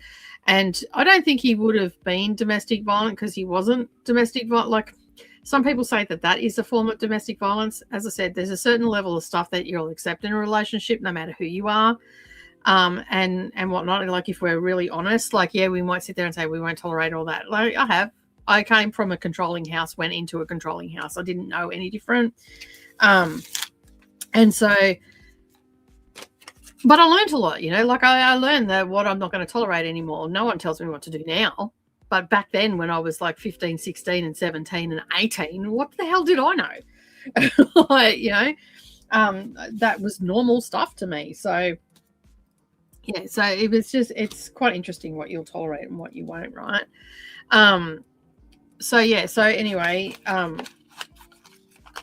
we came up here and we did that, and I went down, like we lived in the bush and all that sort of stuff, and sort of what like Brendan and I are going to do now. And I think it's going to be great. I think we're going to really enjoy ourselves. So yeah, what the heck is that out of? I do not know what that's out of, but it might just work. It's off this. Oop. I need something. Oh, I forgot I had that one. That's cute. I'm going to use that today. I need something to put a little bit of goop just along here. I think it's tacky enough, but not quite. So, and I don't have a paintbrush either, and I forgot to ask for that one. Silly. All right, let's see if I can't put a little bit there without getting too messy. This is still some of the repairing that I'm doing from the cats. So yeah. I've got all the fur and stuff off. Yeah, so I was quite surprised. I'm like, oh, wow, I thought I would have told you that story. And he's like, no, you haven't. I'm like, oh, I'm sorry. No, it wasn't all bad. We had some good times too. We had some pretty shitty times, but we did have some good times as well.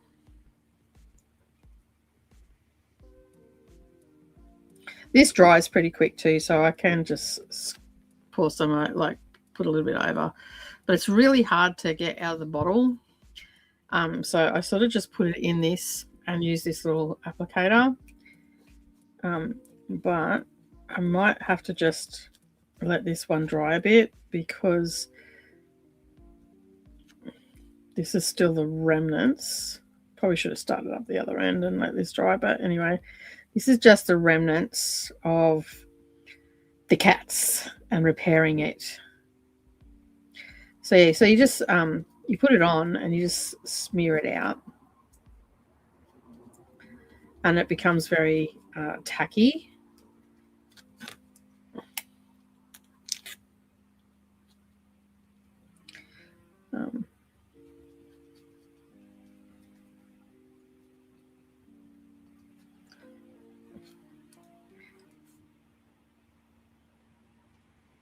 See, and sometimes you cannot help but get it onto the drills. Like it's going to go on there. I'll wipe a little bit of that off, but I've got to get some into the smaller areas where I haven't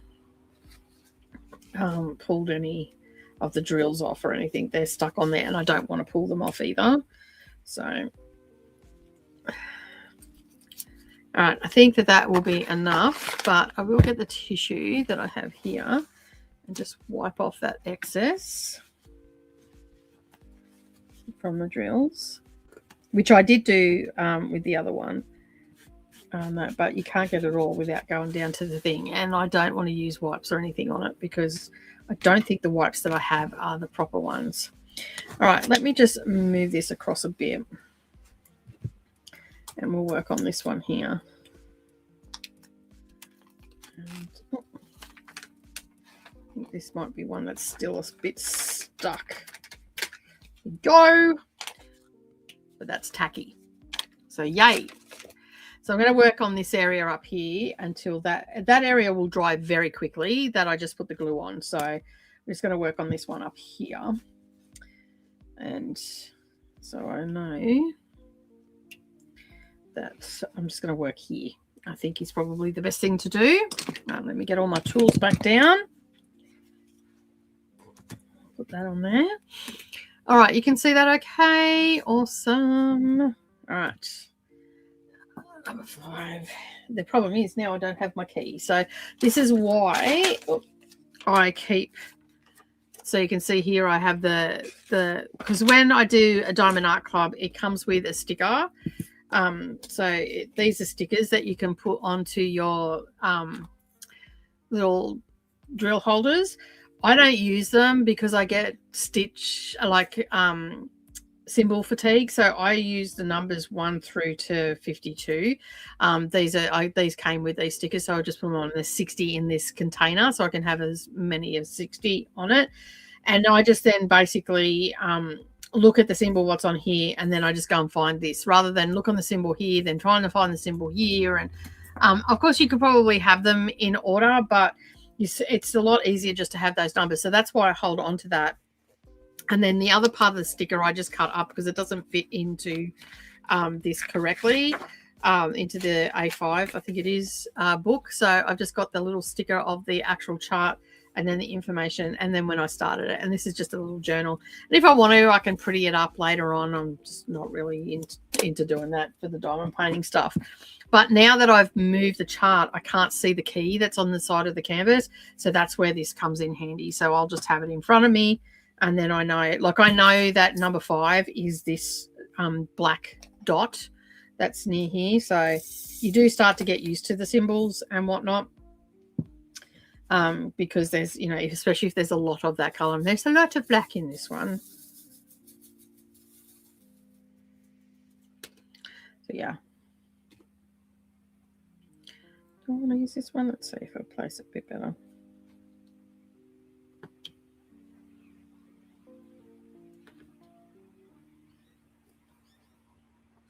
Yeah, it's not too bad.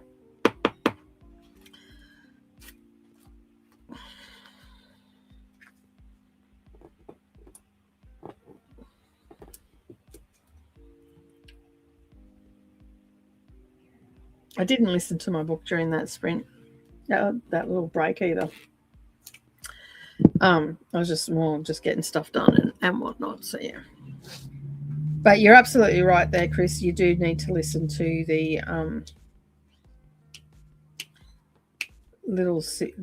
always look out for the little bits and pieces that give you signs of how things are going to go, right? Yeah, I don't know if I want to use that one. No, it's too thin.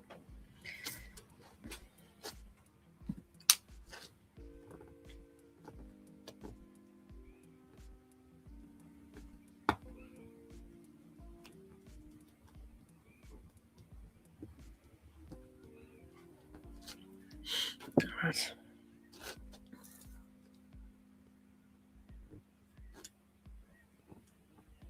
What is the time? We'll probably stick around for a little while longer and then we'll wrap up for today.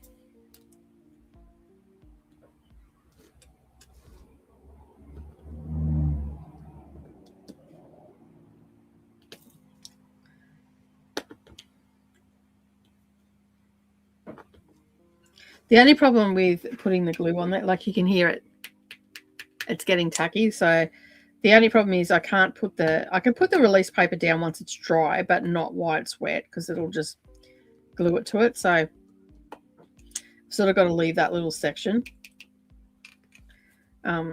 uncovered for the meantime, because otherwise it'll be sticking and I won't be getting that off. But you can already hear that it's quite tacky, so it actually dries really quickly. I was quite surprised. I thought I'd have to at least wait for a 24-hour period, but no, it dried really quickly. And I've done quite a decent size area too.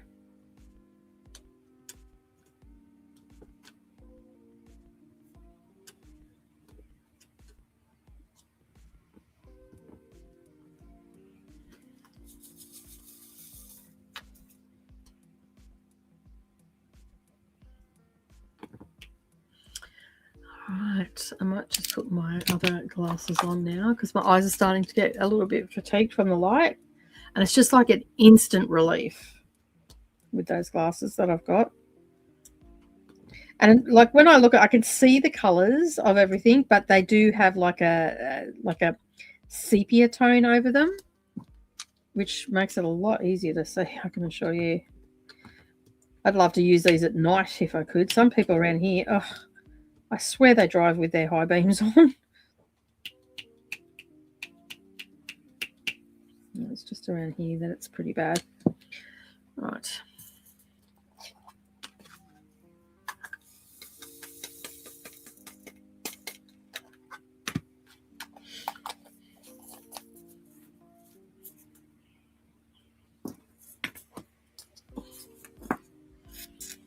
Okay, you.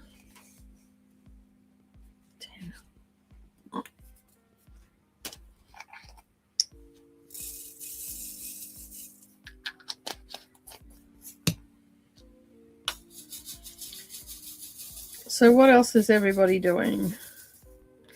Let me know in the comments. And of course, if you watch the replay, let us know what you were working on as well. Because I do know some people come here and watch the replay and use it as a productivity. And that is exactly what it's all about. This month is getting some stuff done. And for me, that's getting this canvas finished with any luck.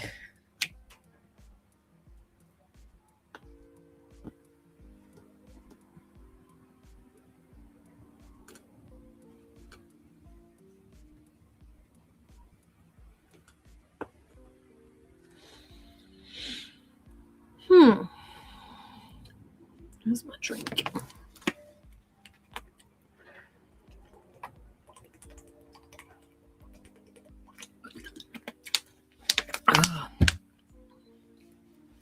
That is so tasty.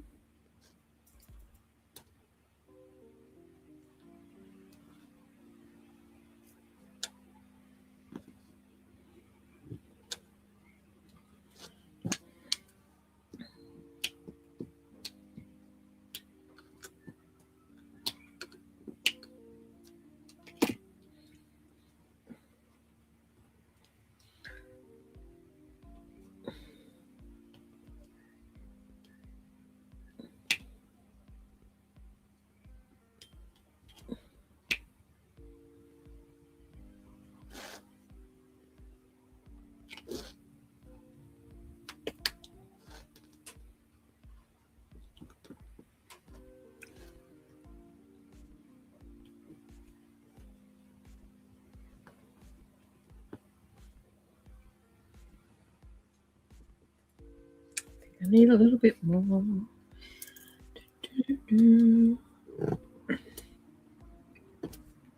I still haven't found my putty. Seems to have gone MIA. And I had a quick look under the table, but I couldn't see it there. So I don't know where that's gone.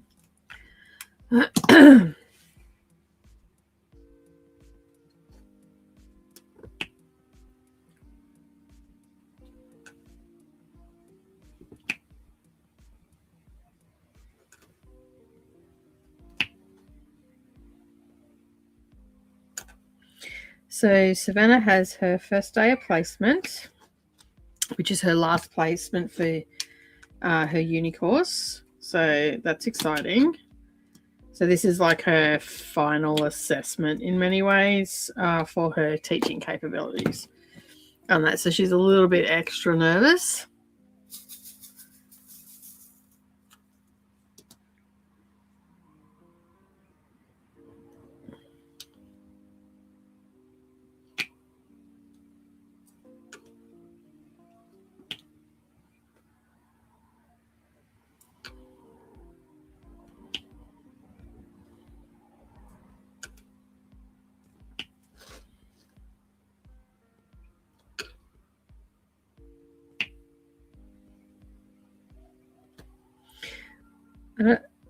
I can hear cheering and stuff down there, so I don't know if they've got a sports carnival happening down there, and I can assure you Savannah will be pissed. She hates sports carnivals. Monica says, I managed to pick up some of my knitting today. It did some of the squares since it's a smaller pattern. Hopefully the fever doesn't mean I've messed up the pattern. Yeah, I think you'll be fine. I don't think you have. You probably would have noticed if you had messed it up. We'll be positive and have faith that you did it okay. But at least you got some stitching done, some knitting done rather. It's cool. I've still got to get my 30 minutes in of stitching on that, which I'll probably do directly after finishing today.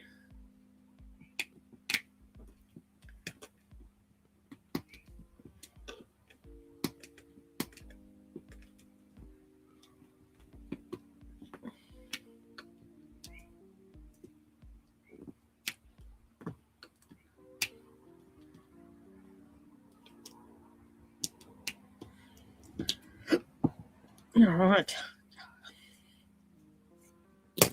They're all somewhat straight.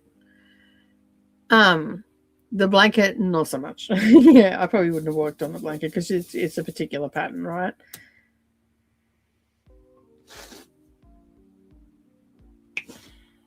I did a little bit more on my infinity scarf.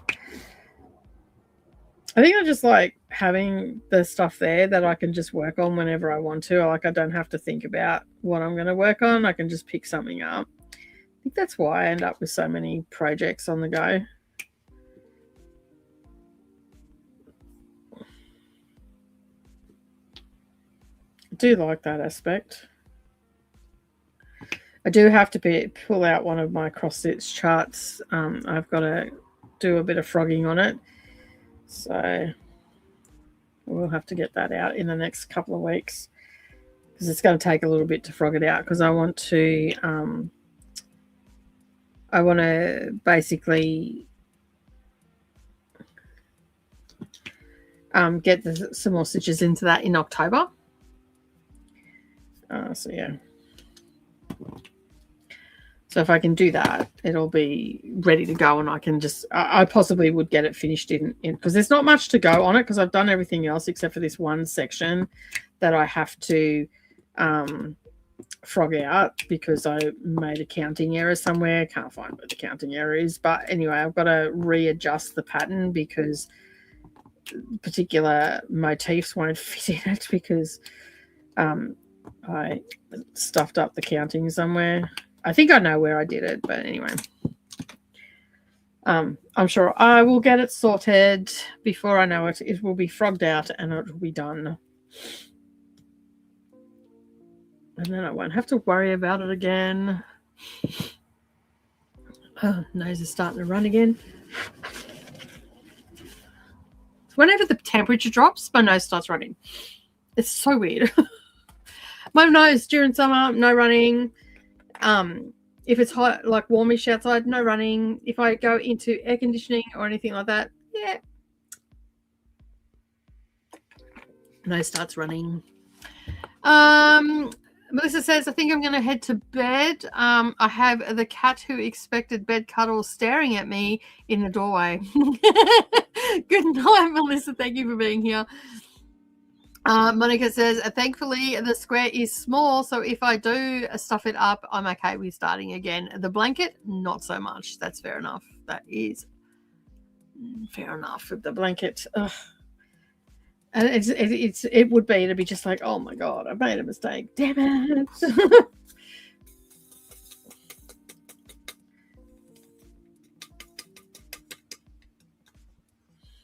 And obviously it's a pattern that it's not forgiving if it's a mistake, right?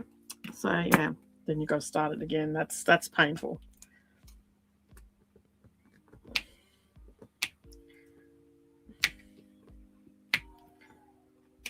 Yeah, I can hear cheering. I will laugh if her first day at placement was a sports carnival. She and they wouldn't have told her because she didn't have she's going to her old school, so they wouldn't have told her because she never turned up for sports carnivals, and she was very vocal about sports carnivals. That's funny because I can hear the loudspeaker down there because the school's down on the corner. Like there's a block of houses, but it's a small block. So basically you walk down the end of my street, which is 4 houses down. So about, I don't know, 300 meters. And then about 300 meters up the road from that, not even a kilometer away, is the back over where they do the sports carnival. So yeah, I will laugh so hard. Oh, dear me.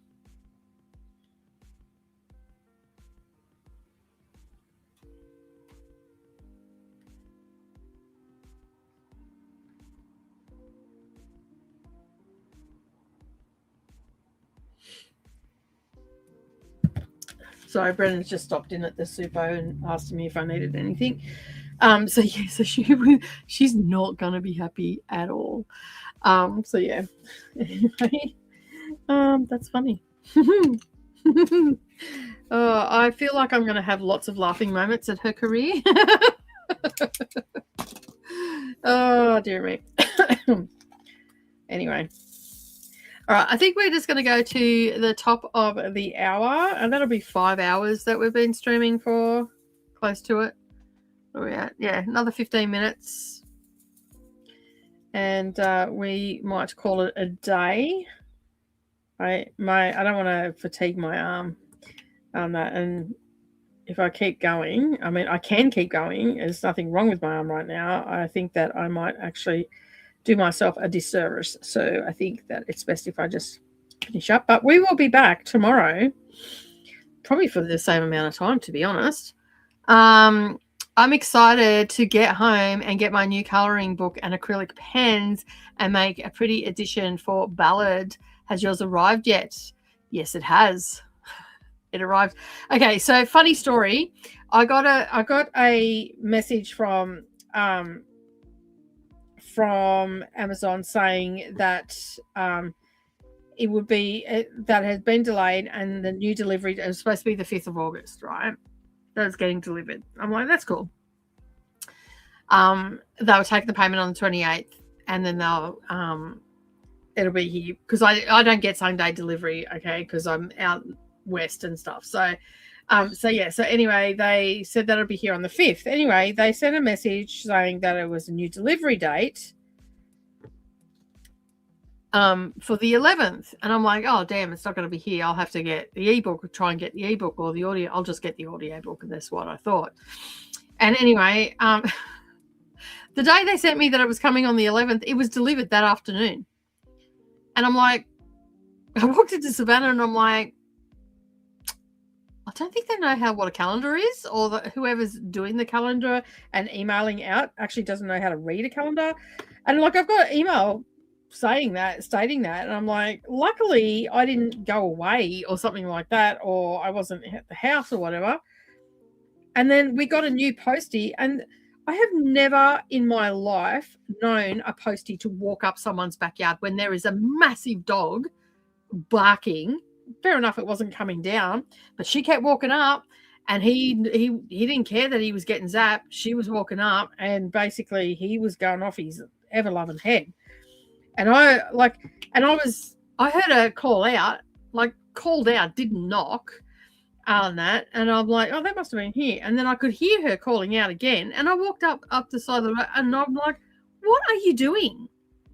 She goes, oh, I'm delivering your package. I'm like, no, you don't. You've got a massive dog trying to rip your face off, and you're walking up there. What are you doing? And she's like, oh, well, I called out, and I said, and you didn't even give me 2 seconds to get up off the couch and walk out here. Like, do not go up into my backyard. Not to mention she left the gate open on that, so the dog could have got out. Not that I don't think he would bite her, but he was definitely not happy that she was in his or near his kennel on that. And I'm like, and she goes, oh, come and get your dog. And I'm like, no, turn around and walk away. He won't bite you. And I went, Alfie, sit, and he just sat on that. But I got really cranky with her. I'm like, you must have a death wish. I'm like, you're lucky you didn't walk into someone else's yard and their dog just rip your face off. Lucky you've walked into a yard where there's a puppy. You don't do that. She goes, oh, I'm new. I'm like, evidently. On that, just don't do that. You're going to get yourself hurt. And she goes, oh, there's no need to be like that. I'm like, yes, there is, because you just walked into a yard with a dog that you didn't know that was barking. You are going to get hurt. On that. And I'm like, I said to Savannah when I walked in, I said, I've got a right mind to ring the bloody post office and just say, what the hell? Left my gate open, walked into a yard where she didn't know, and the dog was going off, and then she's getting up me because my dog is going off, yet you walked into my yard. Hello? Anyway, I got a little bit pissy about it. Savannah's like, yeah, rightly so. That she shouldn't have done it. That so, but anyway, needless to say, I got my pretty book, and it's very, very pretty. I will show you tomorrow. So it's very, very pretty. I was very, very happy with it. And I went to a bookstore on the Friday. I did not see any of the pretty editions there, although they did have quite a number of pretty editions. But yeah. Yeah, right. Like, you're not going to last long as a postie. Like, the memes of dogs attacking posties are around for a reason, right? It happens. So yeah, anyway, I wasn't impressed with her, and I made myself very clear that I was not impressed with her. And I don't care if you're replacing someone or anything. They're going to have to replace you next week if you keep doing that. And I know the ladies down at the post office, so next time I go down there, I'll just say to them, you know, your new delivery gal needs to really think about what she's doing. Yes, and he would have been the one that got in trouble. Exactly. Definitely shouldn't be doing it on that. I like it. The only thing I can put it down to, she's on a death wish, or I'm trying to get onto workers' comp or something like that. I was like, she walked into the wrong yard for one. And I wasn't going to tolerate that as an excuse. That, like, literally called out. I hadn't even got off the couch, and she was walking up the backyard. And it's actually in her book, and I know it's in her book because we're in a country area, and the posties like do a lot of car delivery. They have a book of where to drop things and stuff like that, because we're not always home. We might be out on farms or something like that. And so she knew exactly where she was supposed to drop that book, and she chose not to do it.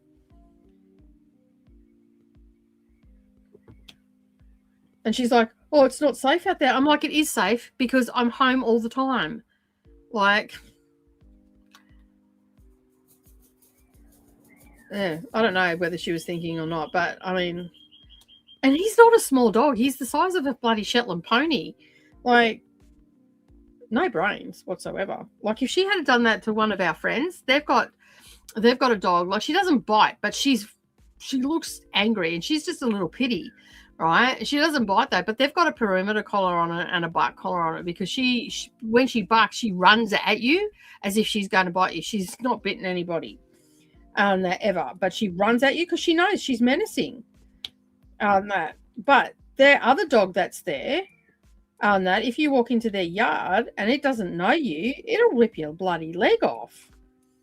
That, and like, basically he gets stirred up by the other one. And I know of a lot of places that have their farm dogs out and all the rest of it. And sometimes those farm dogs, just if you startle them, they'll go ya. But yeah, anyway. I don't think the postie will come back soon, anytime soon. I mean, I was happy that she delivered my book. But also too, if she had to put it out the back and I wasn't home, Alfie would have ripped that up. Because he's done Lockie's lost mail because before we got the perimeter collar for him, he could get out the front here and he'd sit out the front, and one of the postmen put it in the right place unbeknownst to him, didn't know there was a dog here, that because it was only when we first got him and I wasn't home and I was supposed to be home. And the postie dropped it and left it on the front porch. Well, Alfie found it and just thought it was a toy for himself. So, yeah, he annihilated that. Narrowly had to rebuy the things. Alfie likes car parts and socks and jocks, especially when Lockie doesn't put pegs on them and they fall on the ground.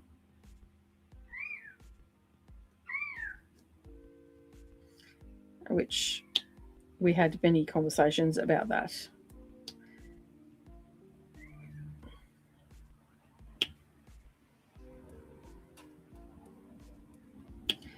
I love block color. It just goes together so quickly.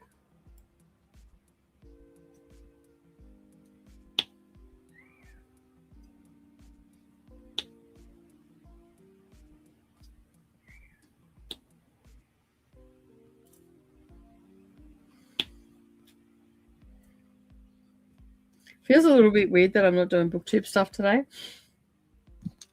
but I need to get this stuff done.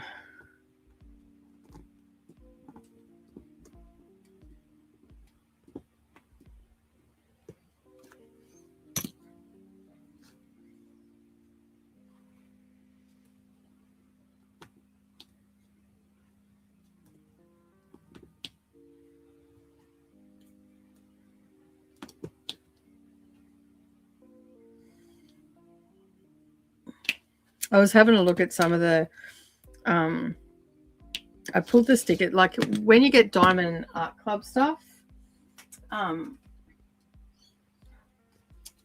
they send you little stickers so you can stick them on the boxes. And I forgot some of the ones that I've got in here are so cute. So I've got, I don't know if you can see it or not. I've got one Halloween. Let me bring it up a bit closer. I've got that. So these go on the outside of the box so you can see them, and you can stick them so when you stack them. There's that one. I've got Rhiannon, which is very dark. That. Then I've got a library, another library one. This is for the library door. So it's a stack of books with a teacup, which I probably will give to Savannah. And then I've got Midnight Magic. And then I've got Oberon, which is a kitty cat. Let me just see if I can get that's a bit better. It's a kitty cat with a witch's hat and a magic wand and some candles. So I've got that one. And then there's that one, which has it's very dark, this one. So it's got like a crow and it's got an altar, cauldron, all that sort of stuff. So yeah. Oh no. Oh no. Come off. Lucky it's sticker paper. Oh, see how tacky it is? That new glue that I put on there. Oh, I was lucky. Forgot about that bit. It wasn't there. So I found these today. So there's some of the Diamond Art Club ones that I've got, and there's a couple other ones as well. So I'll probably in the next week or so go through those and get them all out so I know what I've got. And as I said, I've got the Heaven and Earth design one that I want to do next year, which is a big one. So.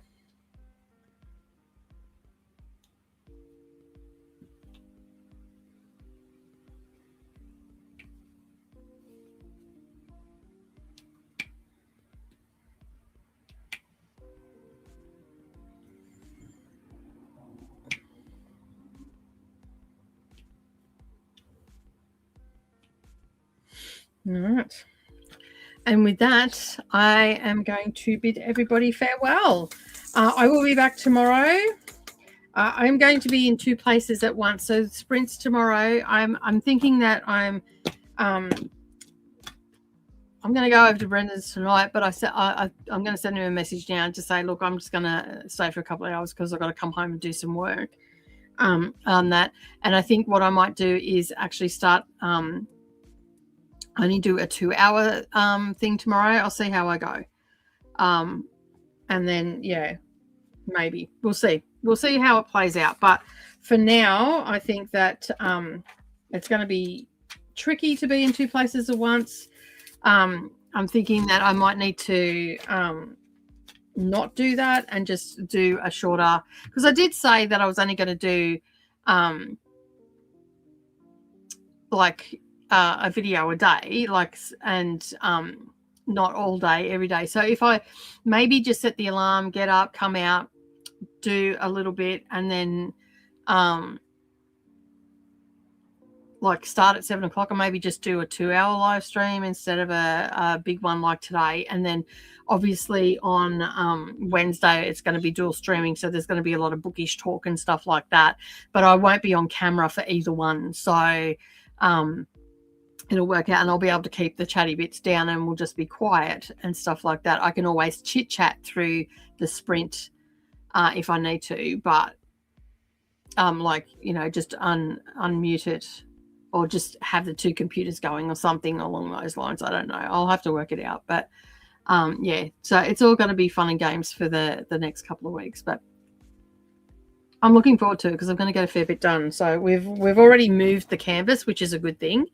So yeah, and I've put some more glue down for that and whatnot. So that should be ready to go tomorrow. With any luck. So what am I at? I'm at 54. I'll get tomorrow in on that one. But for now, I'm going to bid you all farewell. Thank you so much for joining me today, everybody. It's been great. We've had a lot of good conversations today. If you have any questions or anything like that that you would like me to answer, even if it's about booktube stuff, you can just ask those questions. I'll be back again, as I said, tomorrow. I don't know what the sprints are going to look like tomorrow. We'll see how we go on that, because I know I've got that hour discussion, so I'm going to have to be quiet for at least an hour on the sprints. But I'm thinking if I don't want it to be stressful, I could just do a 2-hour thing. So I'm going to play it by ear. We'll see where we end up. All right, everybody. Thank you so much for being here. I really do appreciate it. Thank you for all the conversation that we've had. It's been a lot of fun. Hopefully you got some work done or reading done as well. And of course, I will see you all again in the next video, which just happens to be tomorrow. Bye.